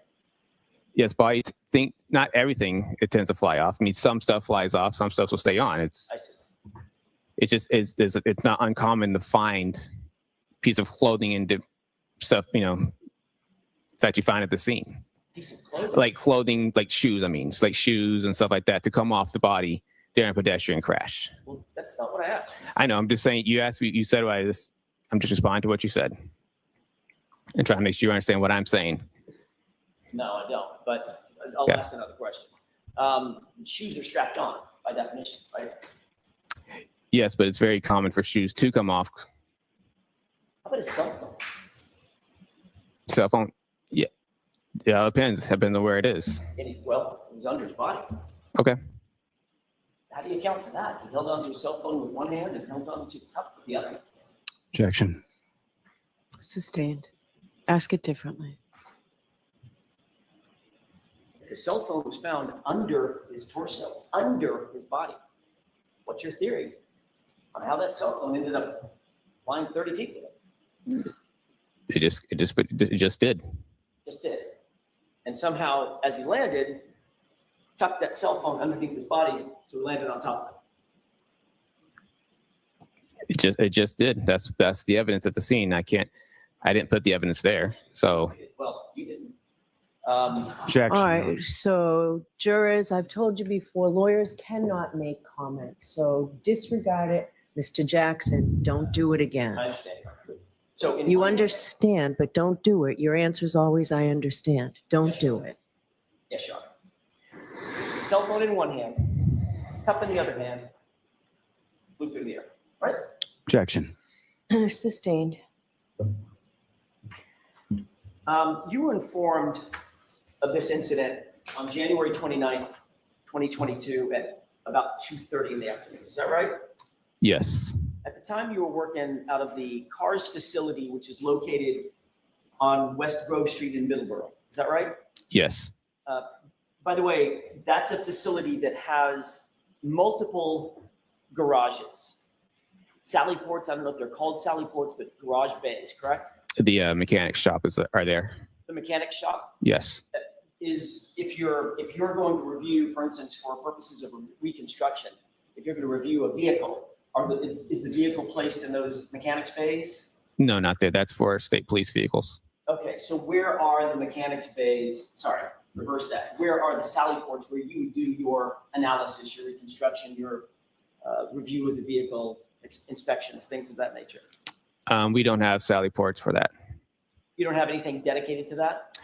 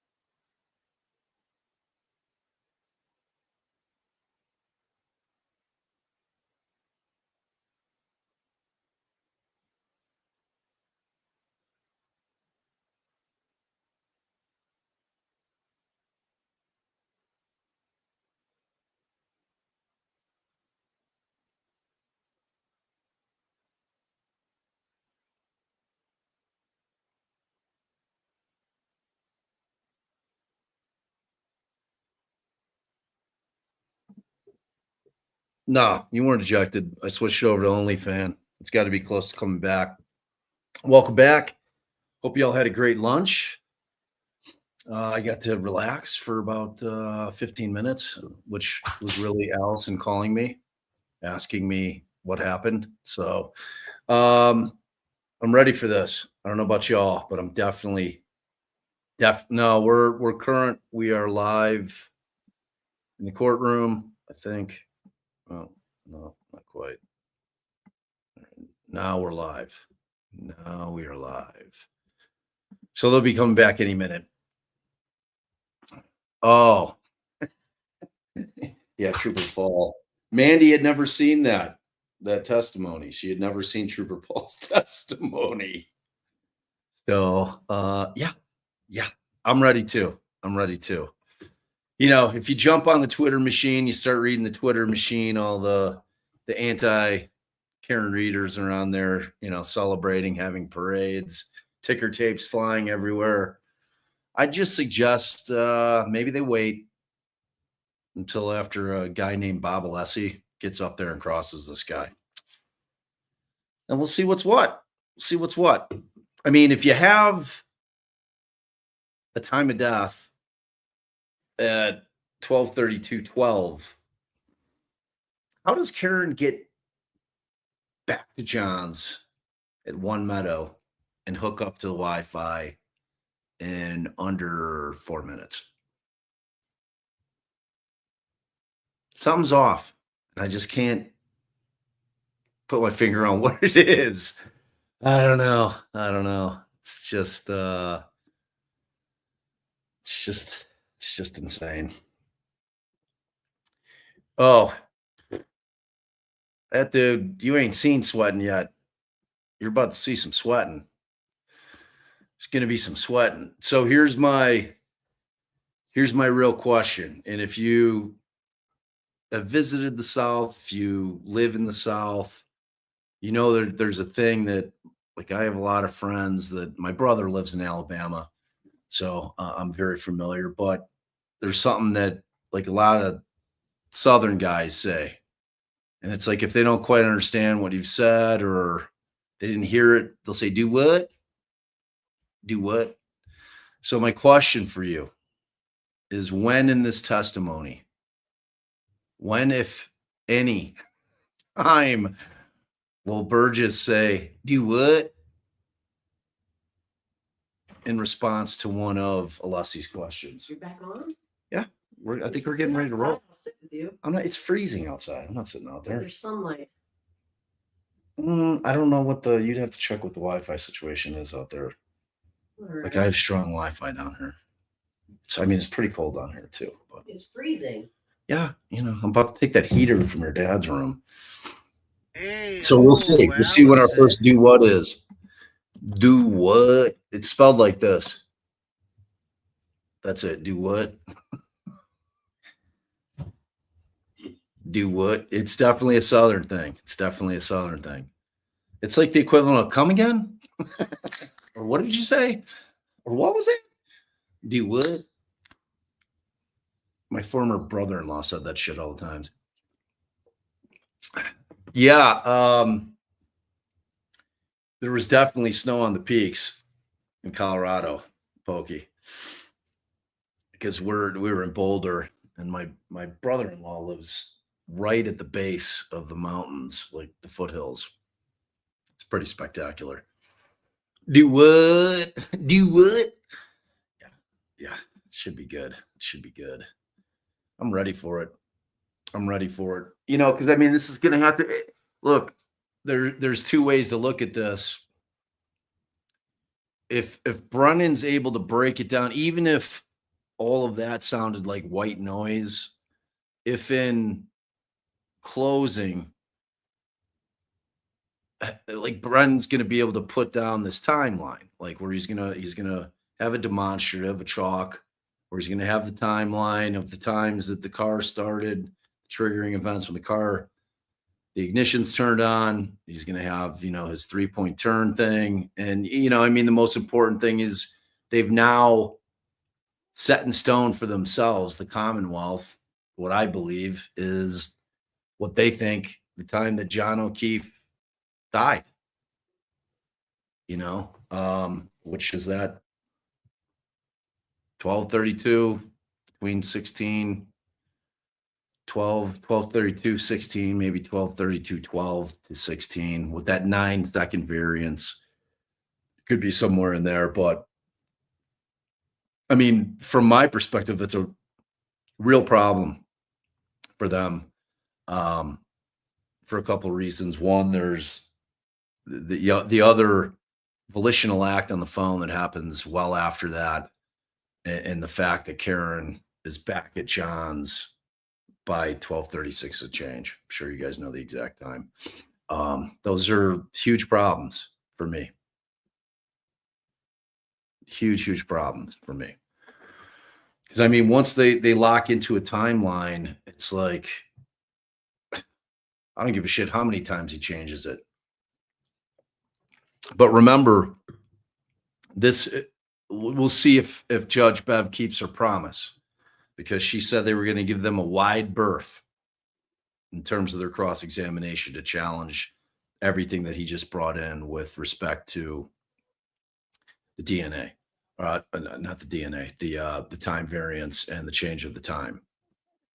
So, yeah, I mean, Bell, that's always the ace up the sleeve for Karen, our Wolf and Rensselaer. That's where this case lives for me with those two guys. I don't give a shit what they say the times are. To be honest with you, the times mean nothing to me. I mean, they're interesting factoids in terms of trying to piece something together. But the biggest evidence for me is the fact that you have two world-renowned experts that are going to get on the stand and say the two things that matter most in this case. There's nothing that matters more than whether the vehicle is exhibiting damage that's consistent with a motor vehicle pedestrian strike, which it doesn't. And John O'Keefe's injuries are not consistent with a human being that has been struck by a 6,000-pound Lexus. Those two things begin and end the case for me. The rest of it, I really don't give a shit, because those two things are all that I need if I'm a juror to say, I have no idea what happened, but what I know didn't happen based on the two most credible guys up there is that John O'Keefe was hit by a vehicle. And the rest of it, whatever. I mean, it just doesn't matter. If you think about it that simply, if he's not struck by a motor vehicle, I don't give a shit what the times are at all. I really don't, because it doesn't matter. So we'll see. I'm ready for it. I am ready for it. Yeah, it's going to be, so we're mountain time. So it'll be ending for 2:00 in mountain time. If she shuts it at 4, if not a little earlier, depending. I imagine this cross, but I always kind of overestimate the amount of time Alessi's going to take on cross. He's been pretty efficient during trial with his cross examinations. He hasn't been belaboring points. He just kind of gets his points in and sits down. But this is, as far as I'm concerned, this is the state's entire case. The Commonwealth's entire case is this witness. And, because I mean, they're clearly not putting in key cycle stuff, right? I mean, are they? Doesn't seem like it. Seems like they're completely ignoring key cycles at this point. So, which I think are very informative pieces of information. And again, how's the defense going to handle the aspect that they've really changed what they're relying on in terms of trying to prove this case between trial 1 and trial 2? Because all this, right now it is 11:28 in Colorado mountain time. But all of this new stuff was available first time they tried her. You know, all of the symptoms. This is none of this is like new evidence in terms of that it wasn't available to them first time. You know, I mean, they got different experts, but I mean, to me, I just don't care. I don't care what any of these new witnesses are saying, because unless they have somebody, I guess it's going to have to be Welcher.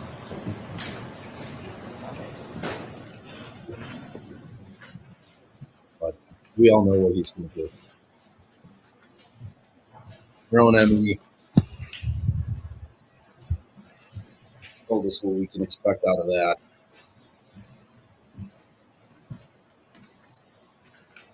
Hold us with that. Court is back in session. You may be seated. All right, let's go. Bobby Leslie time. It's Bobby Leslie time. Go, Bobby. Let's It go. was at this moment he knew he fucked up. Whenever you're ready, Mr. Leslie. Thank you, Your Honor. Good afternoon, Mr. Burgess. Good afternoon. You spell your first name Shannon with one N. Do I have that correct? Yes, that is correct.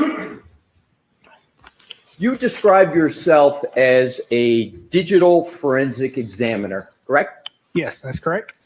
You use the term forensics often in your analysis. Yes, I do. And would you agree that generally the accepted definition of forensics is something that relates to, that's used in, and is suitable for a court of law? Yes, I would. And so when you're working in forensics, even in your office, you understand that eventually it's very likely that whatever work you're working on is going to end up or could end up in a court of law, correct? Correct. And you mentioned in your direct examination the scientific method, right? Correct. And I was pleased to hear mention of the scientific method. And I just want to cover some principles with regard to the scientific method. But before I do, I just want to see how forensics envelopes in certain items. So forensics applies scientific methods and principles to legal matters, particularly in criminal investigations, right? Correct. It's a fair statement. Yes. Thank you. Shifting. And forensics are used to help lawyers in their preparation, correct? Yes, that'd be correct. And it's used to help judges in courts of law? Yes, that is correct. And it's also used to help juries and jurors to understand the results of scientific tests, correct? Correct. So you know, and you have to presume that as you are performing your analysis, as I stated earlier, that this information is going to end up in a court of law. Correct. And then does that heighten sort of the analysis that you need to do and the sharpness and the accuracy, given that it's going to end up in that form? It can, depending on context. And is the primary goal of forensic science to uncover the truth and to provide objective evidence that can be presented in a court? Yes, it is. Would you generally agree that the work of forensic science, including the work that you do, is intended to be used in court because scientific evidence can be very powerful, and therefore the forensic science must be accurate? Correct. It must be methodical. Correct. There must be a method, right? Right. It must be detailed. Yes. And above all, it must be unbiased and truthful, correct? That is correct. And all of this, is it fair to say, distills down to reliability? Correct. And reliability is a desired characteristic of the forensic scientist. Yes. You want people to be able to rely upon your work. Yes. And credibility and honesty is part of reliability, and it's a fundamental component of that, correct? Yes, that is correct. I like what You've you're going. stated that you hold your opinions to a reasonable degree of scientific certainty. You said that several times on direct, correct? Correct. And because the discipline of forensics involves the application of the scientific method, as you stated on direct, you therefore, of course, applied the scientific method throughout your analysis, right? Yes, that's correct. Would you agree with the following statement of the scientific method? And tell me whether, well, let me start with, you understand, you know the National Institute of Standards and Technology, NIST? Yes, I am familiar. Yeah. And would you agree with a definition of the scientific method as the systematic pursuit of knowledge involving the recognition and definition of a problem, the collection of data through observation and experimentation, analysis of the data, the formulation, evaluation, and testing of hypotheses, and where possible, the selection of a final hypothesis? I know there's a lot there, and if you'd like me to break any of it down, you let me know. No, I find that generally acceptable. Yep. And I wanted to emphasize the end, the evaluation and testing of hypotheses, and where possible, the selection of a final hypothesis. You understand what I'm meaning by hypotheses? Yes, I do. The scientific method is used, among other reasons, is it not, to avoid certain biases in the science process, correct? Yes, Right. correct. So the method is trying to prevent a scientist, not cultural bias, but scientific bias, correct? Correct. Do you know what the American Academy of Forensic Scientists refer to as cognitive biases in science, generally? No, I do not. Have you heard of the term confirmation bias? Yes, I have heard of that term. Have you heard of the term anchor bias in the scientific method? I have not heard that term. Let's start with confirmation bias. Is a fair definition, and you said you're generally familiar with that, right? Yes, correct. So let's start with that. That's the practice of sort of selectively gathering and interpreting evidence to confirm the scientist's belief or a belief of another, and at the same time neglecting evidence that contradicts them. Is that a fair definition of confirmation bias? Yes.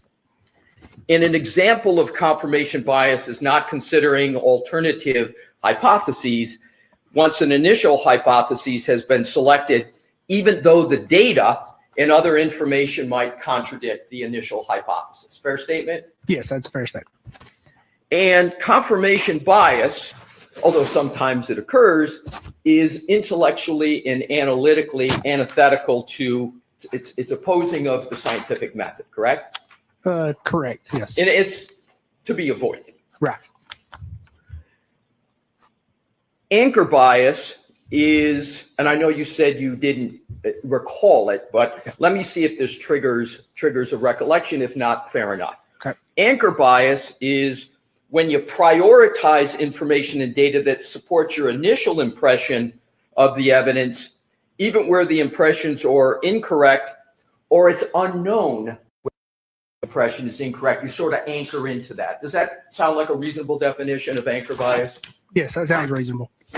So biases are to be avoided in the application of scientific matters and methods because they can lead to incorrect conclusions in science, right? Right.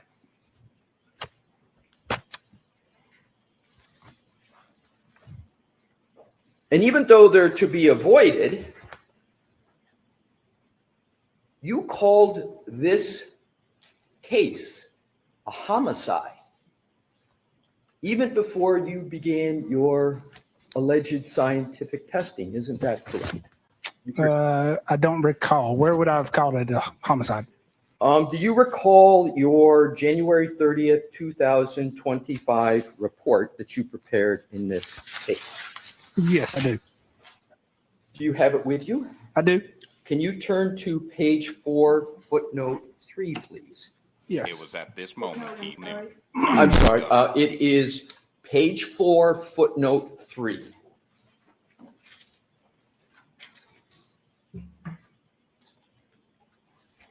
And in page 4, footnote 3, it states, I'm sorry, sir, are you there? Yes, I am sorry. It says evidence review by the defense counsel Ray O'Keefe, MV homicide. Did I read that correctly? Yes, you did.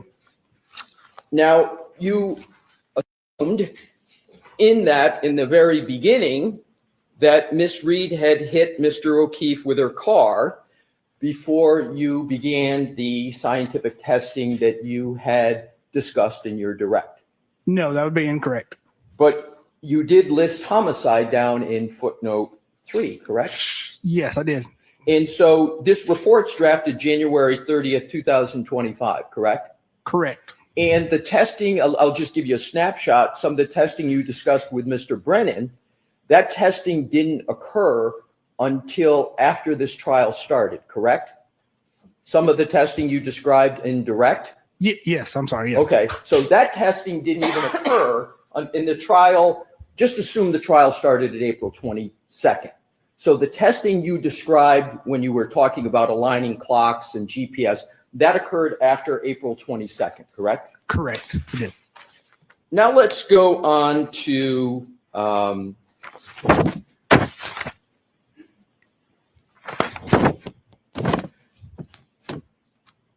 another topic.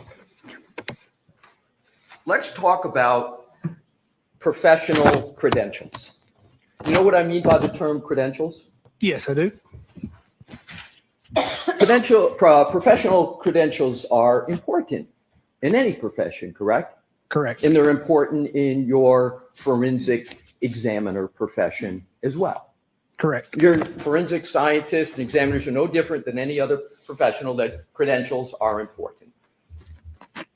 And your profession requires you to provide curriculum vitae, laying out your education, training, and background, correct? Correct. And it's imperative, is it not, that the information that is disseminated about your professional credentials are absolutely truthful, right? Yes, they should be. Oh. You say they should be. Let's continue on with that topic. Not a great answer. You understand what's meant by the term ethics, right? Generally? Yes. Yes. And simple ethics mandate that one is truthful about their professional credentials, correct? Correct. And a fundamental credential is what type of college degree you hold, correct? Correct. People rely on those credentials, and the credentials are the foundation of your expert opinions and analyses, correct? They can be, yes. They can be, and they often are, correct? Yes, they can be depending on context. But more often than not, they're important. Yes, again, depending on context. You know that not only your colleagues, but your clients, your firm clients, courts, and juries will rely on your CV and your credentials in order to make determinations about whether you're qualified to testify and your depth of your qualifications, correct? Correct. You provided the Commonwealth, the defense, and the court with your CV in this case, correct? Correct. Somebody's binder is too close to the mic. If I can have a moment, Your Honor, I will Yes. get my first exhibits. So what do we think he's going to say is false on his CV? Oh, I can't wait. Yeah, Allie Googled him this morning. He got an associate's degree Yes. first at a junior college. She said that she found something that he was working towards a master's. I don't know. He may have skipped the fact on Hard to his find that CV stuff online. that he went to got an associate's first.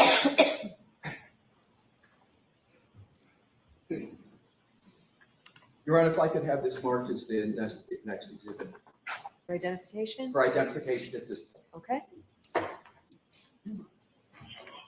Well, actually, I'm going to have it off, I'm going to be eventually offering it into evidence, so. Okay. They have presented to the witness. So let's mark it for identification first. Yep, okay. Exhibit TT for identification.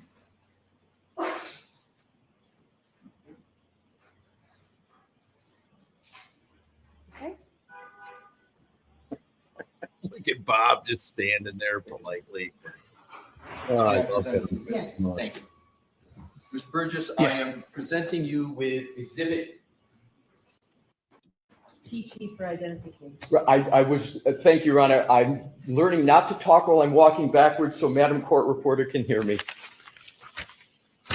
So I'm presenting you with what is exhibit TT for identification. Do you recognize that document? Yes, I do. And what is that document? So this document appears to be my CV. May I approach further? Yes. Thank you. And is that CV a document that you have prepared? Yes, so that is a document that either I have prepared or the company Apter has prepared. And is that a fair and accurate document? It appears to be.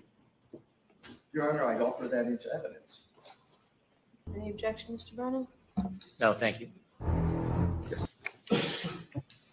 And if you could just, if Your Honor, if I have the witness hold it, I have some Hold on, questions. let's let it mark Yes, first. Sure. Yep.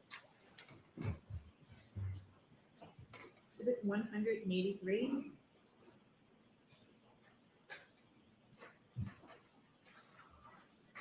Thank you. That's suspicious.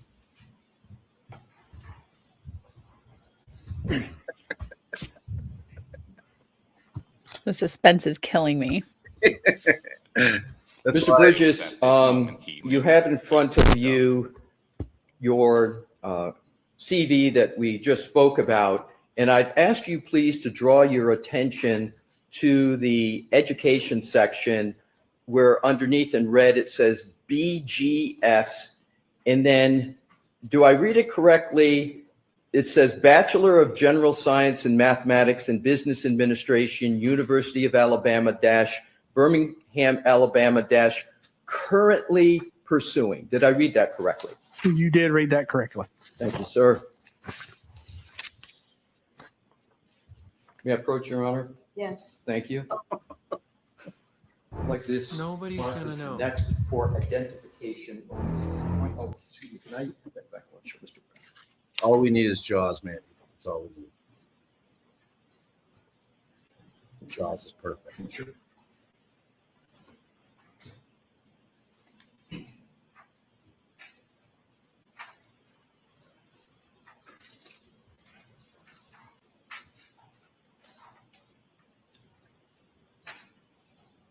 Terry, he's gonna show that somebody misrepresented his education. May I hand it to the witness, Your Honor? Yes. It's a great way to impeach experts. Well, I'm going to actually have it marked for identification first. Terms of their credibility. And we'll go from there. Exhibit UU for ID. Thank you. Thank you.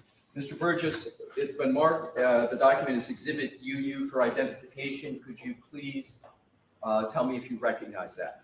Yes, I do recognize that. And sir, please describe briefly what that is. Sure. So it is a CV as well. Thank you. I would offer it into evidence at this time, Your Honor. Mr. Brennan, any objection? No, thank you. Okay. Exhibit 184. Thank you. I present it back to the witness, Your Honor. Okay. Thank you. Thank you.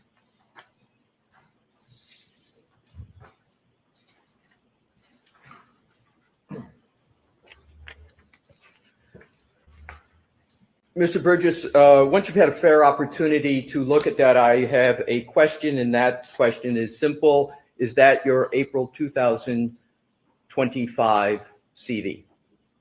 Let me see. Yes, it appears to be. Thank you. And when you've had a fair opportunity to look at it, when you can just pick your head up, sir, to let me know you're ready. I don't want to Yes. rush you, but then I have some questions. Absolutely. Go Thank ahead. you. So in those two exhibits, your two CVs in front of you, am I correct that the first one is November 2024 and the second one is April 2025? Let me see.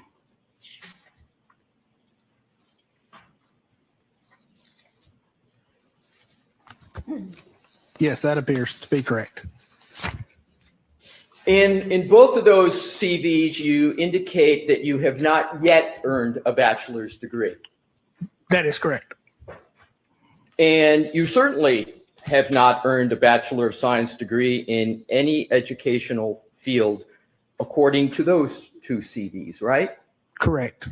And in fact, as you sit here today, you do not possess any bachelor's degree.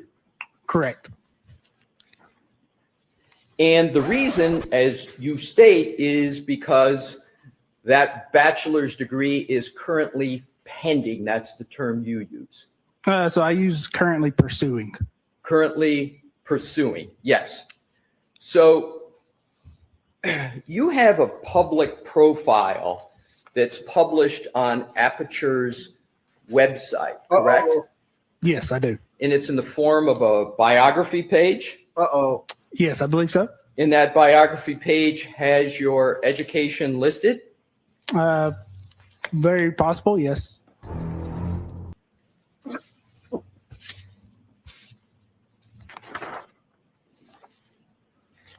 May I approach your Honor? Yes. Thank you. Looks like This a little is strawberry up there. so cringy. Oh, this poor guy. He's gonna need a therapist after this. Hey, If I could have this I'll shoot him your number. please, and once Mr. Brennan reviews it.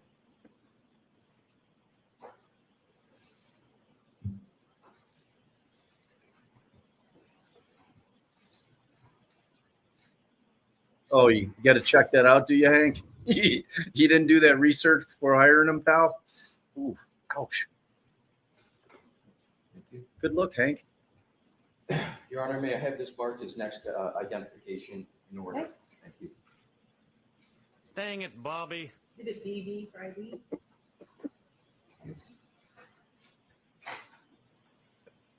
May I hand it to the witness? Yes.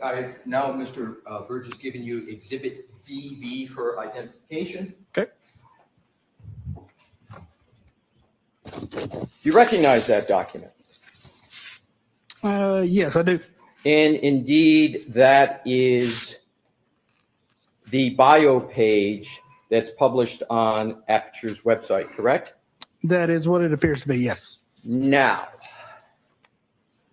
I would like you, sir, to turn to page 2 of that document. Okay. And I'd like to turn your focus to the bottom of education heading. It states, am I correct, sir, BS, Mathematics, and Business Administration. Is that correct? It does state that, yes. And there is no qualification that's currently pending. It states BS in Mathematics and Business Administration, correct? That's what it states there, yes. And you do not have a Bachelor of Science in Mathematics and Business Administration, do you? No, I do not.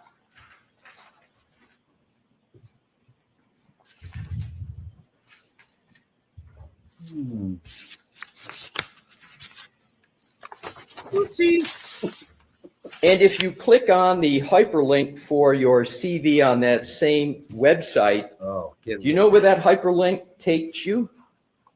No, I do not. To any member of the public reading this, including prosecutor, a defense attorney, a judge, or a jury, that represents that you received your Bachelor of Science in Mathematics and Business Administration, does it not? Objection. That's sustained. Now, if you continue on to your photograph, are you familiar with Aperture's website that speaks about you and presents you generally? Vaguely, yes. Are you aware that Aperture has two hyperlinks, one that says CV and one says LinkedIn? Are you aware of that? Yes, I am now.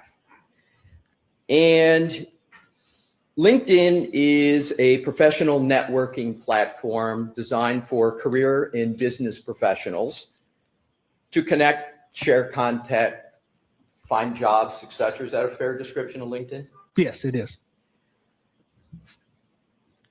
And could we also conclude that it's a professional networking platform, especially for private sector firms like Aperture, that's used to attract clients or potential clients? Yes, correct.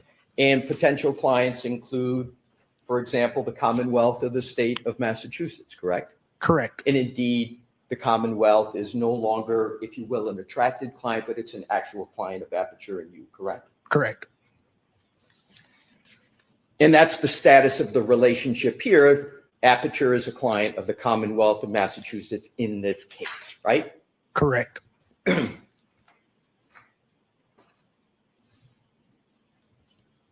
So is it fair to say that your CV, especially when it's published on a LinkedIn or published on a website, is something that is published to intend to have, especially if you're in the private sector, have clients view and retain your services? That's a hope and an expectation, correct?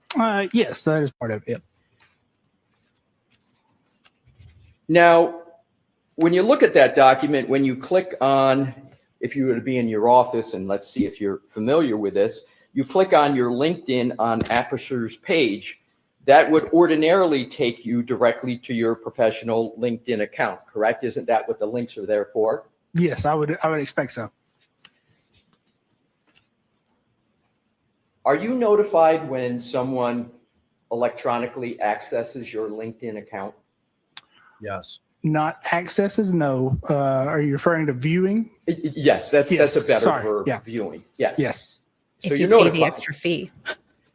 Exactly. Were you notified within the last 72 hours that someone from the defense accessed your publicly available or viewed your publicly available LinkedIn account? No, I was not aware. Are you aware that within the last 72 hours, that hyperlink on Aperture's official website was disabled? No, I was not aware. Are you aware that now if you try to go on that link, that you can't, that it's disabled? No, I'm not aware of that.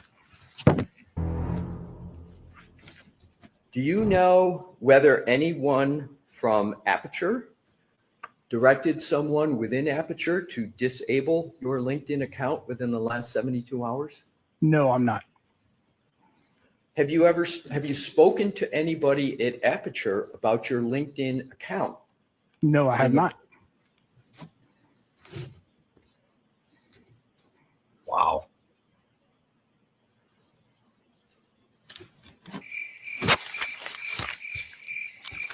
Wow.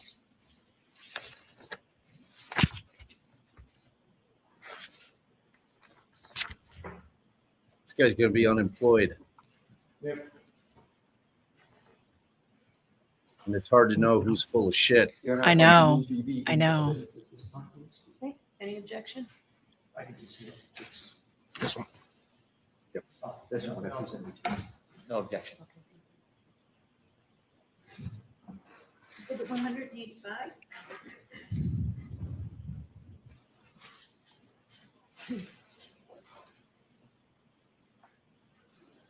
God.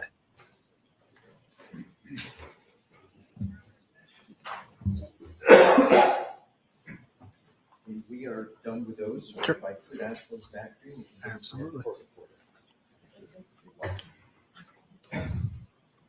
Your Honor, could I have the next one marked for identification at this point? Yes. Thank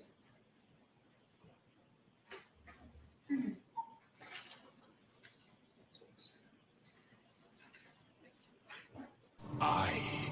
father.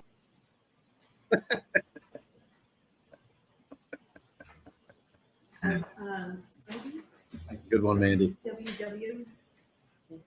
So is Aperture like a company that has expert witnesses available, or is it? Okay, Yes. got it, got it. Oof. It's their Yes. entire business model.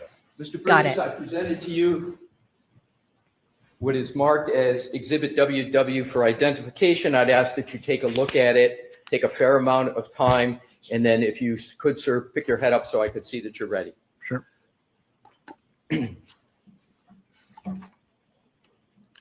Wow, this kills two birds with one stone.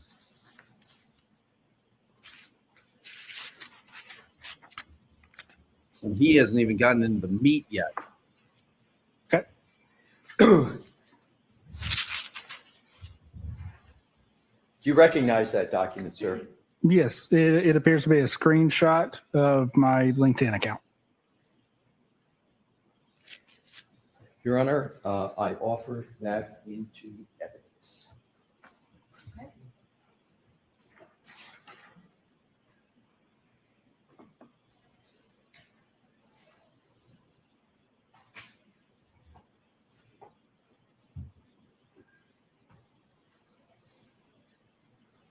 Oh, yeah.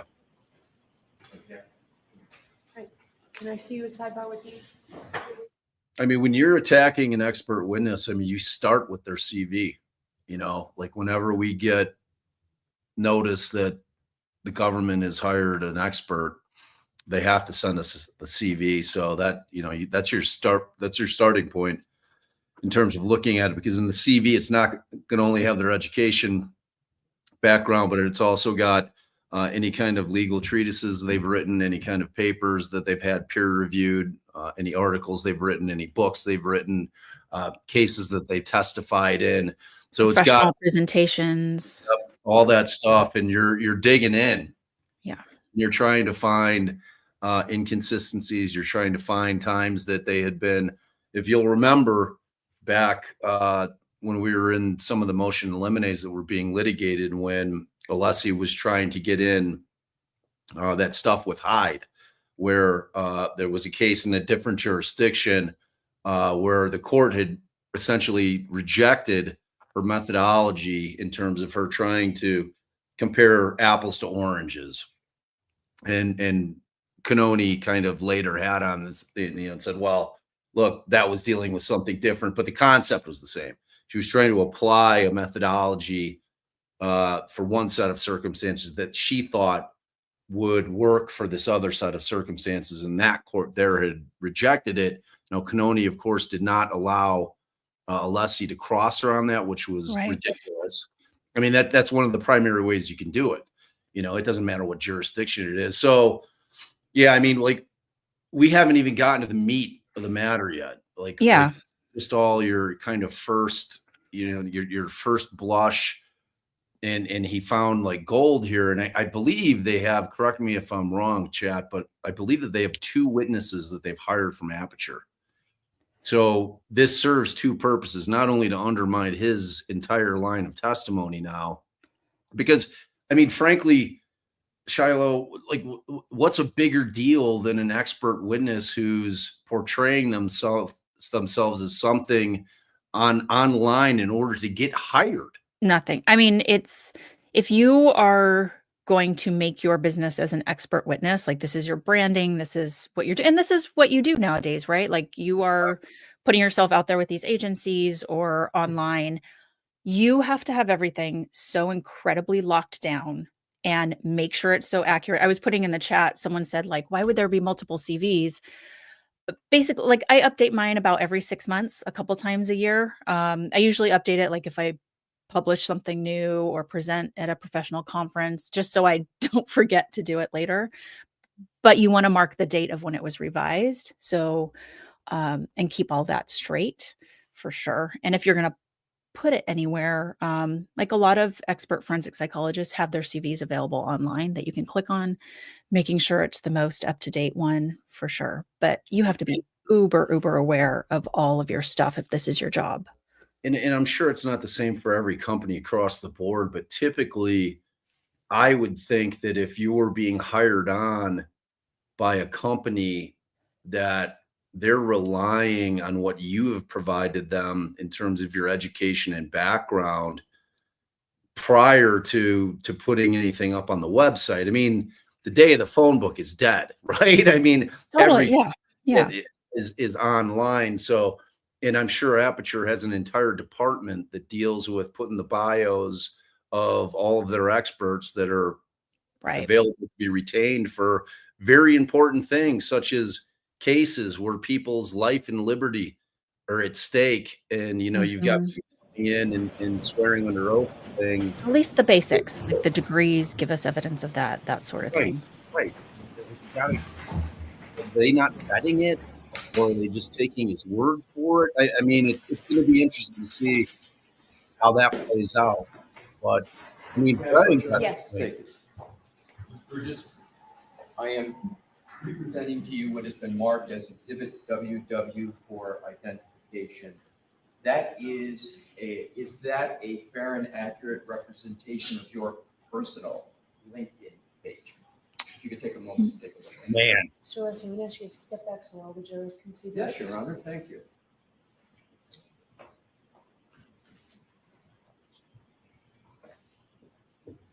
Gut punch after gut punch here.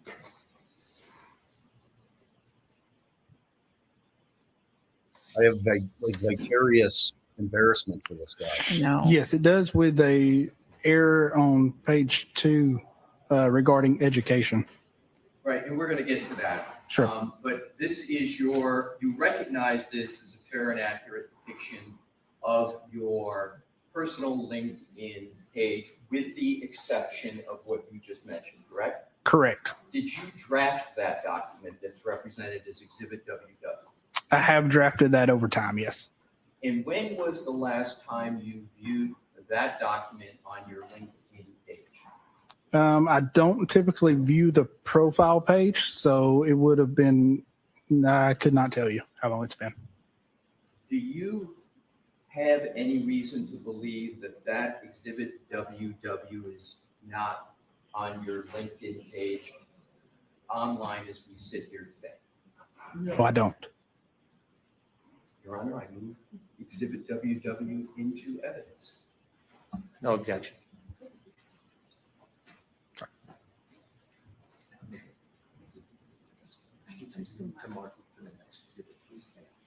Exhibit 186. Thank you.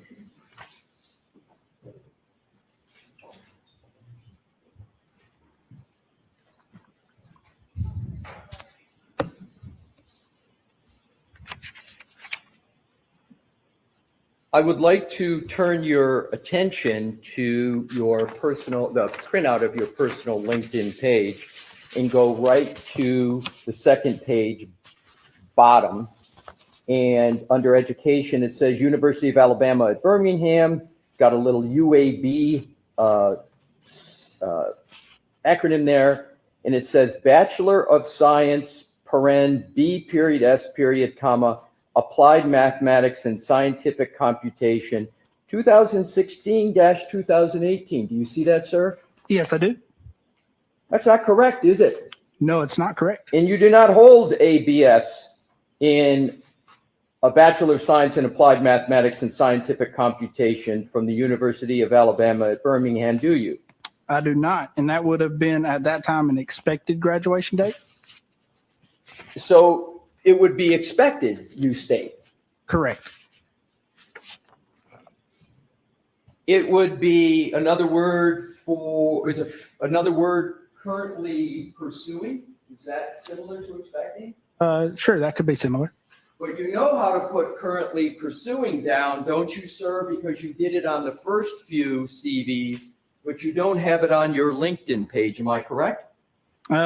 Correct. That's probably because obviously that has not been updated in quite some time. And you said you get notifications when people access your LinkedIn page, correct? I get selective notifications when people view my LinkedIn page. So you know people are looking at your LinkedIn page. You know people are looking at your education. And you have down here 2016 to 2018. So that time period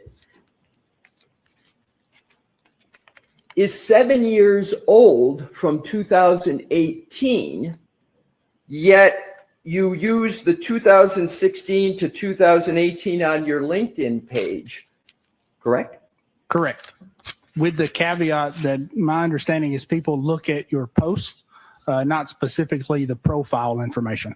Oh, so you believe you know apparently when people are looking at it and what they look at? No, that's not what I'm saying. I'm saying generally. Generally. Correct. But you don't know who's looking at the education section on your LinkedIn page and relying upon what is represented here, that you have a Bachelor of Science in Applied Mathematics and Scientific Computation from the University of Alabama at Birmingham. Not from the LinkedIn page. Yeah, just independently of the LinkedIn page, yes.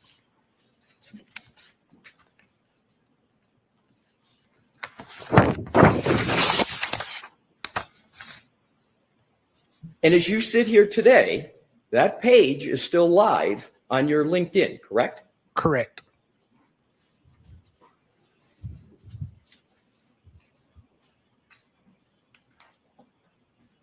So a key aspect of your credentials, whether or not you have obtained a Bachelor of Science, is incorrect in more than one document that I've presented here today, correct?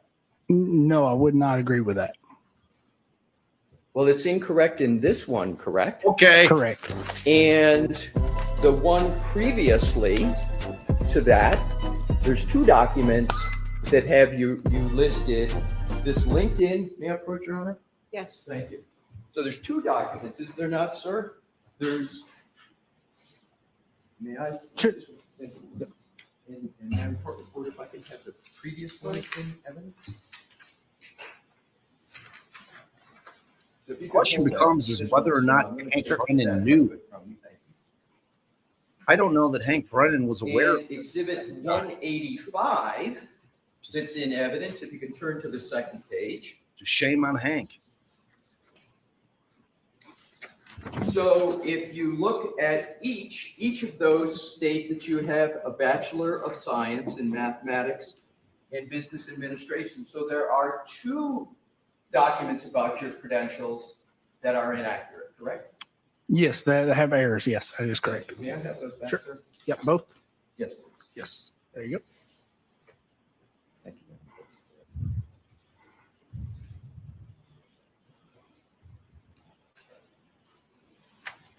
Finish him.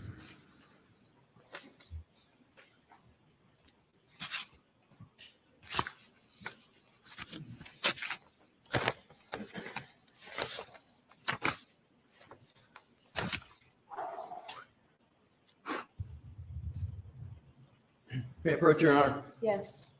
I think that jury box is getting Next smaller and document smaller. marked, for identification. Or not the jury box, the witness box. And his face is getting redder and redder. He's starting to look like who turned into the plum. The blueberry. Yeah, the blueberry. Willy Wonka, was it Violet? You have this Beauregard? Violet. You're turning violet. Violet. Oh, man. XX for ID. You hand it to the witness, Your Honor. Okay. Thank you. Handing the witness exhibit XX for identification.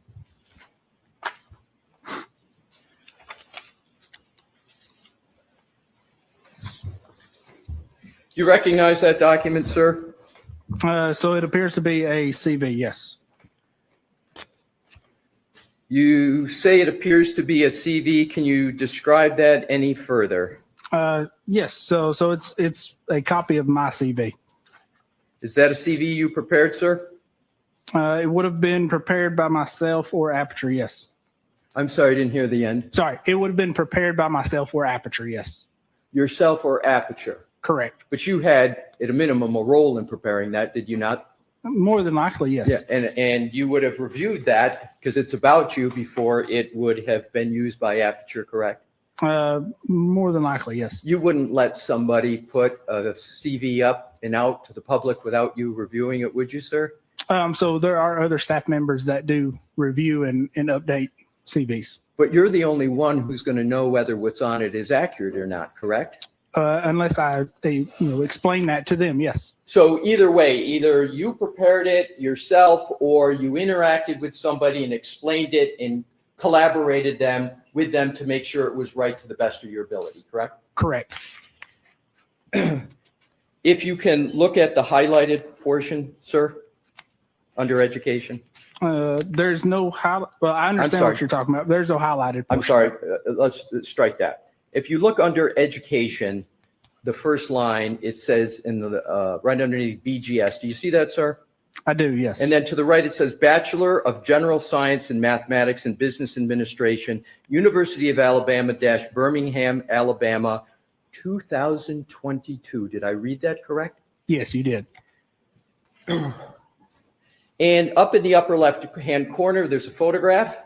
Yes, there is. Is that you, sir, in the photograph? Yes, it is. And in the spelling of your name, Shannon, that's with one N, correct? Correct, yes. And so that is not only you in the photograph, that's the spelling of your name with one N, correct? Correct. And that's the correct spelling of your first name with one N, correct? Yes, it so is. That's definitely you represented in this document, correct? Yes, that is correct. Now let's look at the first line that relates to education. It states Bachelors of General Science in Mathematics and Business Administration, correct? That is what it states, yes. And the date is 2022, correct? Correct. So this document represents that you received your Bachelor's of General Science in Mathematics and Business Administration in 2022, correct? That is what it states, but there are a number of errors in that, yes. Correct. So let's go on. So this is the third example. Am I correct, sir? Well, let me, may I approach, Your Honor? Yes. Another one. I just stopped Your Honor, feeling this sorry time for this I guy. offer Multiple exhibit dates. X into Just Quite no. outlined. No objection. Yeah. I mean, if you're an expert witness, you know that the lawyers are going to be digging into your educational background. At least get your lies and dates straight on all your documents. This guy he's destroyed. His career's over. Bye. Sir, is Exhibit 187 a CV that is linked directly from Aperture's website?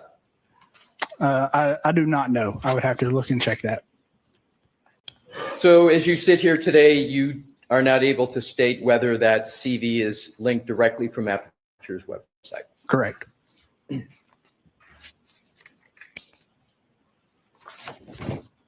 So this is a third example of a document that incorrectly states that you have a Bachelor of Science when you do not possess that degree, correct? It has errors or outdated information, correct? Well, when you say outdated, how is it that you can call a date outdated next to something that you don't possess? I don't understand your question. Well, you just used the phrase either incorrect or outdated. I'm trying to understand your statement that it's sure. So outdated. Isn't it either you have a Bachelor of Science degree or you don't? Isn't I have represented I do not have a bachelor's degree. Right. But in here, it's represented that you do, correct? Yes, it is All an right. error, yes. So let's look at what the name is that are on these documents. It says Bachelor of General Science in Mathematics and Business Administration. Do you see that, sir? I do. Are you aware that there's no degree at the University of Alabama, Birmingham, called a Bachelor of General Science in Mathematics and Business Administration? Yes, I am. And that is one of the errors I've identified. So you would agree that there's not even a degree called Bachelor of General Science in Mathematics and Business Administration offered at the University of Alabama, correct?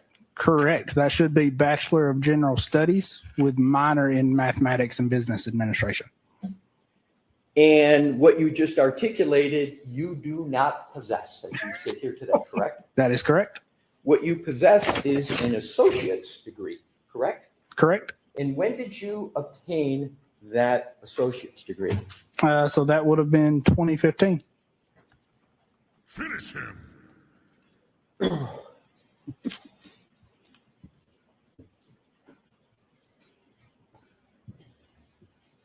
What the dog doing? Are you familiar with the term mendacity? I am not. I hate to laugh, but God.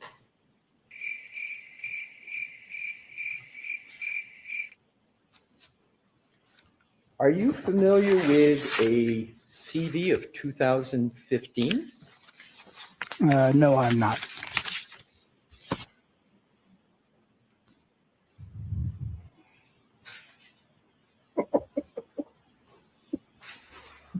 I'm horrified. Yes. You're familiar with the term mendacity, which means lying, y'all. Yes. Oh, Yes. God. Untruthfulness.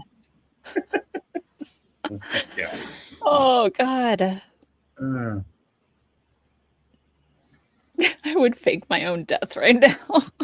I know. Your Honor, may I have this Seriously. marked as the next exhibit for identification, please? Yes. Thank Like you. jump right out that window.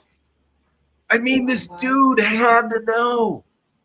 He had to know that Alessi, like, I mean, I don't understand They it. made I don't it understand too it. easy for them. Too easy. Do you recognize that document, sir? No, I do not recognize this document. May I put your hand? Yes. Thank you, sir. Sure.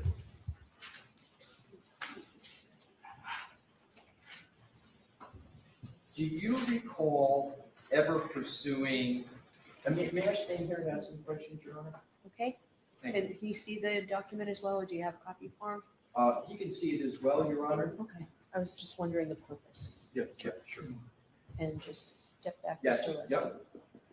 Sir, do you recall when you started pursuing a Bachelor of Science degree of any kind? Sure, I do. Around 2008. So you started pursuing a Bachelor of Science for the first time in 2008, correct? Correct.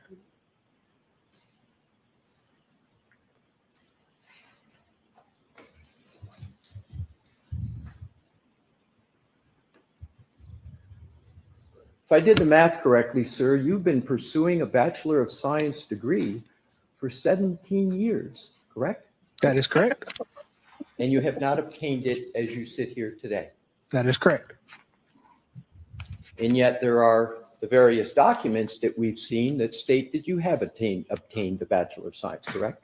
Again, with errors or misinterpretation. Yes. Errors or misinterpretation that are you stating, but you would agree those errors or misinterpretation have been in existence for some time, correct? Yes, I'm being made aware of them now. Yes. Yeah, and they haven't been corrected for some time, correct? Correct.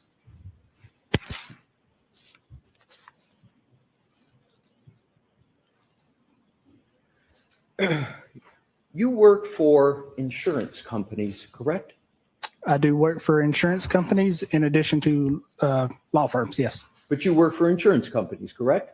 Yes, sometimes. Yes. Well, you state that right in your report in this case, don't you, sir? That you work for insurance companies? I do work for insurance companies. Yes.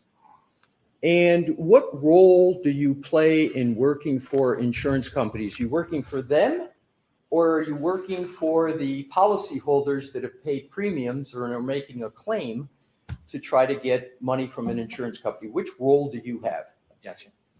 I'll allow that. So I work for the insurance company themselves. And in your work for the insurance company, has any of that work related to denying claims to insurance? Objection. Why don't I see you on this, Mr. Lasky? Sure.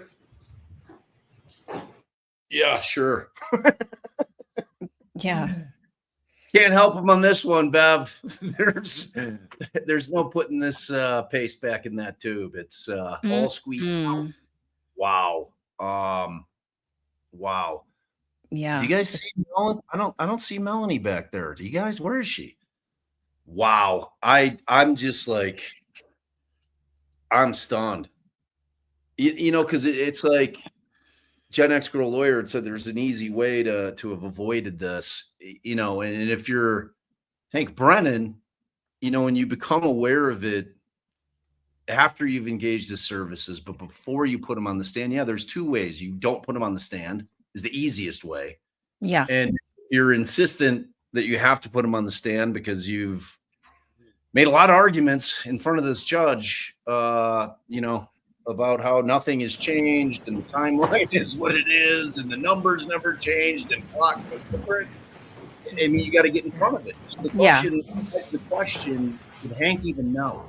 Did Hank even do the homework? I'd love to see Mayor, his Your Honor. Thank you. Are you familiar with the phrase academic dishonesty? Yes, I am. Yeah.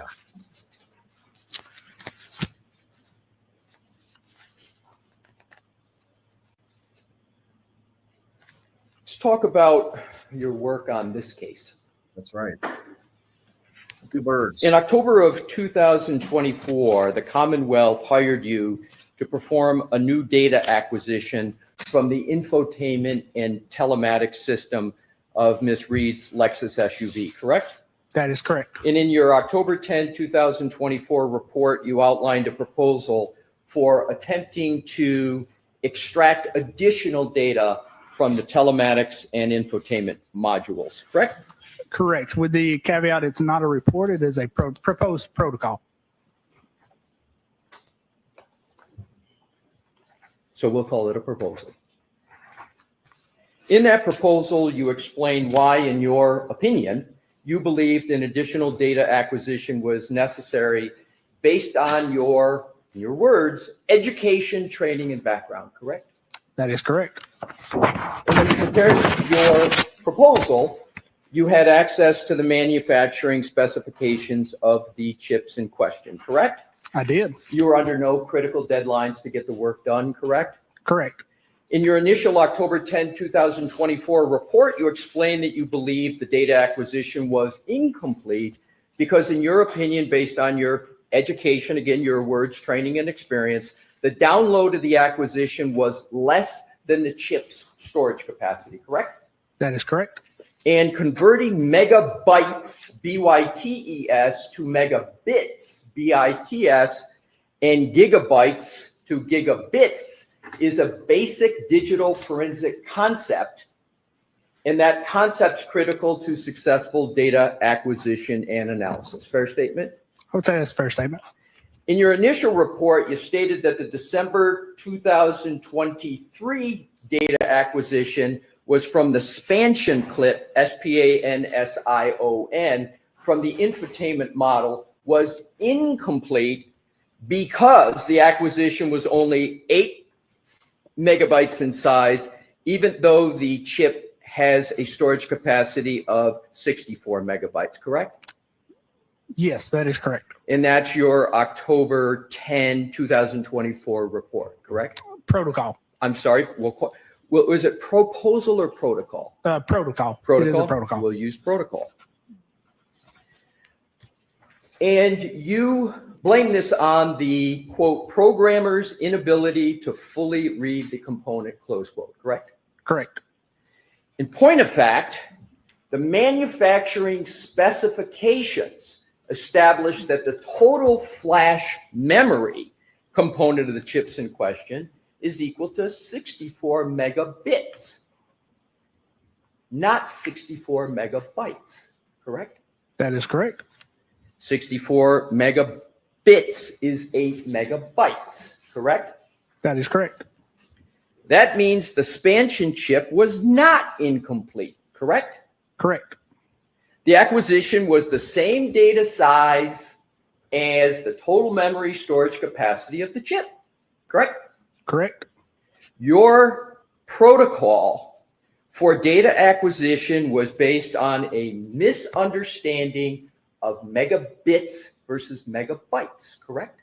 It was based on a working theory and a misinterpretation, yes.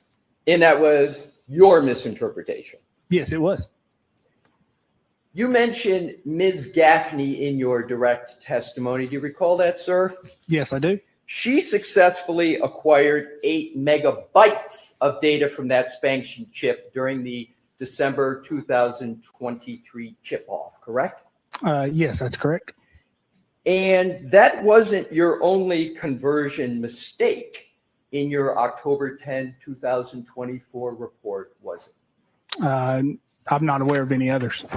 You stated in your report that the data acquisition of the Micron JWB57 was incomplete because the acquisition was only 540 MB in size, but the storage capacity was 4 GB. And that's stated in your October 10, 2024 report, correct? Protocol. Yes, Protocol. correct. The Micron JWB57 chip is 4 gigabits flash memory component, not a 4 gigabyte flash memory component, as you incorrectly stated in your protocol. That is correct. So contrary to your assertion in the report, 4 gigabits is equal to 50 megabytes, which suggests that all the available data was successfully retrieved from this chip during the first acquisition by Ms. Gaffney, correct? Correct. So Ms. Gaffney was not in error on that. She did not make a mistake on that, correct? Not on that specific thing, yes. Right. It was you that simply misunderstood the difference between gigabits and gigabytes, correct? Misinterpreted, I would not say misunderstood. You misinterpreted the difference between gigabits and gigabytes. Correct. At that You time, got yes. that wrong in layperson's terms. Correct. I did make an error. You stated in your report that Micron, and I'm going to have to give an alphanumeric number because I know in digital forensics it's important to be precise and accurate, so bear with me, sir. You stated in your report that the Micron 29F2G08 ABAEA is a 2 gigabyte chip, and that the acquisition should have been 2 gigabytes, but was incomplete because it was only 264 MB in size, correct? That is correct. And the Micron, and I'm just going to refer back to the number to not repeat it, the long alphanumeric number is a 2 gigabit flash memory component, not a 2 gigabyte flash memory component, as you incorrectly stated in your protocol, correct? Yes, that is correct. So 2 gigabytes is equal to 250 megabytes, correct? Correct. And that suggests that all available data was successfully retrieved during the first acquisition by Ms. Gaffney, correct? From those chips, yes. From those chips. Correct. I'm correct, right? Yes. Your opinion was again incorrect and was based on a misunderstanding of gigabits and gigabytes, correct? A misinterpretation, correct. A misinterpretation in layperson's terms. You got that wrong also. It was an error, yes. Did you have that protocol peer reviewed, sir? No, I did not. Was it peer reviewed by anybody at Aperture? No, it was not. Did you have a supervisor review that protocol before you filed it with the court? No, sir. You submitted your proposal based on your education, background, and experience, correct? Correct. Turns out that the entire foundation of your proposal was based on a fundamental misinterpretation of the difference between a computer bit and a computer byte, correct? No, not the entire thing, no. Well, certainly a part of it was, correct, sir? Correct, partial. You got conversions wrong with respect to analyzing 3 different chips, correct? Correct. And since you wrote that, have you learned the difference between a bit and a byte?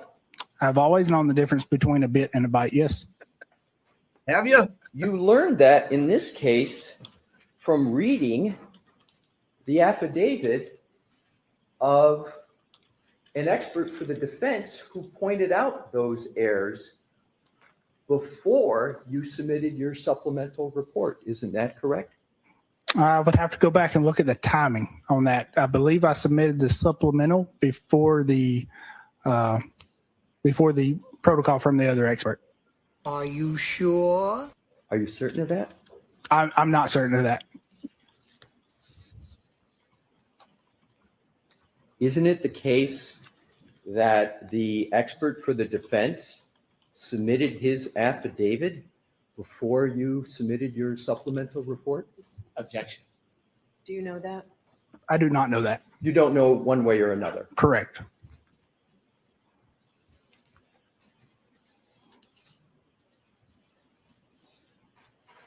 And that person that I've referred to for the defense is Matthew DeSogra. You know that name? I do. And you have read Mr. DeSogra's affidavit in this case, have you not, sir? I have, yes. And you would agree that he pointed out these misinterpretations of yours in his affidavit, correct? Correct.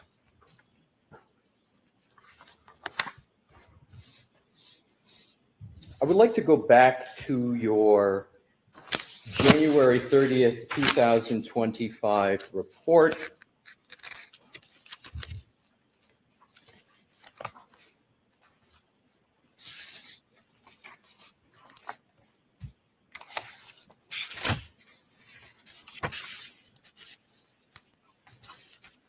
May I have a moment, Your Honor, please? Yes. Thank you.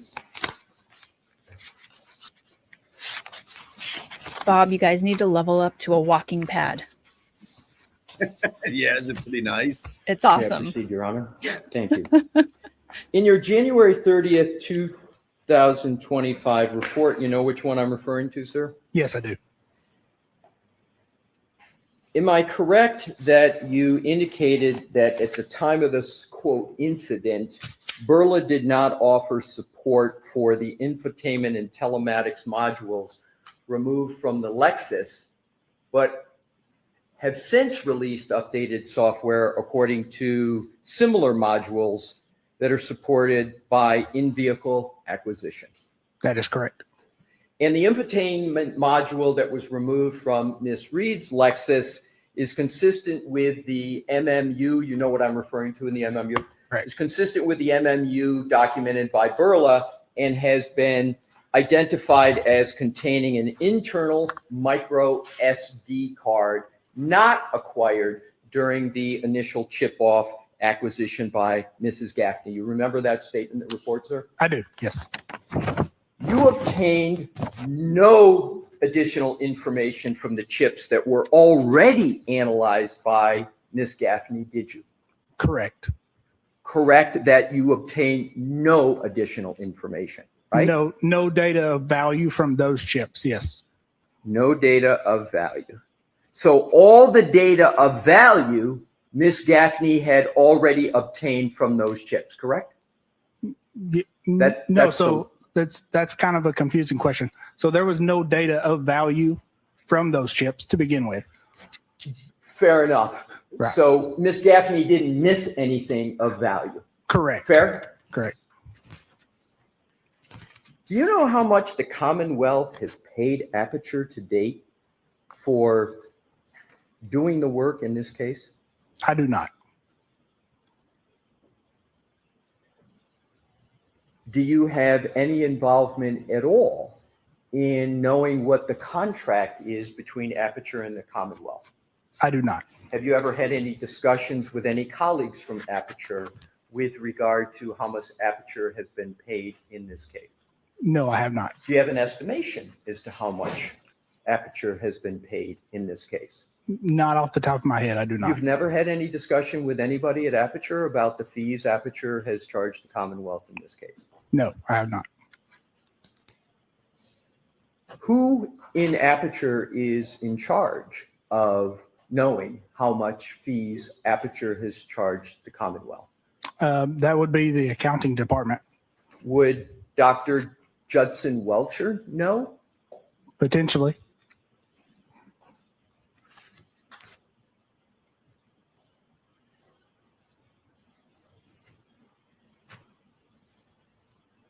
Your analysis, I want to move on to another category, sir. Your analysis in this case was not strictly limited to data in science, was it? No, it was strictly limited to data and science. The Commonwealth requested that you review numerous materials in connection with your analysis in this case, correct? I did review materials, yes. Holy shit. You did not review the January 29, 2022 CARS report by, well, let me put it this way. Did you review the January 29, 2022 CARS report prepared by Trooper Paul? No, I did not. Do you know what a CARS report is? I do not.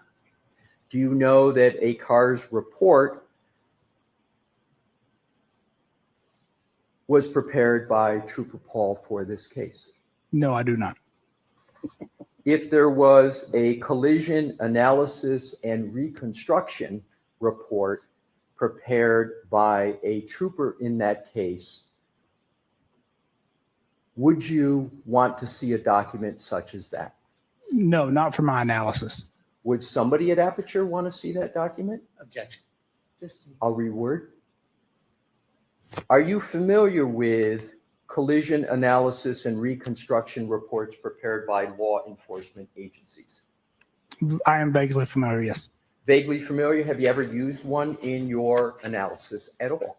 I have seen them, yes. It's not You've the question. seen them. And my question is, seeing them, have you ever read any of them? Yes, I have read them. Yes. Have you ever considered a collision analysis and reconstruction report as part of the work that you do at Aperture? Not specifically a collision analysis report from law enforcement. We do routinely see crash reports, but I think what you're referring to is something else. Are you aware of a supplemental collision analysis and reconstruction report of Trooper Paul of the Massachusetts State Police dated July 24, 2024? No, I'm not. Do you know whether Trooper Paul is part of the Massachusetts State Police reconstruction team? I do not. And lastly, do you know whether he's part of the reconstruction team in this case? I do not.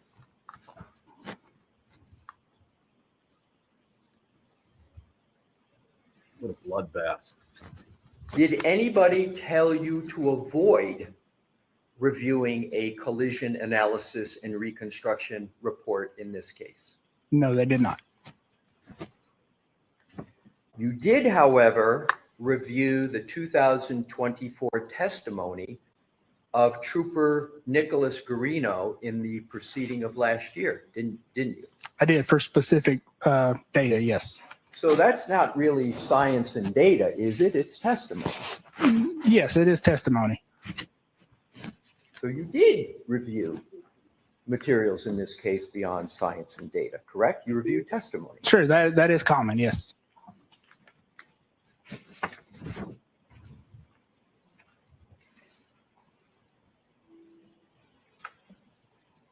Having reviewed Trooper Garino's testimony, you therefore are aware of the theory that he proposed in the first proceeding, correct? It was in his testimony?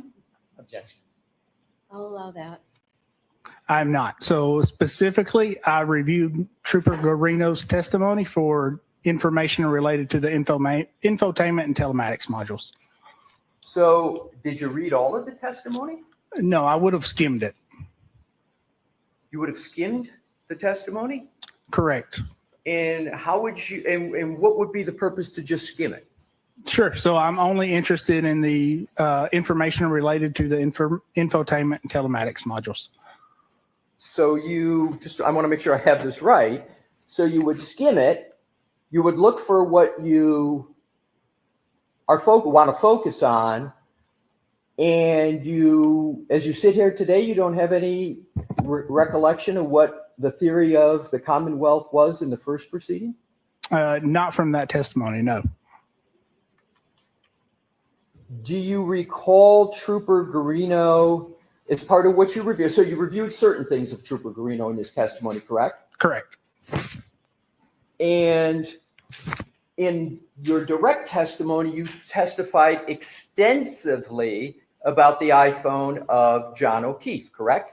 Correct. And you looked at and testified about a lot of information from the phone of John O'Keefe. Is that a fair statement? Location data. Location data.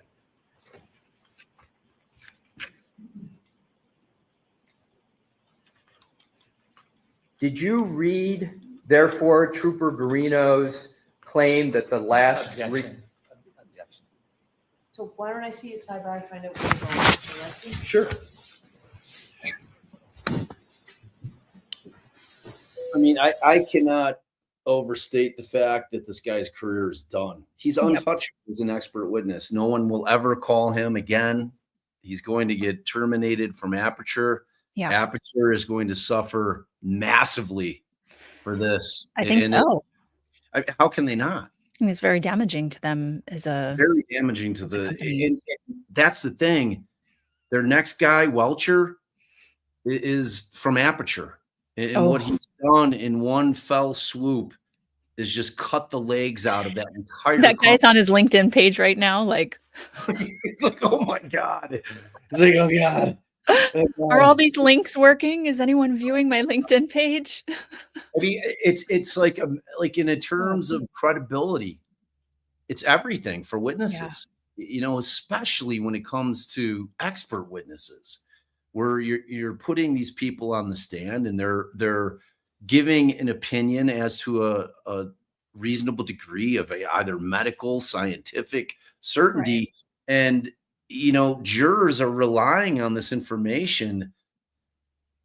And when you're able to destroy somebody's credibility before you even, and I mean completely, like no juror is going to take anything that he said on direct at face value because they can't, because of that nightmare that just took place for that guy. For sure. What is, does he have like just a regular day job?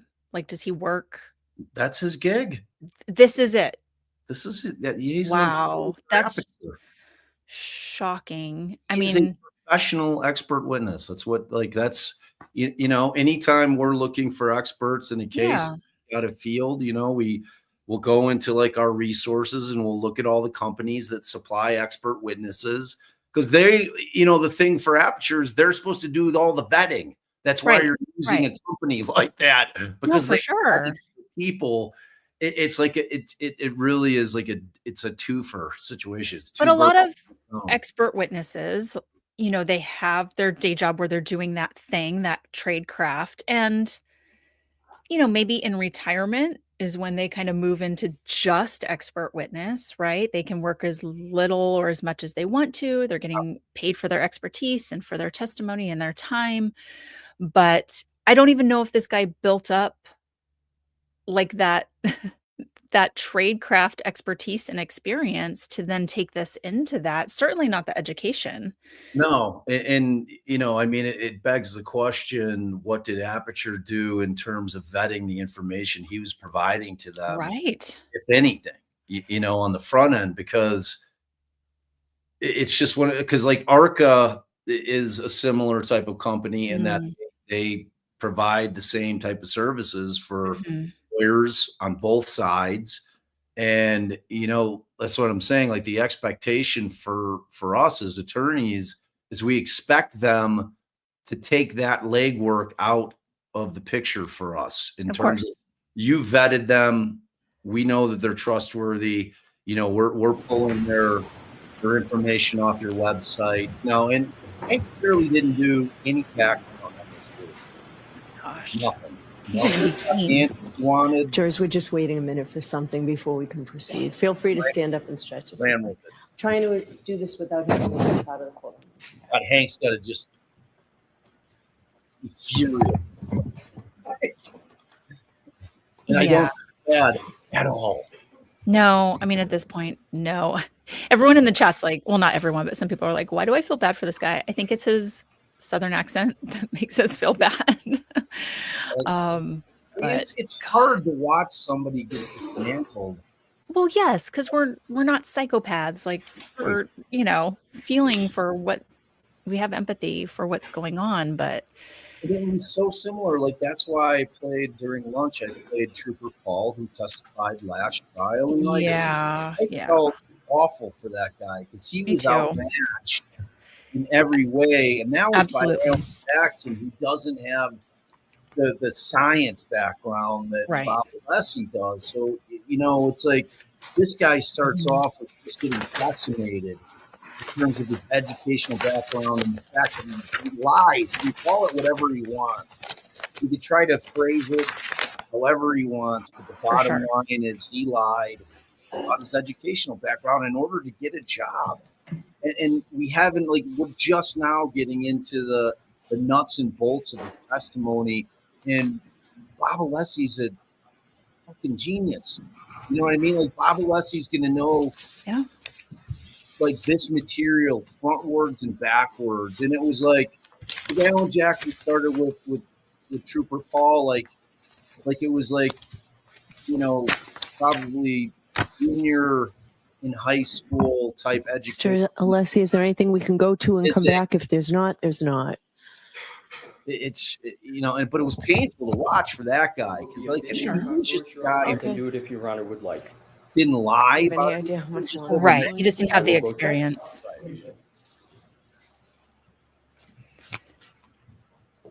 This guy had to know. This guy for not knowing this was coming. I would, if I was this guy, I would have been like unable to sleep one wink. Oh, knowing man. everything on the stand. Absolutely. And Hank did nothing to protect him. Nothing. I know. This is their whole case. This guy is their timeline. It's done. I've said it over and over and over in cases. If you're a defense attorney, you attack the timeline always. And Alessi has effectively, without even getting to the nuts and bolts of this guy's testimony, completely that guy's credibility. It's a master May I class. approach, Your Honor? Yes. Master class. I will show this to Mr. Brennan first, and then if the court would like to see it, we've got another. Thank you. I have the biggest law nerd crush on Bob Alessi. I can't even, it's like I've been in love with this guy for like months. It's such May I approach, Your Honor? joy to watch him work. It's unbelievable. He's so May I have this fair. marked as the next exhibit for identification, please, Your Honor? Yes. No worries.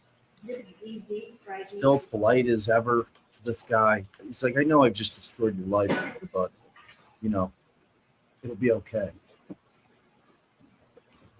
You don't mind if I stand right here, right? It's fine, right? May I, Your Honor? Yes. Thank you. Sir, I'm handing you what has been marked as Exhibit ZZ for identification. Ask you to take a moment to look at it, please. When you've had a fair opportunity to look at it, if you could pick your head up, sir, and I'll proceed that time.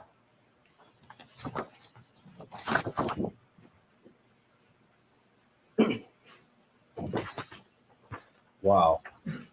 I mean, I've seen experts get skewered. I don't know that I've ever seen anything quite to this level.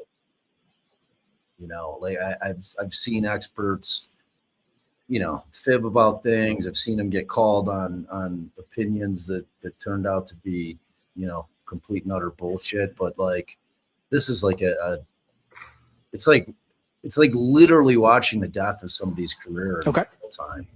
So I'm going to just ask one predicate question He's and just then ask you there. another question. Sure. Does Exhibit ZZ contain, and if you just answer this yes or no, that would be great. Does it contain location, data, information? Okay. I'll allow that without pursuing it. That's the only one I have for that purpose. Okay. Does it, sir? Yes, it does. Did you consider this part of Trooper Garino's testimony in any review that you've done in this case? No, I did not. Thank you, sir. Yep.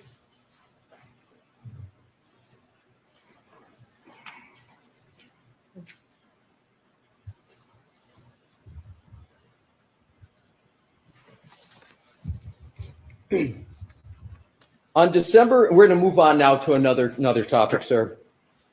On December 5th, 2024, Detective Lieutenant Brian Tully, you know that name, sir? Yes, I do. How do you know that name? So he is the one who hand delivered the infotainment and telematics module to our office in South Lake. Exactly. So he delivered the infotainment module containing the SD card that you talked about on direct examination, so that you could attempt to reinstall it in Miss Reed's vehicle for an in-vehicle acquisition attempt, correct? That was part of it, yes. That was part of it. Correct. That day, you initially attempted an in-vehicle acquisition, meaning you reconnected the infotainment module to the faceplate in Miss Reed's vehicle and reinstalled both the infotainment and the telematics module for an in-vehicle unlock and acquisition, correct? That was an attempt, yes, on December 7th, for clarification. And that was on December 7th? Correct. And that was December 7th of 2024? Correct. You conducted this same testing on an exemplar vehicle, and to be clear, exemplar was a vehicle that Aperture had purchased? Yes, that is a vehicle that Aperture has purchased. So Aperture purchased it, and it's a vehicle, as I understand, you testified, that's similar to the vehicle of Miss Reed, correct? Correct. And so you call it an exemplar because it's similar to the vehicle in question, correct? Correct. Correct. So I'm going to continue using your parlance of exemplar vehicle. Sure. And so you conducted this same testing on the exemplar vehicle and successfully reinstalled and tested the infotainment and telematics systems for an in-vehicle unlock and acquisition, correct? For an in-vehicle acquisition, not for an unlock. Okay, so for just an in-vehicle acquisition. Correct. I appreciate the correction, sir. But in this case, with Miss Reed's actual Lexus, you were unable to successfully reinstall and test the infotainment and telematics systems, correct? Correct. On Miss Reed's Lexus, you were able to get the infotainment backlight and faceplate to illuminate, but in your own words, the infotainment system did not respond as expected, correct? Correct. So instead, you took the micro SD card itself and attempted to retrieve data from that card directly, correct? Correct. Lexus locks cards in its system, correct? It does, yes.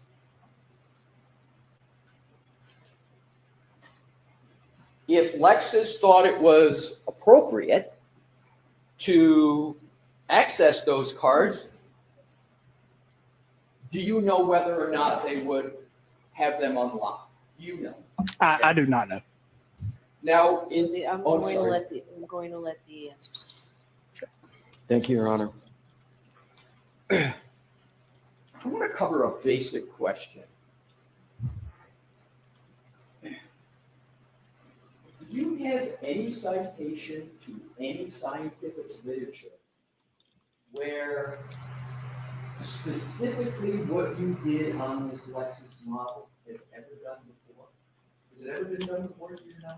No, not on this specific model, which is why we did the exemplar testing. Right. So there's no scientific literature that states that the methodology that you used with this Lexus model is an appropriate methodology at all, correct?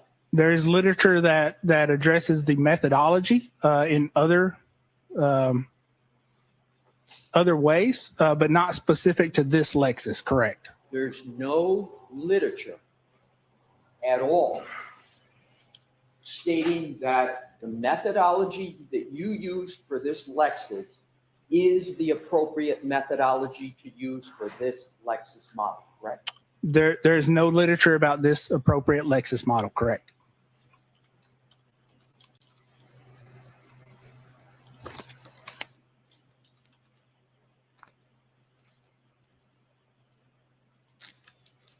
Let's talk about your initial report of January 30th of 2025.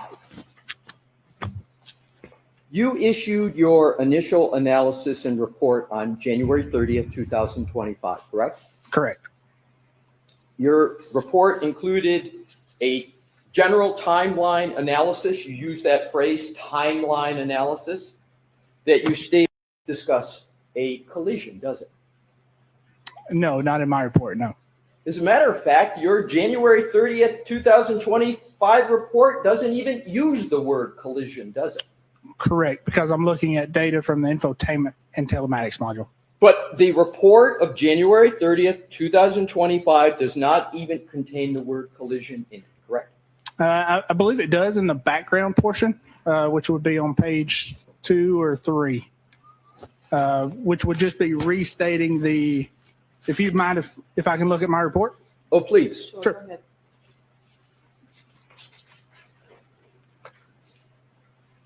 Man, I want you to try to, as a human being, just imagine after sitting there and having your career destroyed, sitting there trying. No, so I apologize. The word that was used was incident.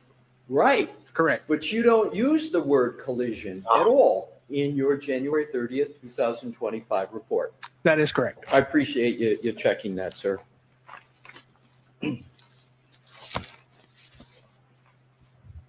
Also, and please keep your report handy, sure. Your January 30th, 2025 report does not in any way detail the timing of what you now call a text stream event at all, correct? No, it does not. So in your January 30th, 2025 report, you refer to it as an incident, and in your May 8th report, you refer to it as a text stream event, correct? That would be referring to two different things. Right. But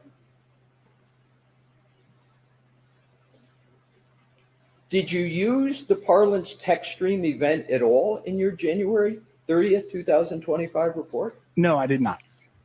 But you're using it now, correct? Correct. And we're talking about the same event, right? Correct.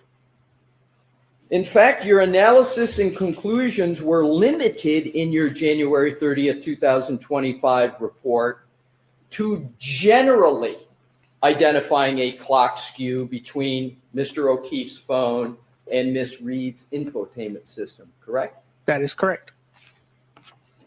On January 30th, 2025, you engaged in no further analysis to determine whether precisely the 1162.2 text stream event that you now call it occurred, correct? Correct. Why not? I was not asked to at that time. I was just asked to look at the general timeline and consistency of the timestamps. So back in January 30th, 2025, you were not asked to engage in analysis to determine when precisely the 1162.2 text stream event occurred. Is that fair?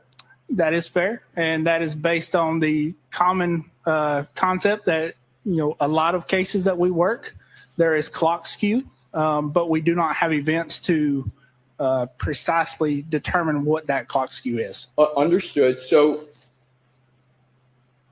wasn't your goal, however, on January 30th, 2025, to determine the correct timeline of events relative to this incident? Wasn't that your goal? It was my goal to determine the data from the infotainment and telematics modules that were missed in the initial download, and create a timeline and consistency of those timestamps. So your goal was to create a timeline, correct? Correct. And that timeline, among other uses, was to be for your colleague, Dr. Judson Welcher, to use that in his analysis, correct? That is correct. So you knew not only what your purpose was, but you knew what your work was going to be used for by Dr. Welcher, your colleague, correct? Well, I knew it was going to be provided, yes.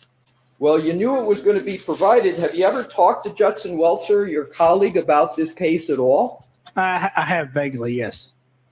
How many times have you talked to him? What is vaguely, sir? I would count a handful of times.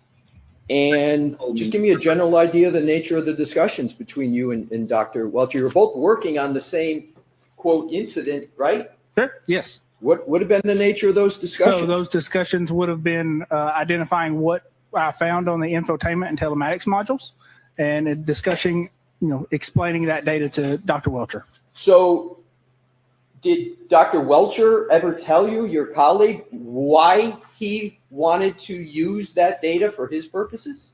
For reconstructing a timeline. And for reconstructing a timeline and picking a time for what you now call a text stream event, correct? You knew that's what he was doing.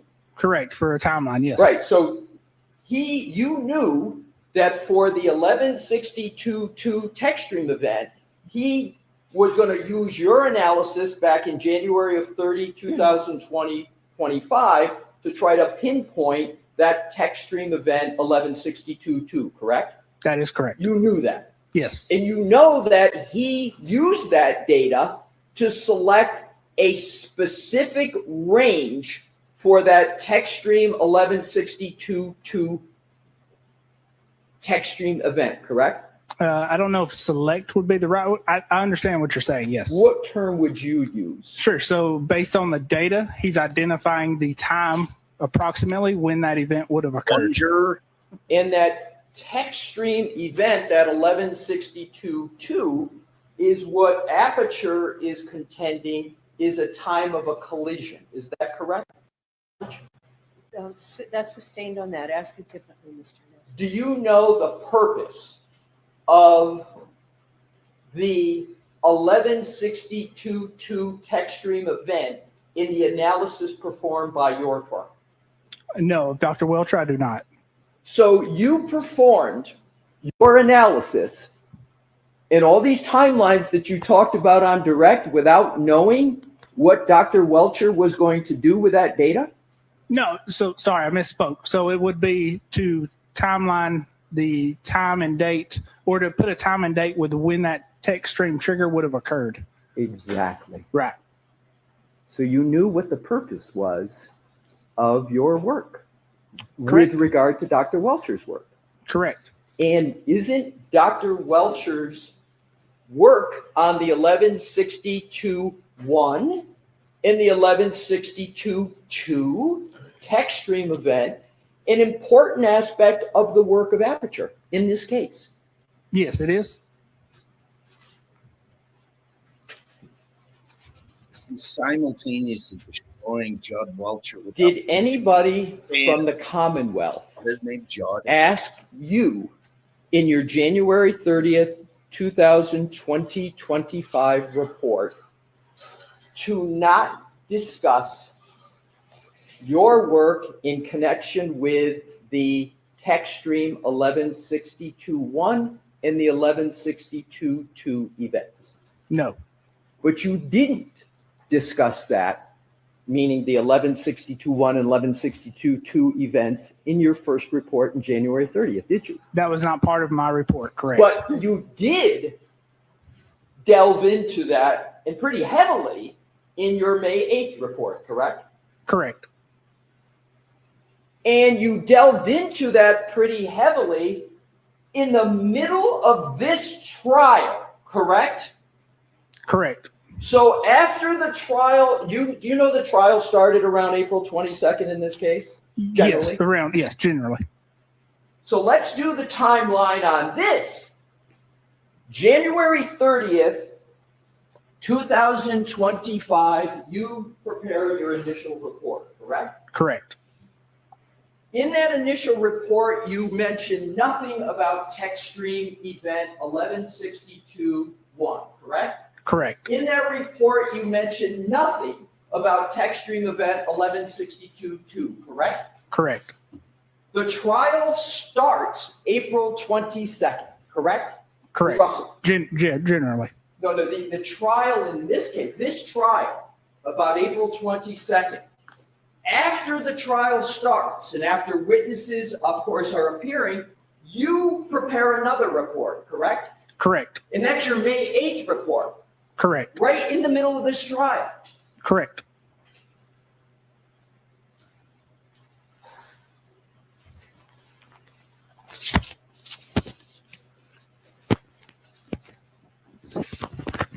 Man, he's fucking destroying it. And right in the middle of this trial, you enlarge the number for the 21 to 29 range. That's bigger than what it was in your first report, correct?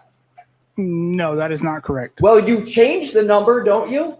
No, I did not change the number. Well, let's go back to see exactly what you did, sir. Sure. Oh, let's go. Let's start with the basics. You said on direct examination, sir, that you prepared your May 8th report on your own. Those were your words on your direct testimony, correct? Correct. I'm going to read the first line of your May 8th, 2025 report. Okay. Do you have it in front of you, sir? I do, yes. It starts, Dear Mr. Brennan. Do you see that? Yes, I do. Pursuant to your request. That's the request you're referring to of Mr. Brennan, correct? Correct. I have completed an additional analysis concerning the above referenced matter. To formulate opinions, the following additional items were reviewed. This wasn't done on your initiative. You put in writing you did it at the request of Mr. Brennan. Which is it? So that was on my own initiative. This is a holdover, so a copy and paste from my original report. Wow. You're explaining the May 8th report in your language pursuant to your request as a cut and paste from a previous report? Yes, I am. Do you cut and paste important information from one report to the other without checking it for accuracy? I copy and paste certain portions. Do you ever review what you cut and paste to see if it's accurate? Yes. You didn't review it this time, though, did you, sir? No, I did not think it was significant. Oh, you don't think it's significant, sir, that the matter is in the middle of a trial and there's a request for a new report after testimony has occurred in that trial? You don't think that's important? Objection. Sustained.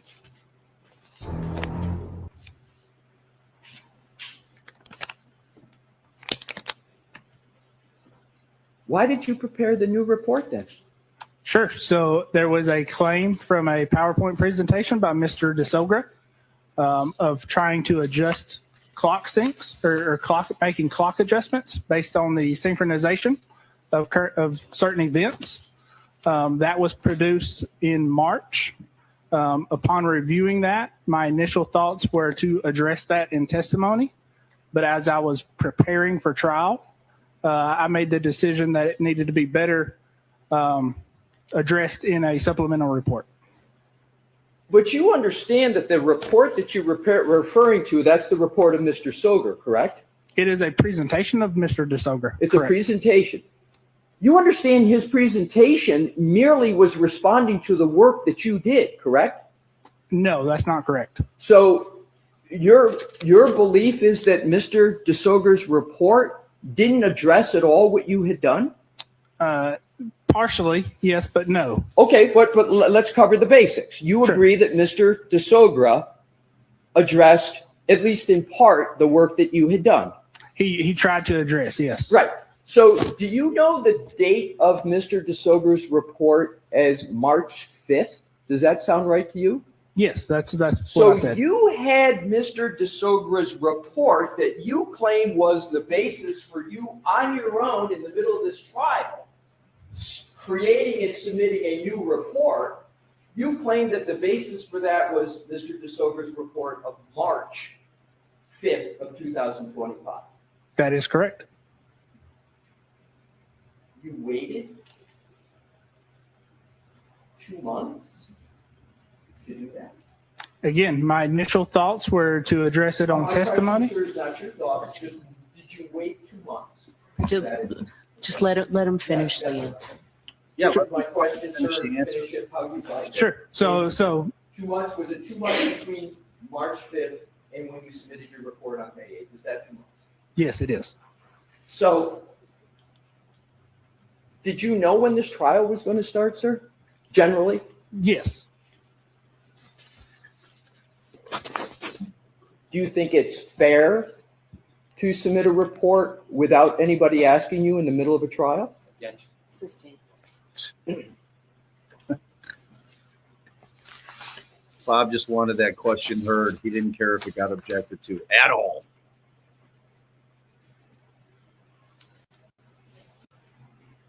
As we've been discussing, you issued a brand new report, in this case dated May 8th, 2025, correct? Correct.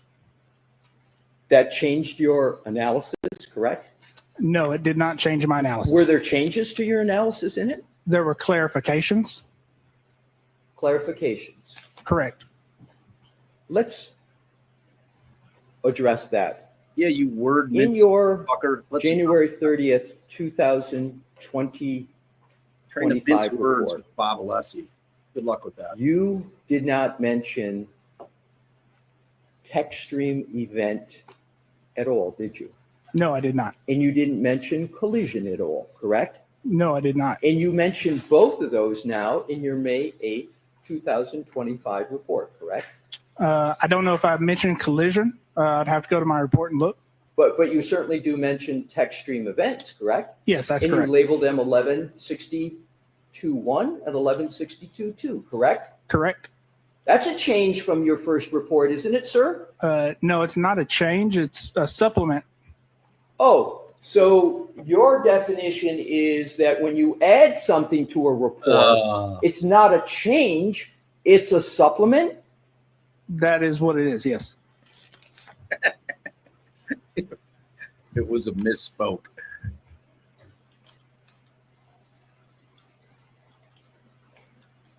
Who did you speak to regarding the May 8th, 2025 report before you prepared it?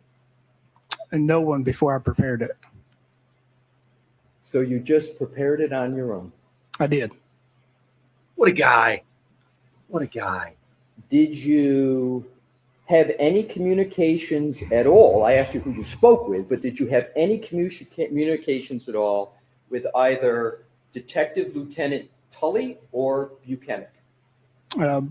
So I did reach out to Tully to get a full set of the location data, yes. So you reached out to Detective Tully before you prepared your May 8th report, correct? Yes, that is correct. Did he tell you that the trial had started in this case? No, not during that conversation, no. That's not the first communication you had with Detective Tully, was it? No, it's not. How many conversations have you had with Detective Tully? I would say a handful. How much is a handful? Yeah, I would be speculating, but we'll say 5 to 10. 5 to 10. Sure. It's two handfuls. Detective Tully expert at all in digital forensics? No. But you've had 5 to 10 conversations with him. Correct, to get provided information.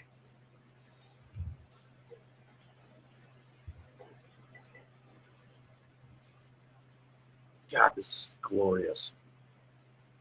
Fuck this guy. Fuck. At any time, has anybody from the Commonwealth had a discussion with you relative to your January 30th, 2025 report or your May 8th, 2025 report about keeping flexible the timelines for any events in this case? No, sir.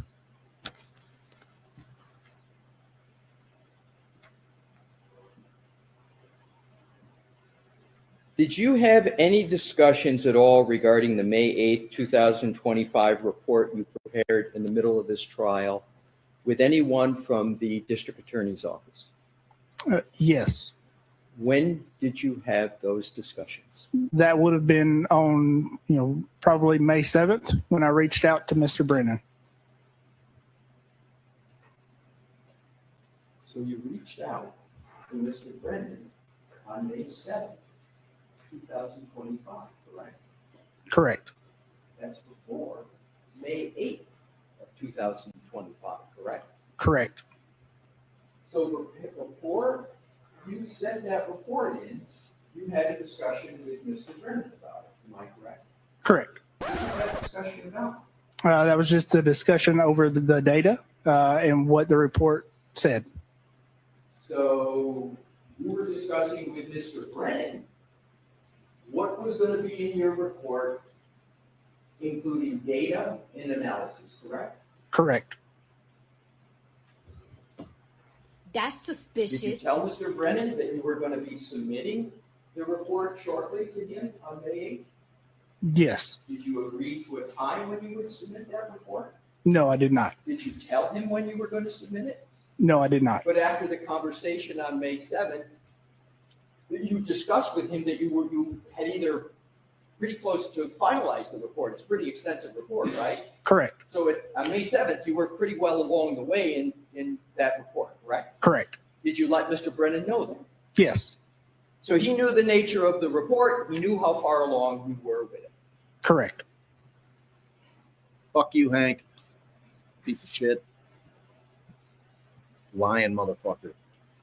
Did you have any other calls with anybody from the prosecution's office other than that about your May 8th report? No, I don't believe so. Do you have any texts with anybody about your May 8th report? No. Did you communicate with anybody else about your upcoming May 8th report? No, I would have provided a copy to Dr. Welcher. Your colleague? Correct. So Dr. Welcher knew you were working on this report, correct? He knew I submitted the report. I don't know if he knew I was working on the report. Did he know you were going to submit the report before you submitted it? Yes, I'm sorry, yes. Did he know what was going to be in the report? Yes, he did. Did he support the fact that you were going to submit a report in the middle of trial? I can't speak for Dr. Welcher. But he knew you were going to do it? Correct. Did he say anything, don't do that? Or did he have any comment about the fact you were going to submit it? Not that I recall off the top of my head. Not that you recall, so is it possible he did comment on whether you should submit it in the middle of trial? No, he would not have commented on whether I should have submitted it or not. Why? How many times in your career, sir, have you submitted a supplemental or amended report in the middle of trial? This would be the only one that I recall. So this is the only time. How many years have you been doing this?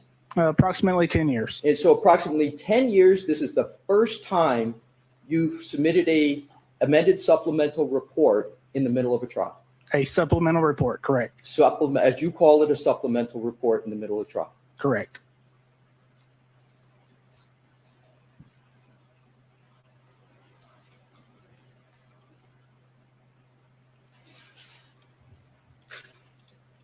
Do you know a person by the name of Ian Whiffen? Yes, I'm familiar with the name. Here we go. Here we go. You say you're familiar with the name. Are you more than familiar with his name? Are you familiar with his work? I'm familiar with his report in this case, yes. So you're familiar with his work if you're familiar with his report, correct? Correct.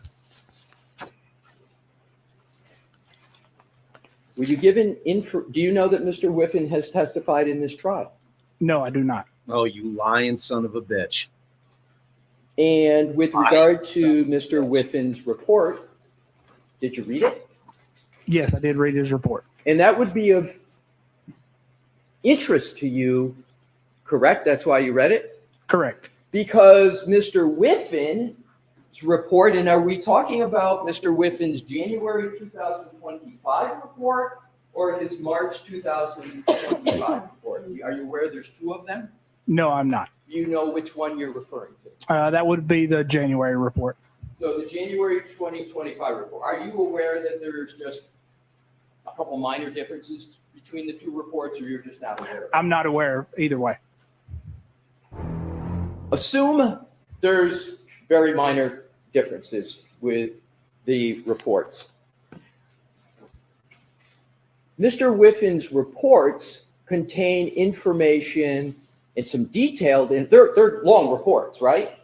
Yes, they are. So Mr. Whiffin's report contains information about the cell phone of Mr. O'Keefe, correct? Correct. It contains information about the location data in Mr. O'Keefe's phone, right? Correct. It contains information about the phone calls in Mr. O'Keefe's report, correct? Correct. It contains information about the temperature of the battery in the iPhone of Mr. O'Keefe, right? Correct. It has some timelines in that report, correct? Correct.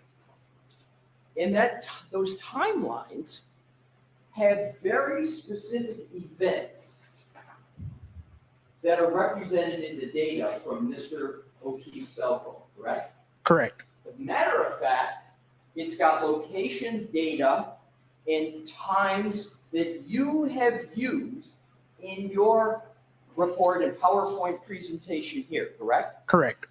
When did you receive the report of Mr. Whiffin with regard to the cell phone of Mr. O'Keefe? So I would have received his report sometime in January.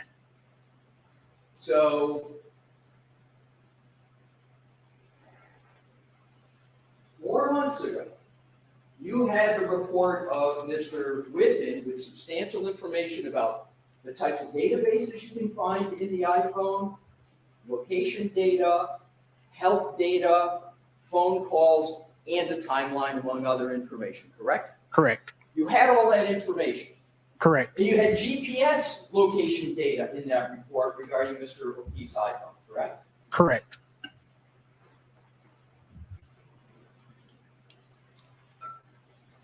You know what an SQLite database is? SQLite? Yes. SQLite, yes. Yes. And an SQLite database is one of the many databases that are contained within an iPhone, including Mr. O'Keefe's iPhone, correct? Correct. And you testified on your direct that you have general knowledge about cell phones, correct? Correct. And you say you've got certifications with regard to cell phones, correct? Correct. And your certifications include being able to read, Celebrite, and apply the Celebrite tool, correct? Correct. And you have certifications that allow you to apply and utilize magnet forensics, like, for example, their Axiom program, correct? Correct. And you've done that in your career. You've applied those tools before this case, correct? Correct. And you've applied those tools after your work in this case. You apply them pretty much frequently, correct? Correct. So the tools, the databases in an iPhone, and all the location data, etc., that was all information you had and you knew and had facile with back in January of 2025, correct? Correct. And you had access to the SQLite database because you had Mr. Whiffin's report, correct? Correct. I had the report. You Yes. had the report. Do you recall on your direct testimony saying that one of the reasons that you did this supplemental report on May 8th was you got new information or more information about Mr. O'Keefe's cell phone? Yes. Correct.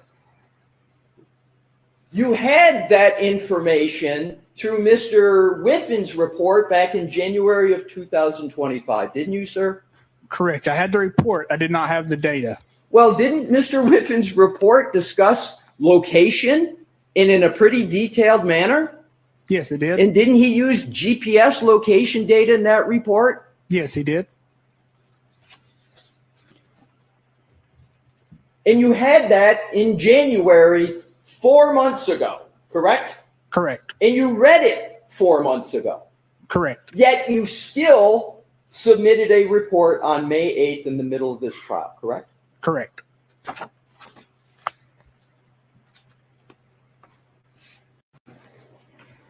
Are you familiar with a digital forensic analyst named Jessica Hyde?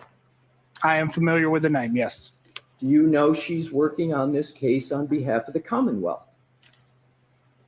Yes, I think I have heard that in conversations. Have you read any of her reports? No, I have not. So you're aware she's working on the case, but you're not aware of whether she's issued reports in this case. Correct. So you're not aware whether she has issued reports that mention about GPS location data, correct? Correct. Did you ever ask for her reports? No, I did not. Did anybody ever tell you or comment to you whether your analysis is consistent or inconsistent with the reports of Mr. Whiffen or Ms. Hyde? No. Did you watch their testimony in this trial? No, I did not. Did you learn of their testimony in this trial? No, I did not. Did anyone from law enforcement or any other aspect of the Commonwealth provide you with any summary of their testimony? No, they did not. But you had access to Mr. Whiffen's report with regard to his analysis and the data from Mr. O'Keefe's cell phone back in January of 2025, correct? Correct.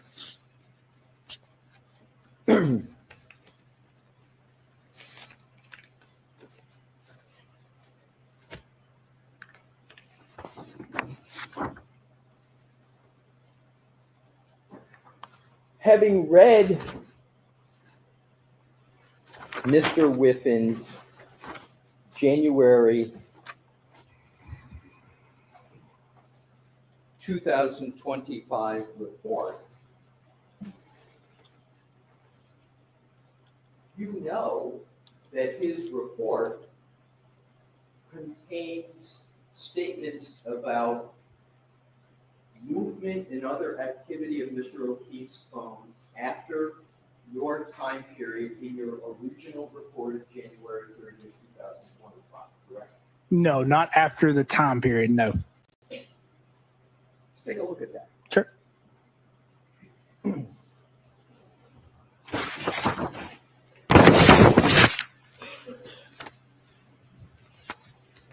Let's take a look at your January 30th, 2025 report.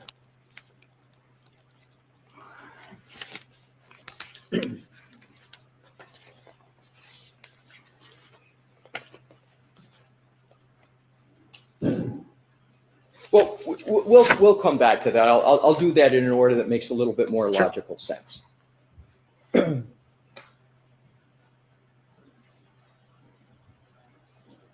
You've mentioned, and just to cover the foundational parts, that you're not the only employee of Aperture that's been hired to testify as a witness on behalf of the Commonwealth in this trial, correct? Correct. Your colleague, Judson Welcher, Dr. Judson Welcher, has also been retained by the Commonwealth through Aperture, correct? That is correct. Justin Welcher, Dr. Welcher is a biomechanical engineer, correct?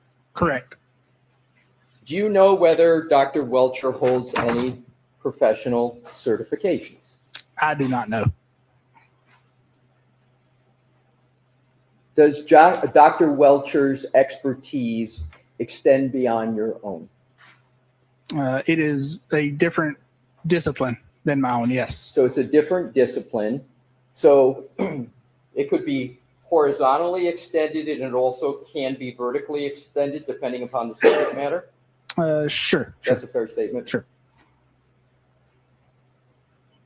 Your colleague, Dr. Welcher, who is an engineer, did opine on the timing of the TechStream event 1162-2 in his report of January 30th, 2025, correct? Objection. Is the objection sustained? I'll reword it, Your Honor. Do you know whether Dr. Welcher opined on the timing of TechStream event 1162-2 in his January 30th, 2025 report? Yes. So you do know. Yes. What is the timing of the text stream event 1162-2 in the January 30th report of Dr. Welcher, your colleague? Objection. So why don't I see you at sidebar? Yeah. Yeah. All right. So I saw a couple pretty interesting questions. I know everybody in here that like your mind is like, Jilly had asked serious questions. This is cause for dismissal. So if you remember back to Alec Baldwin's case, that case, in terms of that dismissal, it came to light during the trial that there was a Brady violation. So that was a little different. All right. So what's going to happen here, and what happens in every single case, provided the defense attorney is competent, which obviously we know these folks are super competent, they'll make a motion for what they call a directed finding or a directed verdict. Okay. After Hank ends his case in chief. And the thrust of that argument, okay, what you're saying is, Judge, we don't need to go to our case in chief because all the evidence the Commonwealth has put in and tendered does not establish the crime. They did not meet their burden on their end of it. So we don't even need to do anything. So she's going to look at this shit. Now, if it was another judge, I think you might have a very, very good chance at getting at least 2 of the counts dismissed. But with Canoni, I think what she's going to do, she'll deny it. And she's going to say that this guy's evidence, which frankly is their whole case, was tendered, and she's going to leave it to the jury to apply the appropriate weight to it. And now that his credibility has been destroyed, I'm going to say the evidence came in that this is what the timelines were, according to that guy. That's what the evidence is. As to his credibility, that's a question for the May I jury. proceed, Your Honor? Yes. Thank you. Thank you for your patience, Mr. Burgess. You're aware that Dr. Welcher created a PowerPoint presentation with regard to his work in January of 2025, correct? Correct. Did you ever discuss that work with Dr. Welcher that he was doing? No, I did not. Did you ever review any of his work at any point, including up to the point where you're sitting on the stand today? I have reviewed the slides that are included in Mr. DeSogra's presentation. Okay. In the slides that are included in Mr. DeSogra's report include, those slides you're referring to are the slides of Dr. Welcher, your colleague, correct? Correct. And the slides that are in Mr. DeSogra's report about Dr. Welcher that slide discusses the 1162-2 text stream event, correct? Correct. So you have looked at, albeit through Mr. DeSogra, you have looked at the slide that Dr. Welcher had in his report regarding the text stream event 1162-2, correct? Correct. May I approach, Your Honor? Yes.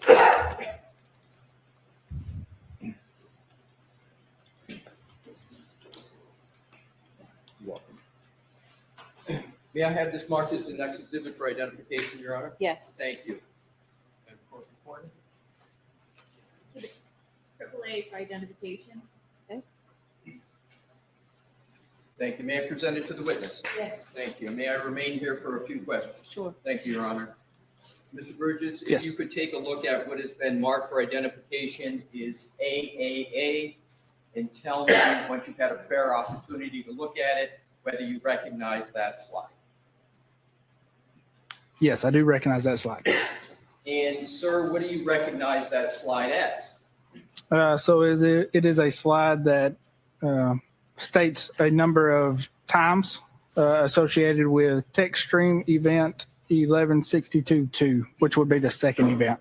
And did you consider this exhibit AAA in your preparation of a response to Mr. DeSogra's March 5th, 2025 presentation?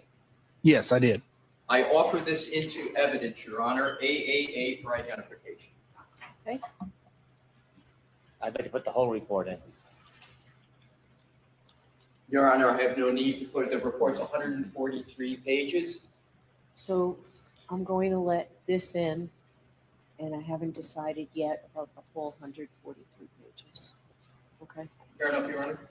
And I re-offer it into evidence, Your Honor. Yes.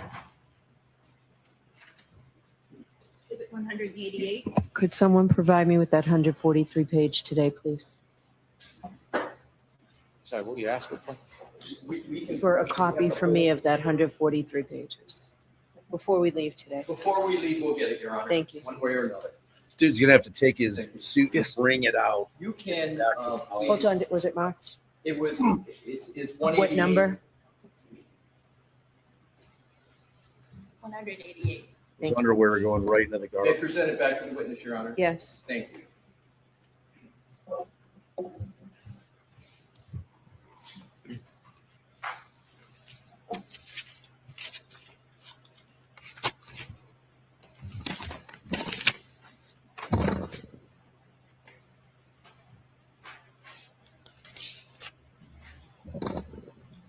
Sir, you now have what is in evidence as Exhibit 188 for identification.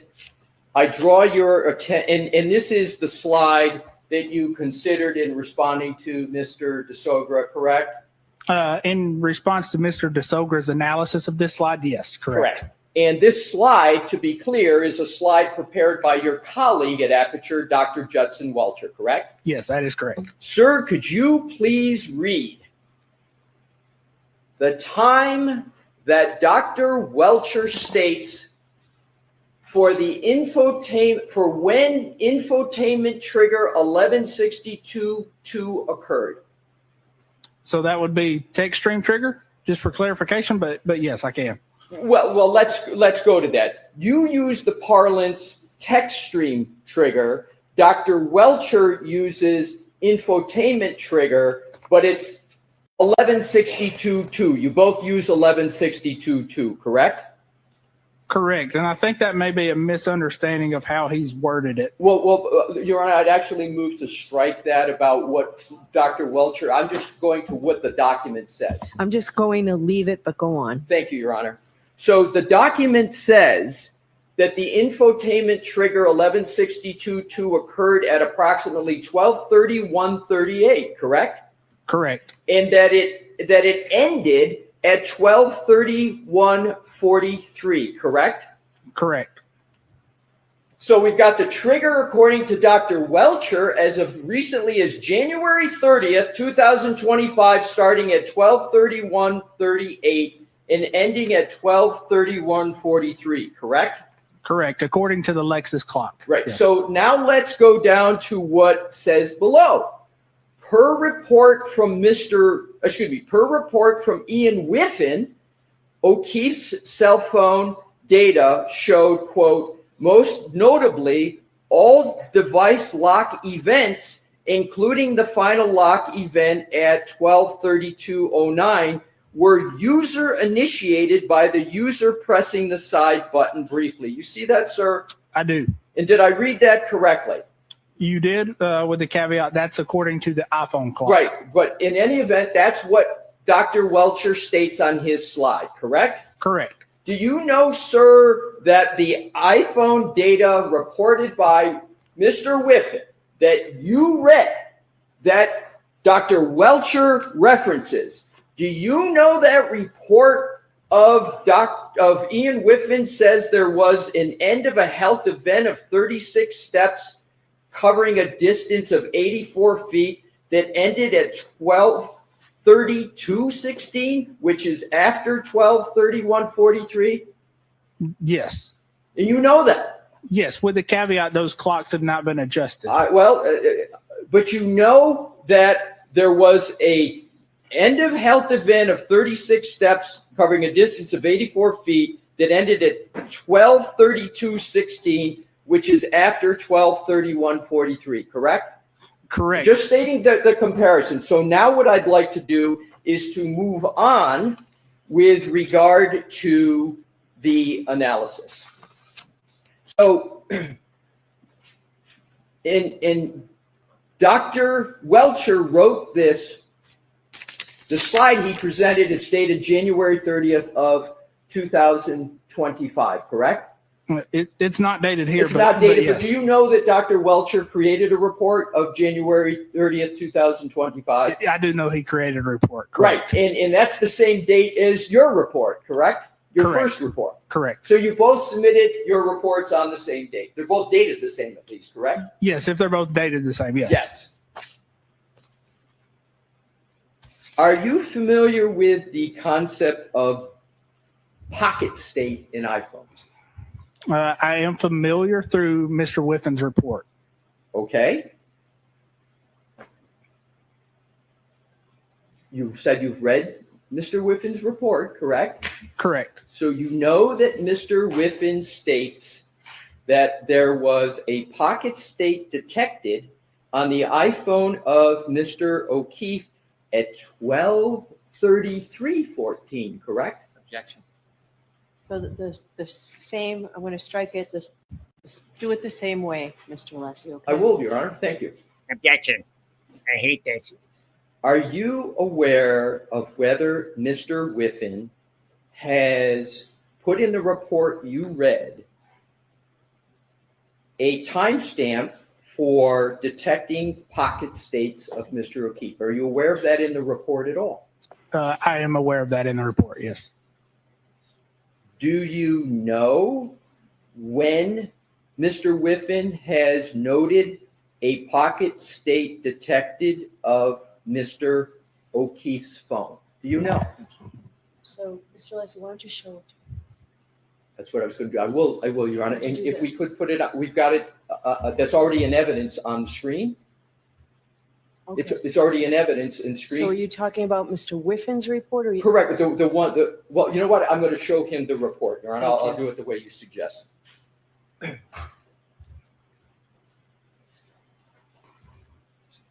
Sir, do you recall the specific time that Mr. Whiffin has stated pocket states detected for the phone of Mr. O'Keefe? No, I have not. If I showed you a report of Mr. Whiffin, might that refresh your recollection as to when Mr. Whiffin has stated pocket state detected? Would that help? Yes. Okay, sir, I'm going to endeavor to do that.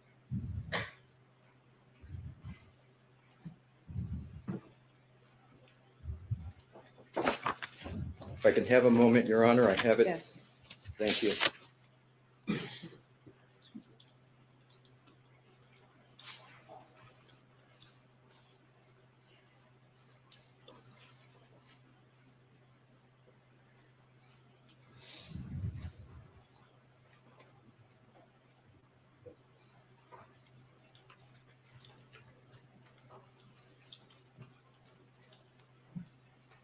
Yeah, it would be I have it, Your great Honor, to be if you seeing have a Hank's moment. face right now. His little rat face, pushing his glasses up constantly. Oh. But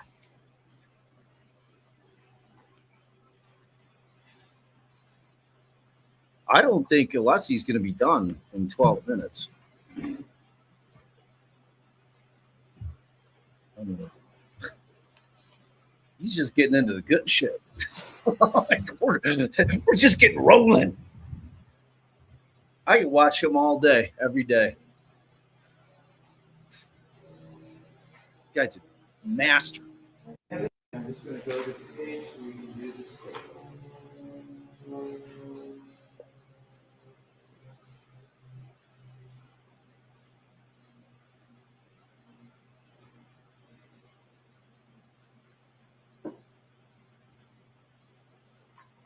I mean, what Alessi does, he is just the king of setting traps. never asks a question he doesn't know the answer. Ever. Ever. Great fucking lawyer.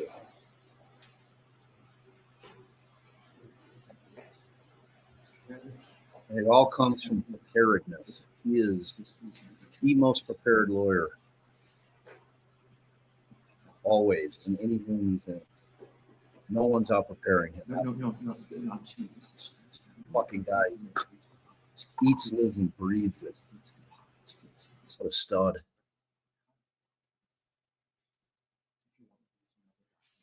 Hey, we want to hear that hot mic. Turn that shit up. Let's go. Hank. That was glorious. Oh, man. Just think when Welcher gets up on it. I mean, like, that's the thing I don't want to be lost on you guys. Remember, this isn't just affecting Burgess here. It's like an app. An agreement of sorts with Mr. Brennan. Could I proceed, Your Honor? Yes. It's been kneecapped. The whole company. They're tainted. Mr. Burgess. Yes. I'm going to show you what are 2 pages out of the report of Mr. Whiffen that you referenced, and we've been discussing about pocket state. Sure. And this one here, if you just read this line, because it's the heading, and then the next page, and tell me, sir, with reference to this entry right here, if that refreshes your recollection with regard to a column of pocket state with regard to the phone of Mr. and whether it refreshes your recollection on any comments Mr. Whiffen made about pocket state. Objection. I'm going to see you sidebar for 2 minutes. Okay. Let's see if we got any blooping. I haven't done much pausing because I don't want to miss a second. We might be live. Yeah, we're live. Well, I mean, what a day. What a glorious, glorious day. I was messaging Bedero. I'm like, this is glorious. He's like, it is. It's so good. It's so good. It's so good. Man, I was frankly shocked at just how much this guy lied about his background. And that can't be understated how important expert witnesses' educational background is. I mean, that's what gives them the hubris. That's what gives them the authority. That's what makes them an expert. And when you're able to show that even the most basic thing about this person that's sitting in front of you, telling you things that he's saying are facts. I thought maybe we'd get a few more minutes, but I understand. Oh, he's got a long way to go. Okay. So for the same cautions, please do not discuss this case with anyone. Don't do any independent research or investigation into this case. Look up Manacity. If you see, hear, or read anything about this case, please disregard it. Let us know. Please be careful with your social media use. We will see you tomorrow night. Thank you very much. All right. Closing no closing voting, please. We'll see you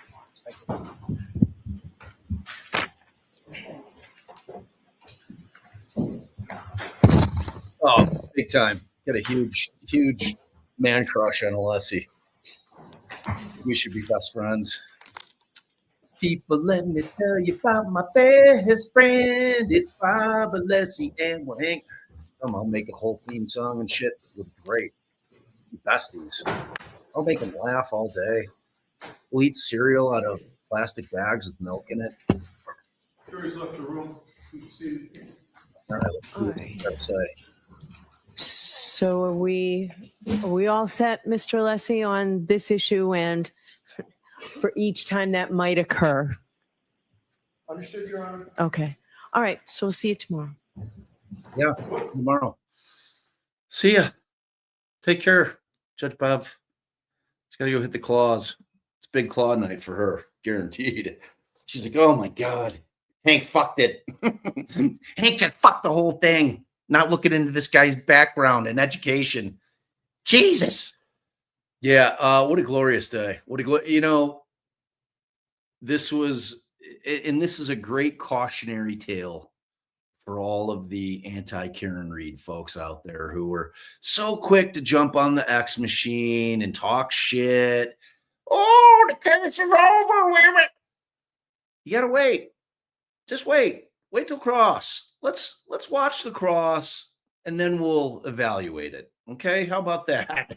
So what was supposed to be a really big day, but they're putting on, by all accounts, their star witness. I mean, this is the timeline guy. And he got absolutely flame thrown. And you know what? He's still on fire. This guy is still just a raging inferno. His whole body's engulfed. He's going to have to go back to the hotel, buy, new underwear at the Walmart. I mean, it's a nightmare for this guy. Like, that guy, if he's married, is getting on the phone with his wife. He's like, my fucking career's over. Because it is. Like, you don't have to be a genius to predict that this guy's career is over.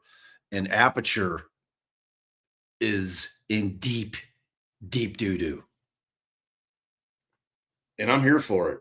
And I'm here for all of it. So it was wonderful to have all the cupcakes come in today. We loved having you guys. We love Melanie. Allie's been on with her a bunch. We've been trying to get her to do a duel, but she's super hard to get up. Like, we always think of it the day of. We want to try to do a dual stream with her one day. We think it would be a lot of fun because we'll all just talk shit, just a lot of shit talking. So, but it was a great day for the defense, kids. Great day for the defense. It's a wonderful thing when you can turn a witness, and we've seen it a couple times so far in this trial, when you could turn a state's witness into a real boon for the defense. And he's done it. And like, we haven't even gotten in to the nuts and bolts. I keep saying that because we haven't. Like, we're gonna get in. And if you don't think Alessi's ready, all that shit, like, he needed time. Like, Alessi's always gonna be ready. 4 days, like, he would have been ready if it was the next day. That's just who he is. He plugs in, all the info just pours into his brain, unplugs, and he's ready to go. It's ready to go. You guys were super generous today. We're always so thankful to all of you. I tried to throw all the supers up there. Tons of cupcakes were given until it hurts. Kathy T, Stephanie, thank you so much. You guys are just amazing. Bev's Biased, thank you so much. Got a bunch of new members, got some old heads, got some new heads. We love to see it. We love to see it. We love our community, and we are very thankful that you guys, there's a lot of people you could choose from. So we're thrilled that you come over here because we love our chat. We love our community over here. And I think having spent a full day with our community, you can see why we're, so proud of them. I always call them the best chat in the land. And I know a lot of channels say that, but in our case, I think it's true. I think we have the best chat in the land. So it's great. Aaron just dipped. Just had Aaron leave. So yeah, just unbelievable. Unbelievable day for the defense. And it's not over, kids. It's not over. To be continued tomorrow, bright and early. Bright and early. Captain, thank you so much. Let's do the timeline again. Thank you so much. Holly, welcome to the fam. Oh, family hug. We give family hugs over here, so now you know. You've been hugged. Best Gun, thank you. Thank you so much. Holly, again, thank you. Allie McCabe said Colin wasn't there. Don't know about that. Yeah, thank you so much. Best Gun again. Carol, new member. Oh, family hug. Holly, thank you again. So generous.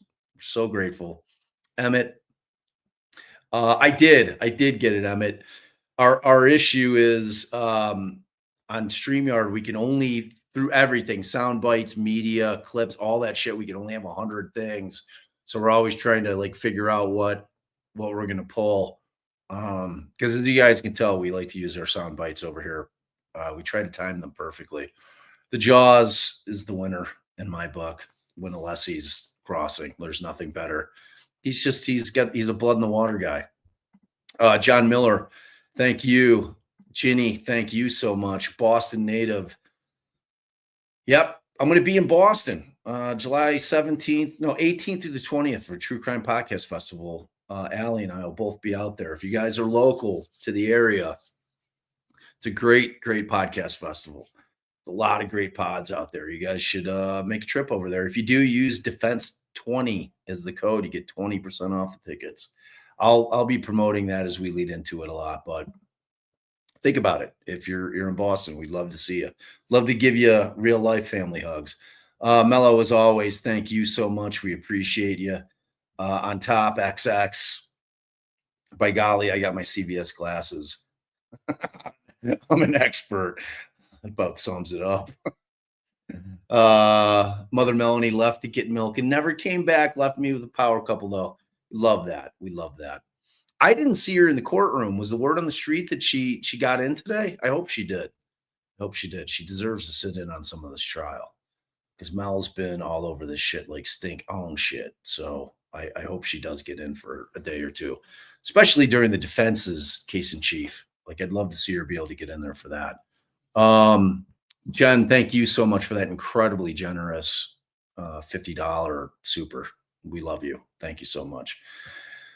Tony, new member. Family hug. Thank you. Welcome to the fam. On top XX coming back. Down bad Mother Melody left me alone with Tough King CVS glasses and a dream. That's all you can ask for sometimes, living the dream. Thank you so much. Again, by golly, I'm going to drink over Melanie leaving me and this Fart King. I'm assuming that was supposed to be Fart King, not even a comb over or tuft. I like to call it a little tuft. I was surprised it didn't fall out while he was on the stand in real, like in real time. It seemed like it was the kind of day for that kind of thing to happen with the stress. Thank you so much on Top X. Again, way down yonder in the hoochie coochie. And then if you call AAA, this guy shows up. Life is over. Boom. Yeah, I mean, it's true. Couldn't have happened to a better guy. I mean, if you're an expert and you're willing to not give a shit that your testimony is theoretically trying to put a woman away on some bullshit, then fuck that guy. You know what I mean? Thank you so much on Top X for all your generosity. Calzi, say sure one more time. Sure. He wasn't saying sure too much on the cross, was he? I don't know if I heard him say it one time on cross. Interesting. Best gun again, Bob. You say we mirrored the jury. Well, he lost me after his name. True. Yeah, we do. I mean, the chat is the jury. I mean, we are the people. We are the jury. Things that we feel, things that we think are common sense. That's what those 12 folks and the 6 alternates are thinking too. Melo, if John wasn't in the car, how could a turn be recorded? Wasn't the turn right before she backed up? Not according to this dude, but as we now know, his word ain't worth shit. So there you go. Thank you so much, Mello. On top, at this point, Sling Blade is a step up. Give me them no print right there. They good. I like the way you talk. John Miller, thanks again, Top. John Miller, love you. Let's go, Bob. Appreciate you, brother. Best gun. So am I guessing the tech stream does not show a collision? Definitely doesn't seem like it. I don't know. Like I heard people talking shit about that. I'm like, yeah, I'll believe that when I see it. And we ain't seen it. So I'm gonna put a real dangerous guess out there. That shit don't exist. You know why? Because there was no collision. pretty tough to show a collision if there's not one. Mickey, and thank you, by the way, Best Gun and Farmer Whitehair, Benny Hill Show for investigators. No doubt. No doubt. We got that clip. We didn't play it today. Mandy opted for Curb, which is equally good for a clown show. Thank you so much, Farmer. Mickey, so far what I got is sure. I don't know when the vehicle was shut off, but sure. I have tons of other information that is so much more complicated. Yeah, that's the Peanuts parents shit right there. Wah, wah, wah, wah, wah, wah, wah, wah, wah. You know what the jury really understands is a guy lying about his educational background and his CV to get hired by a bunch of companies and lawyers for cases. That's what they understand that. I promise you, they understand that part of it. Thank you so much. Kelly, are they going to say John's Wi-Fi clock is wrong? I mean, like, they're dealing with the internal clock of the iPhone, and I give this testimony and this evidence the weight that it deserves, which is nothing. So that's where I'm at with it. I was at it before this guy was found to be a lying sack of shit for all the reasons I said. I mean, you've got Wolf and Rensler who were independently hired, and that was game over for me. The first time I heard what came out of their mouths, that sewed it. It was done. Like, those dudes are everything. They're the kings. But thank you so much, Kelly. Appreciate you. Best Gun, I wanted to see the event for the tow truck. Yeah, me too. I don't know if we did either. I mean, they showed the tow truck clip or a picture. I can't remember if they put the data in. Thank you so much, though, Best Gun. And then Jennifer Alessi is going to be the Hail Mary in this case. Finds Karen not guilty, in my opinion. Hard agree. No, I mean, he's like the linebacker that sacks the quarterback, causing him to fumble, scoops it up, and runs it into the end zone and wins the whole fucking thing, because he's that dude. He is just a powerhouse. He's a powerhouse. Like, Hank is so overmatched with Bob Alessi. It's like he can't hang with them. It's that simple. Like, there's no other way to put it. Just cannot hang with them. And I'm talking about smarts. Just can't do it. It's like, you know, he could try all he wants. He'll never get there. He'll never be able to understand the science the way that Bob Alessi does, ever. And, you know, when Hank's trying to go after Wolf and Rensler, good luck. Because what they're going to have seared in their mind, they're being the jury, is the cross-examinations that they're going to be seeing from Bob Alessi. And it's going to be Hank trying to come up with a bunch of stupid shit, which is another thing that Alessi beautifully did today when he peppered in all the communications between Hank and Burgess and Tully. These fucking guys are all talking. That shit's going to fall on deaf ears. You're going to be like, so what, dude? Like, get to the real shit. That's what they're going to be thinking when Hank's going to be trying to bring his shit up on cross-examination. Good luck with that, Hank. Thank you so much, Jennifer.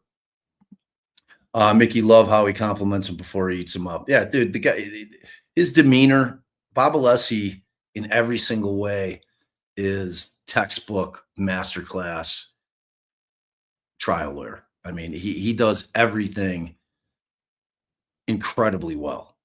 Because, like, Bob will get his voice up. You'll hear it. You know, he gets that, like, incredulous. You know, he's incredulous in terms of asking a question. His octaves will raise like 2-3 octaves when he can't believe something that he's asking this guy. You know, so but he's always hyper polite. You know, like, he's just so great at cross-examining and in demeanor, because you'll see it when you watch other trials. You know, it's like I'll be in chats, even in our chat when we're watching different trials, and people are like, there's so much talk about the demeanor of the lawyer. You know, oh, I think the lawyer's being an asshole to this witness. You never hear that with Bob Alessi, ever.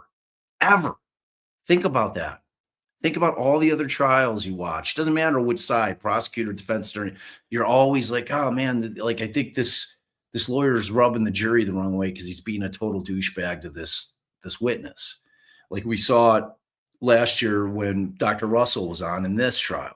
Everybody's like being a total jagoff to this sweet, wonderful Dr. Russell. I'm like, it's not going to play well. He knows how to have heavily handle every single nuance of a cross-examination. And it's a sight to behold. It really is. It's unbelievable. So thank you so much for that, Mickey. Jennifer, everyone do the bukkake and acknowledge this live with a thumbs up. Yes, please. I'm terrible at reminding you all to please hit that like, share, subscribe. Those are super important to us building the channel. We're creeping in on 50K, which we're really excited about. So, it's free. You can do it. And we really, really appreciate it when you do that for us. It's a nice little way to give for us that really helps get us out into the algorithm, pops up on people's feeds. That's the whole point of the liking thing, and if you're on Replay Crew, leave a comment. That also pumps it out because it's getting action. That tells YouTube, all right, this content doesn't suck. We're going to get it out there. It's good. People seem to enjoy it.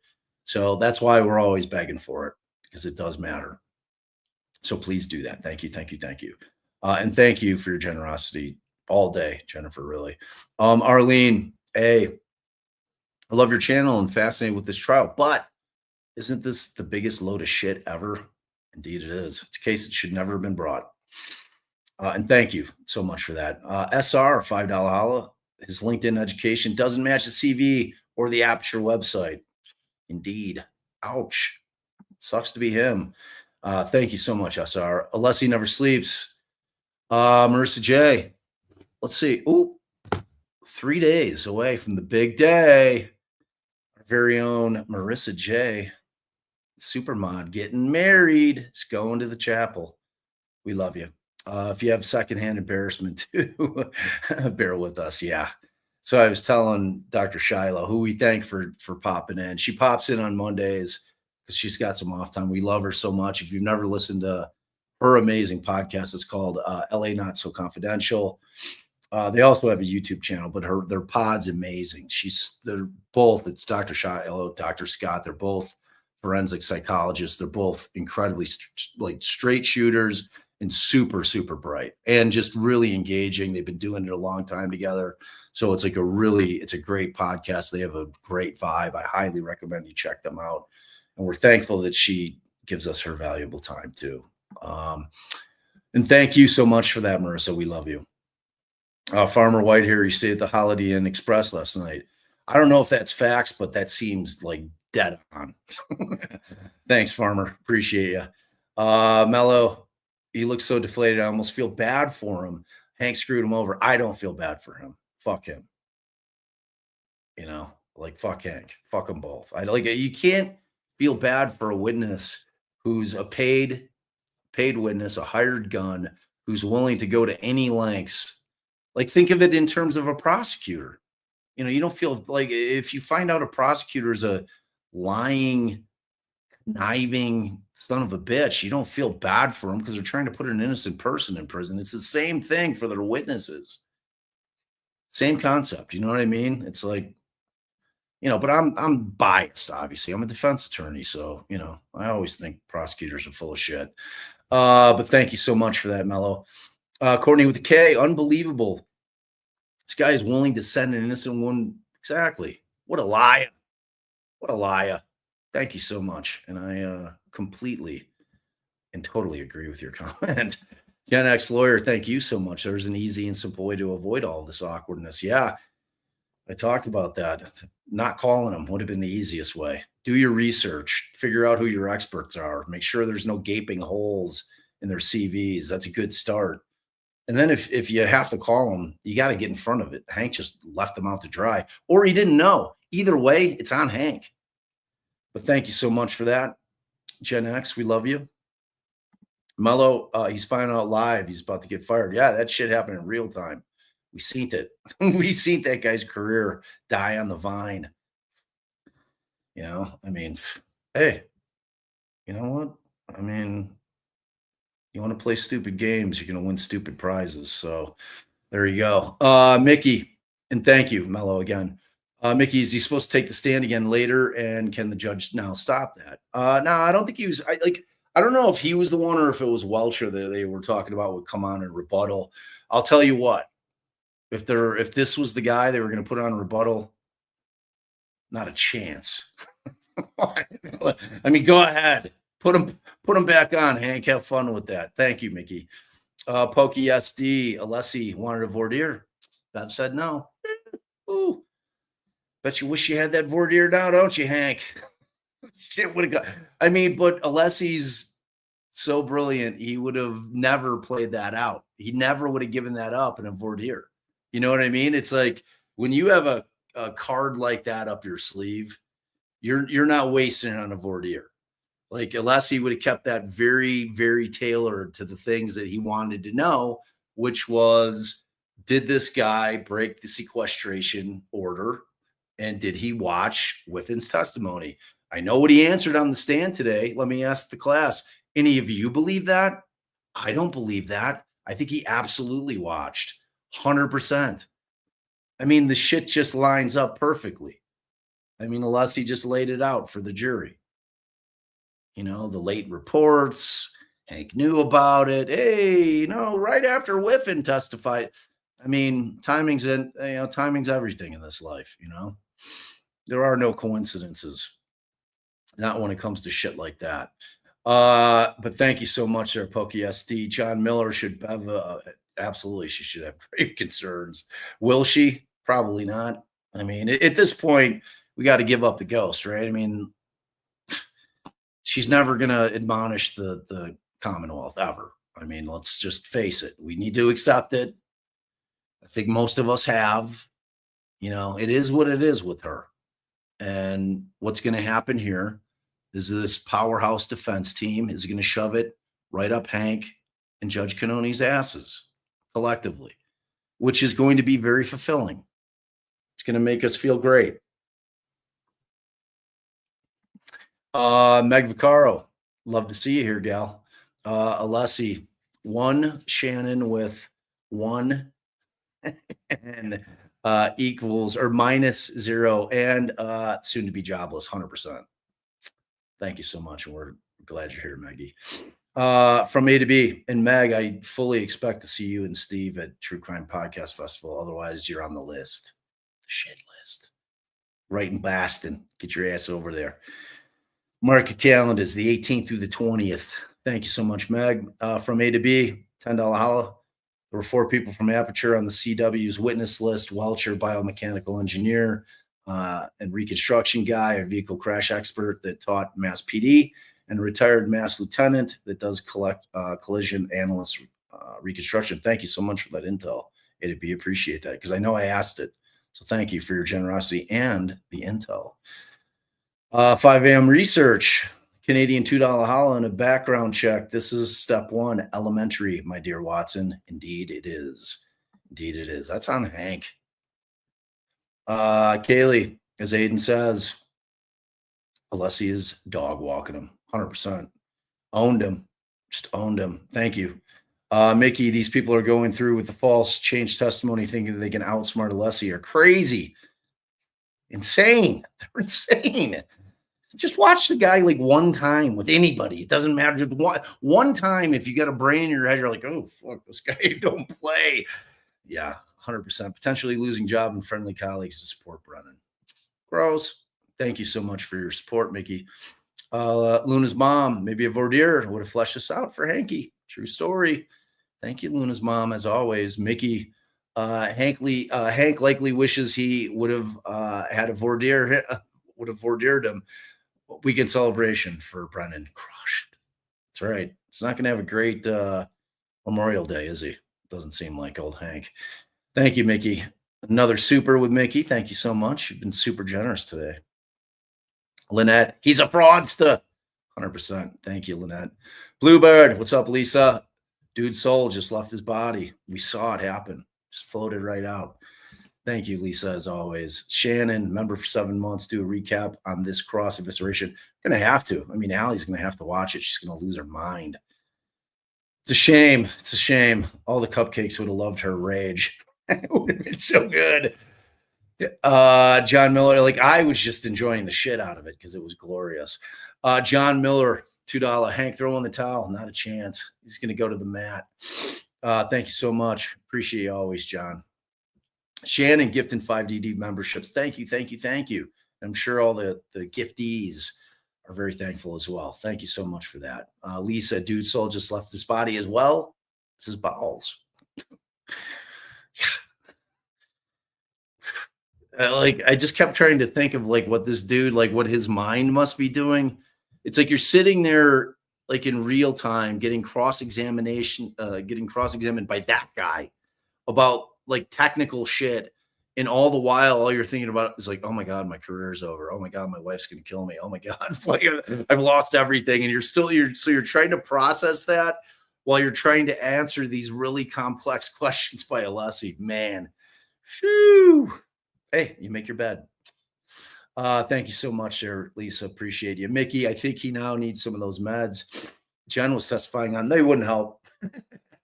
There's no helping that. There's nothing that Brennan could do to stop it. It's like it's a runaway train that's left the station. He's not going to be able to rehabilitate him on redirect at all. You can't rehabilitate lies like that. There's no way. Like there's no words that are going to make the fact that he lied about who he is fundamentally as an expert ever go away. There's nothing you can do about it. It's like unless he's going through the process because he needs to of attacking what his testimony was, but the work was done in the first half an hour of the cross. Like he destroyed this guy's credibility. That like any jury that would take anything that guy says at face value is somebody who need not ever be on a jury. But you always worry about those folks. That's why Alessi does all the work. Thank you so much for that, Mickey. Shannon, how long to ruin one's career? I want to call it about 4.5 hours. Man, sound right? Thank you so much, Shannon L. Kaylee, Aiden had a bunch of charges dismissed. Yes, I saw. Phenomenal. Looks like it was 5. 5 have been dismissed. I'm dying to read or watch to see if the judge gave kind of his rationale on why 5, because they're so intertwined. It's weird to me that some of them could have survived because it's really the same argument for all of them. So I'm going to be anxious to look into that. I'll hit Aiden up too and find out what the deal is. But thank you so much for that info, Kaylee. Amanda the $2 super. Appreciate you, girl. Nightclubs, the audacity for the anti-Karen Reed to go after Dr. Wolf. Good luck with that. Good luck with that. I hope he does. Just make him look like a doofus that he is. Thank you so much for that, Nightclubs. Lauren Riker, LinkedIn called. They don't know a Shannon Burgess. Who? We've never heard of him. Thank you. Thank you. Thank you. Anya, I think it was probably the pronunciation that's appropriate and correct. I know you're re-upping. You've been here a minute, but family hugs for you. We love you. Jen, there's nowhere I'd rather be than DD for this. We love you. We love you. You're biased, but it's amazing. We love you so much, and we appreciate your generosity always. Lisa coming in hot with another DD 10 podcast memberships gifted out. You're amazing, Lisa. We love you. Thank you. Amanda I wonder how the antis are going to spin this. I love it. I started to see it on X already. It was, oh, it's petty. He's picking on his education. I'm like, yeah, that's what you do with experts. If their education doesn't matter, then why are they an expert? I mean, there's not going to be anything they're going to be able to say. It's going to be hilarious. Thank you so much for that generosity. Best gun. I need Allie dropping F-bombs. I know we missed her today. She was in my head. You know, we all know what she would have been doing. Like if you're an oldie, you know what she does. You know, she'd been losing her shit. So thank you for that. Cajun Gumbo. Love it. Love the moniker. Love the gumbo. Love New Orleans. Love everything about this whole thing right here, including the generosity. We will have to replay last week when Hanky is giving his creds. Should. Vanessa, thank you so much. Cajun. Vanessa R. 5 pounds British. Thank you. It's a pleasure being over here. I'm not leaving. I just want to thank you for being here. Like I said, you guys had a bunch of channels to choose from. We're so grateful that you popped over here. Hopefully you had a decent time. You didn't get us at full strength either. It's just me. Usually it's Allie and I, but we're traveling. We're in Boulder. We had a graduation that took place this weekend of Allie's niece. So we're not in our normal setup. This is our road setup, and I couldn't get my regular mic to work, but I think it sounded okay. So, but thank you so much for hanging with us. We really appreciate it, and the generosity. Bella's mom, thank you so much. We really appreciate you. Remy, 5DD gifted memberships. Thank you so much. We really appreciate it. Jennifer, again, he needs to Control Alt Delete and not copy and paste. True story. And thank you. Once again, Jennifer, you've been incredibly generous all day. Chili Flan, thank you. I think I addressed that. Thank you for your super and your question. It was a good one. Distracted Therapist, thank you for your super. Appreciate you always. Adita, White Claw, gifted 5DD memberships. Had a lot of new family members come in the door today. We love that. We love that.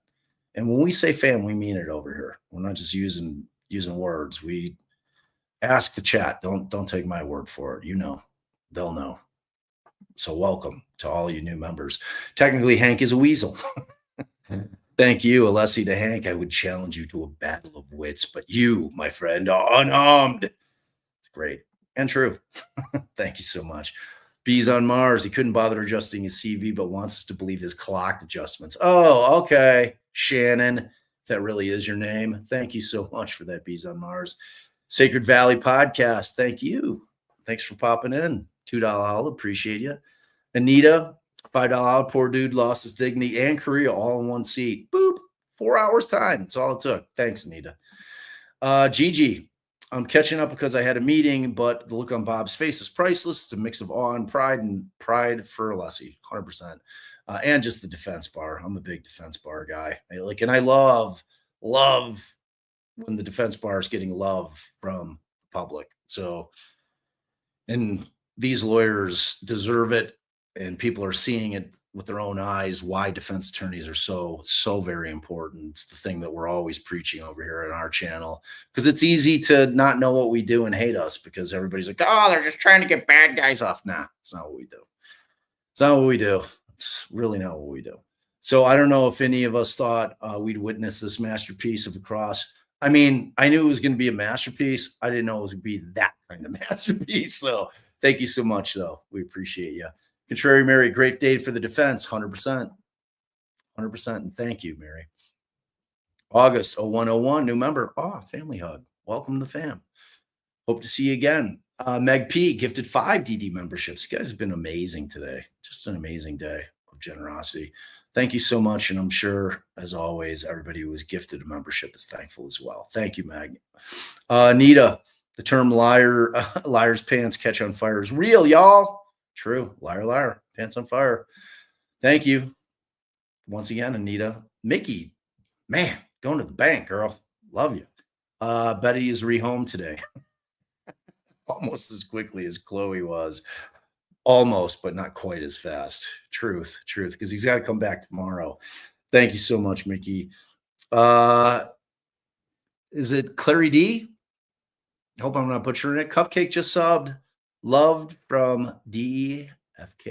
Thank you so much for all of that, for subbing, for the super, for all of it. We love the cupcakes. Can't say it enough. Glamasu's $5 holla.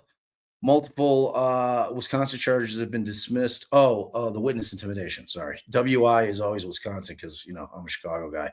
Have been dismissed. Yep, we saw it. Dominoes are falling. Yep, five down. So that's amazing. Thank you for that. Thank you for the intel and super. Pandora's, his CV now states on Aperture site, not for expert designation. Is that true? Are you making that up, or is that really they put it back up? They were like, just kidding. Just kidding about this guy. Oh, Larisha sent me a Cash App. All right, let me see. I want to give love.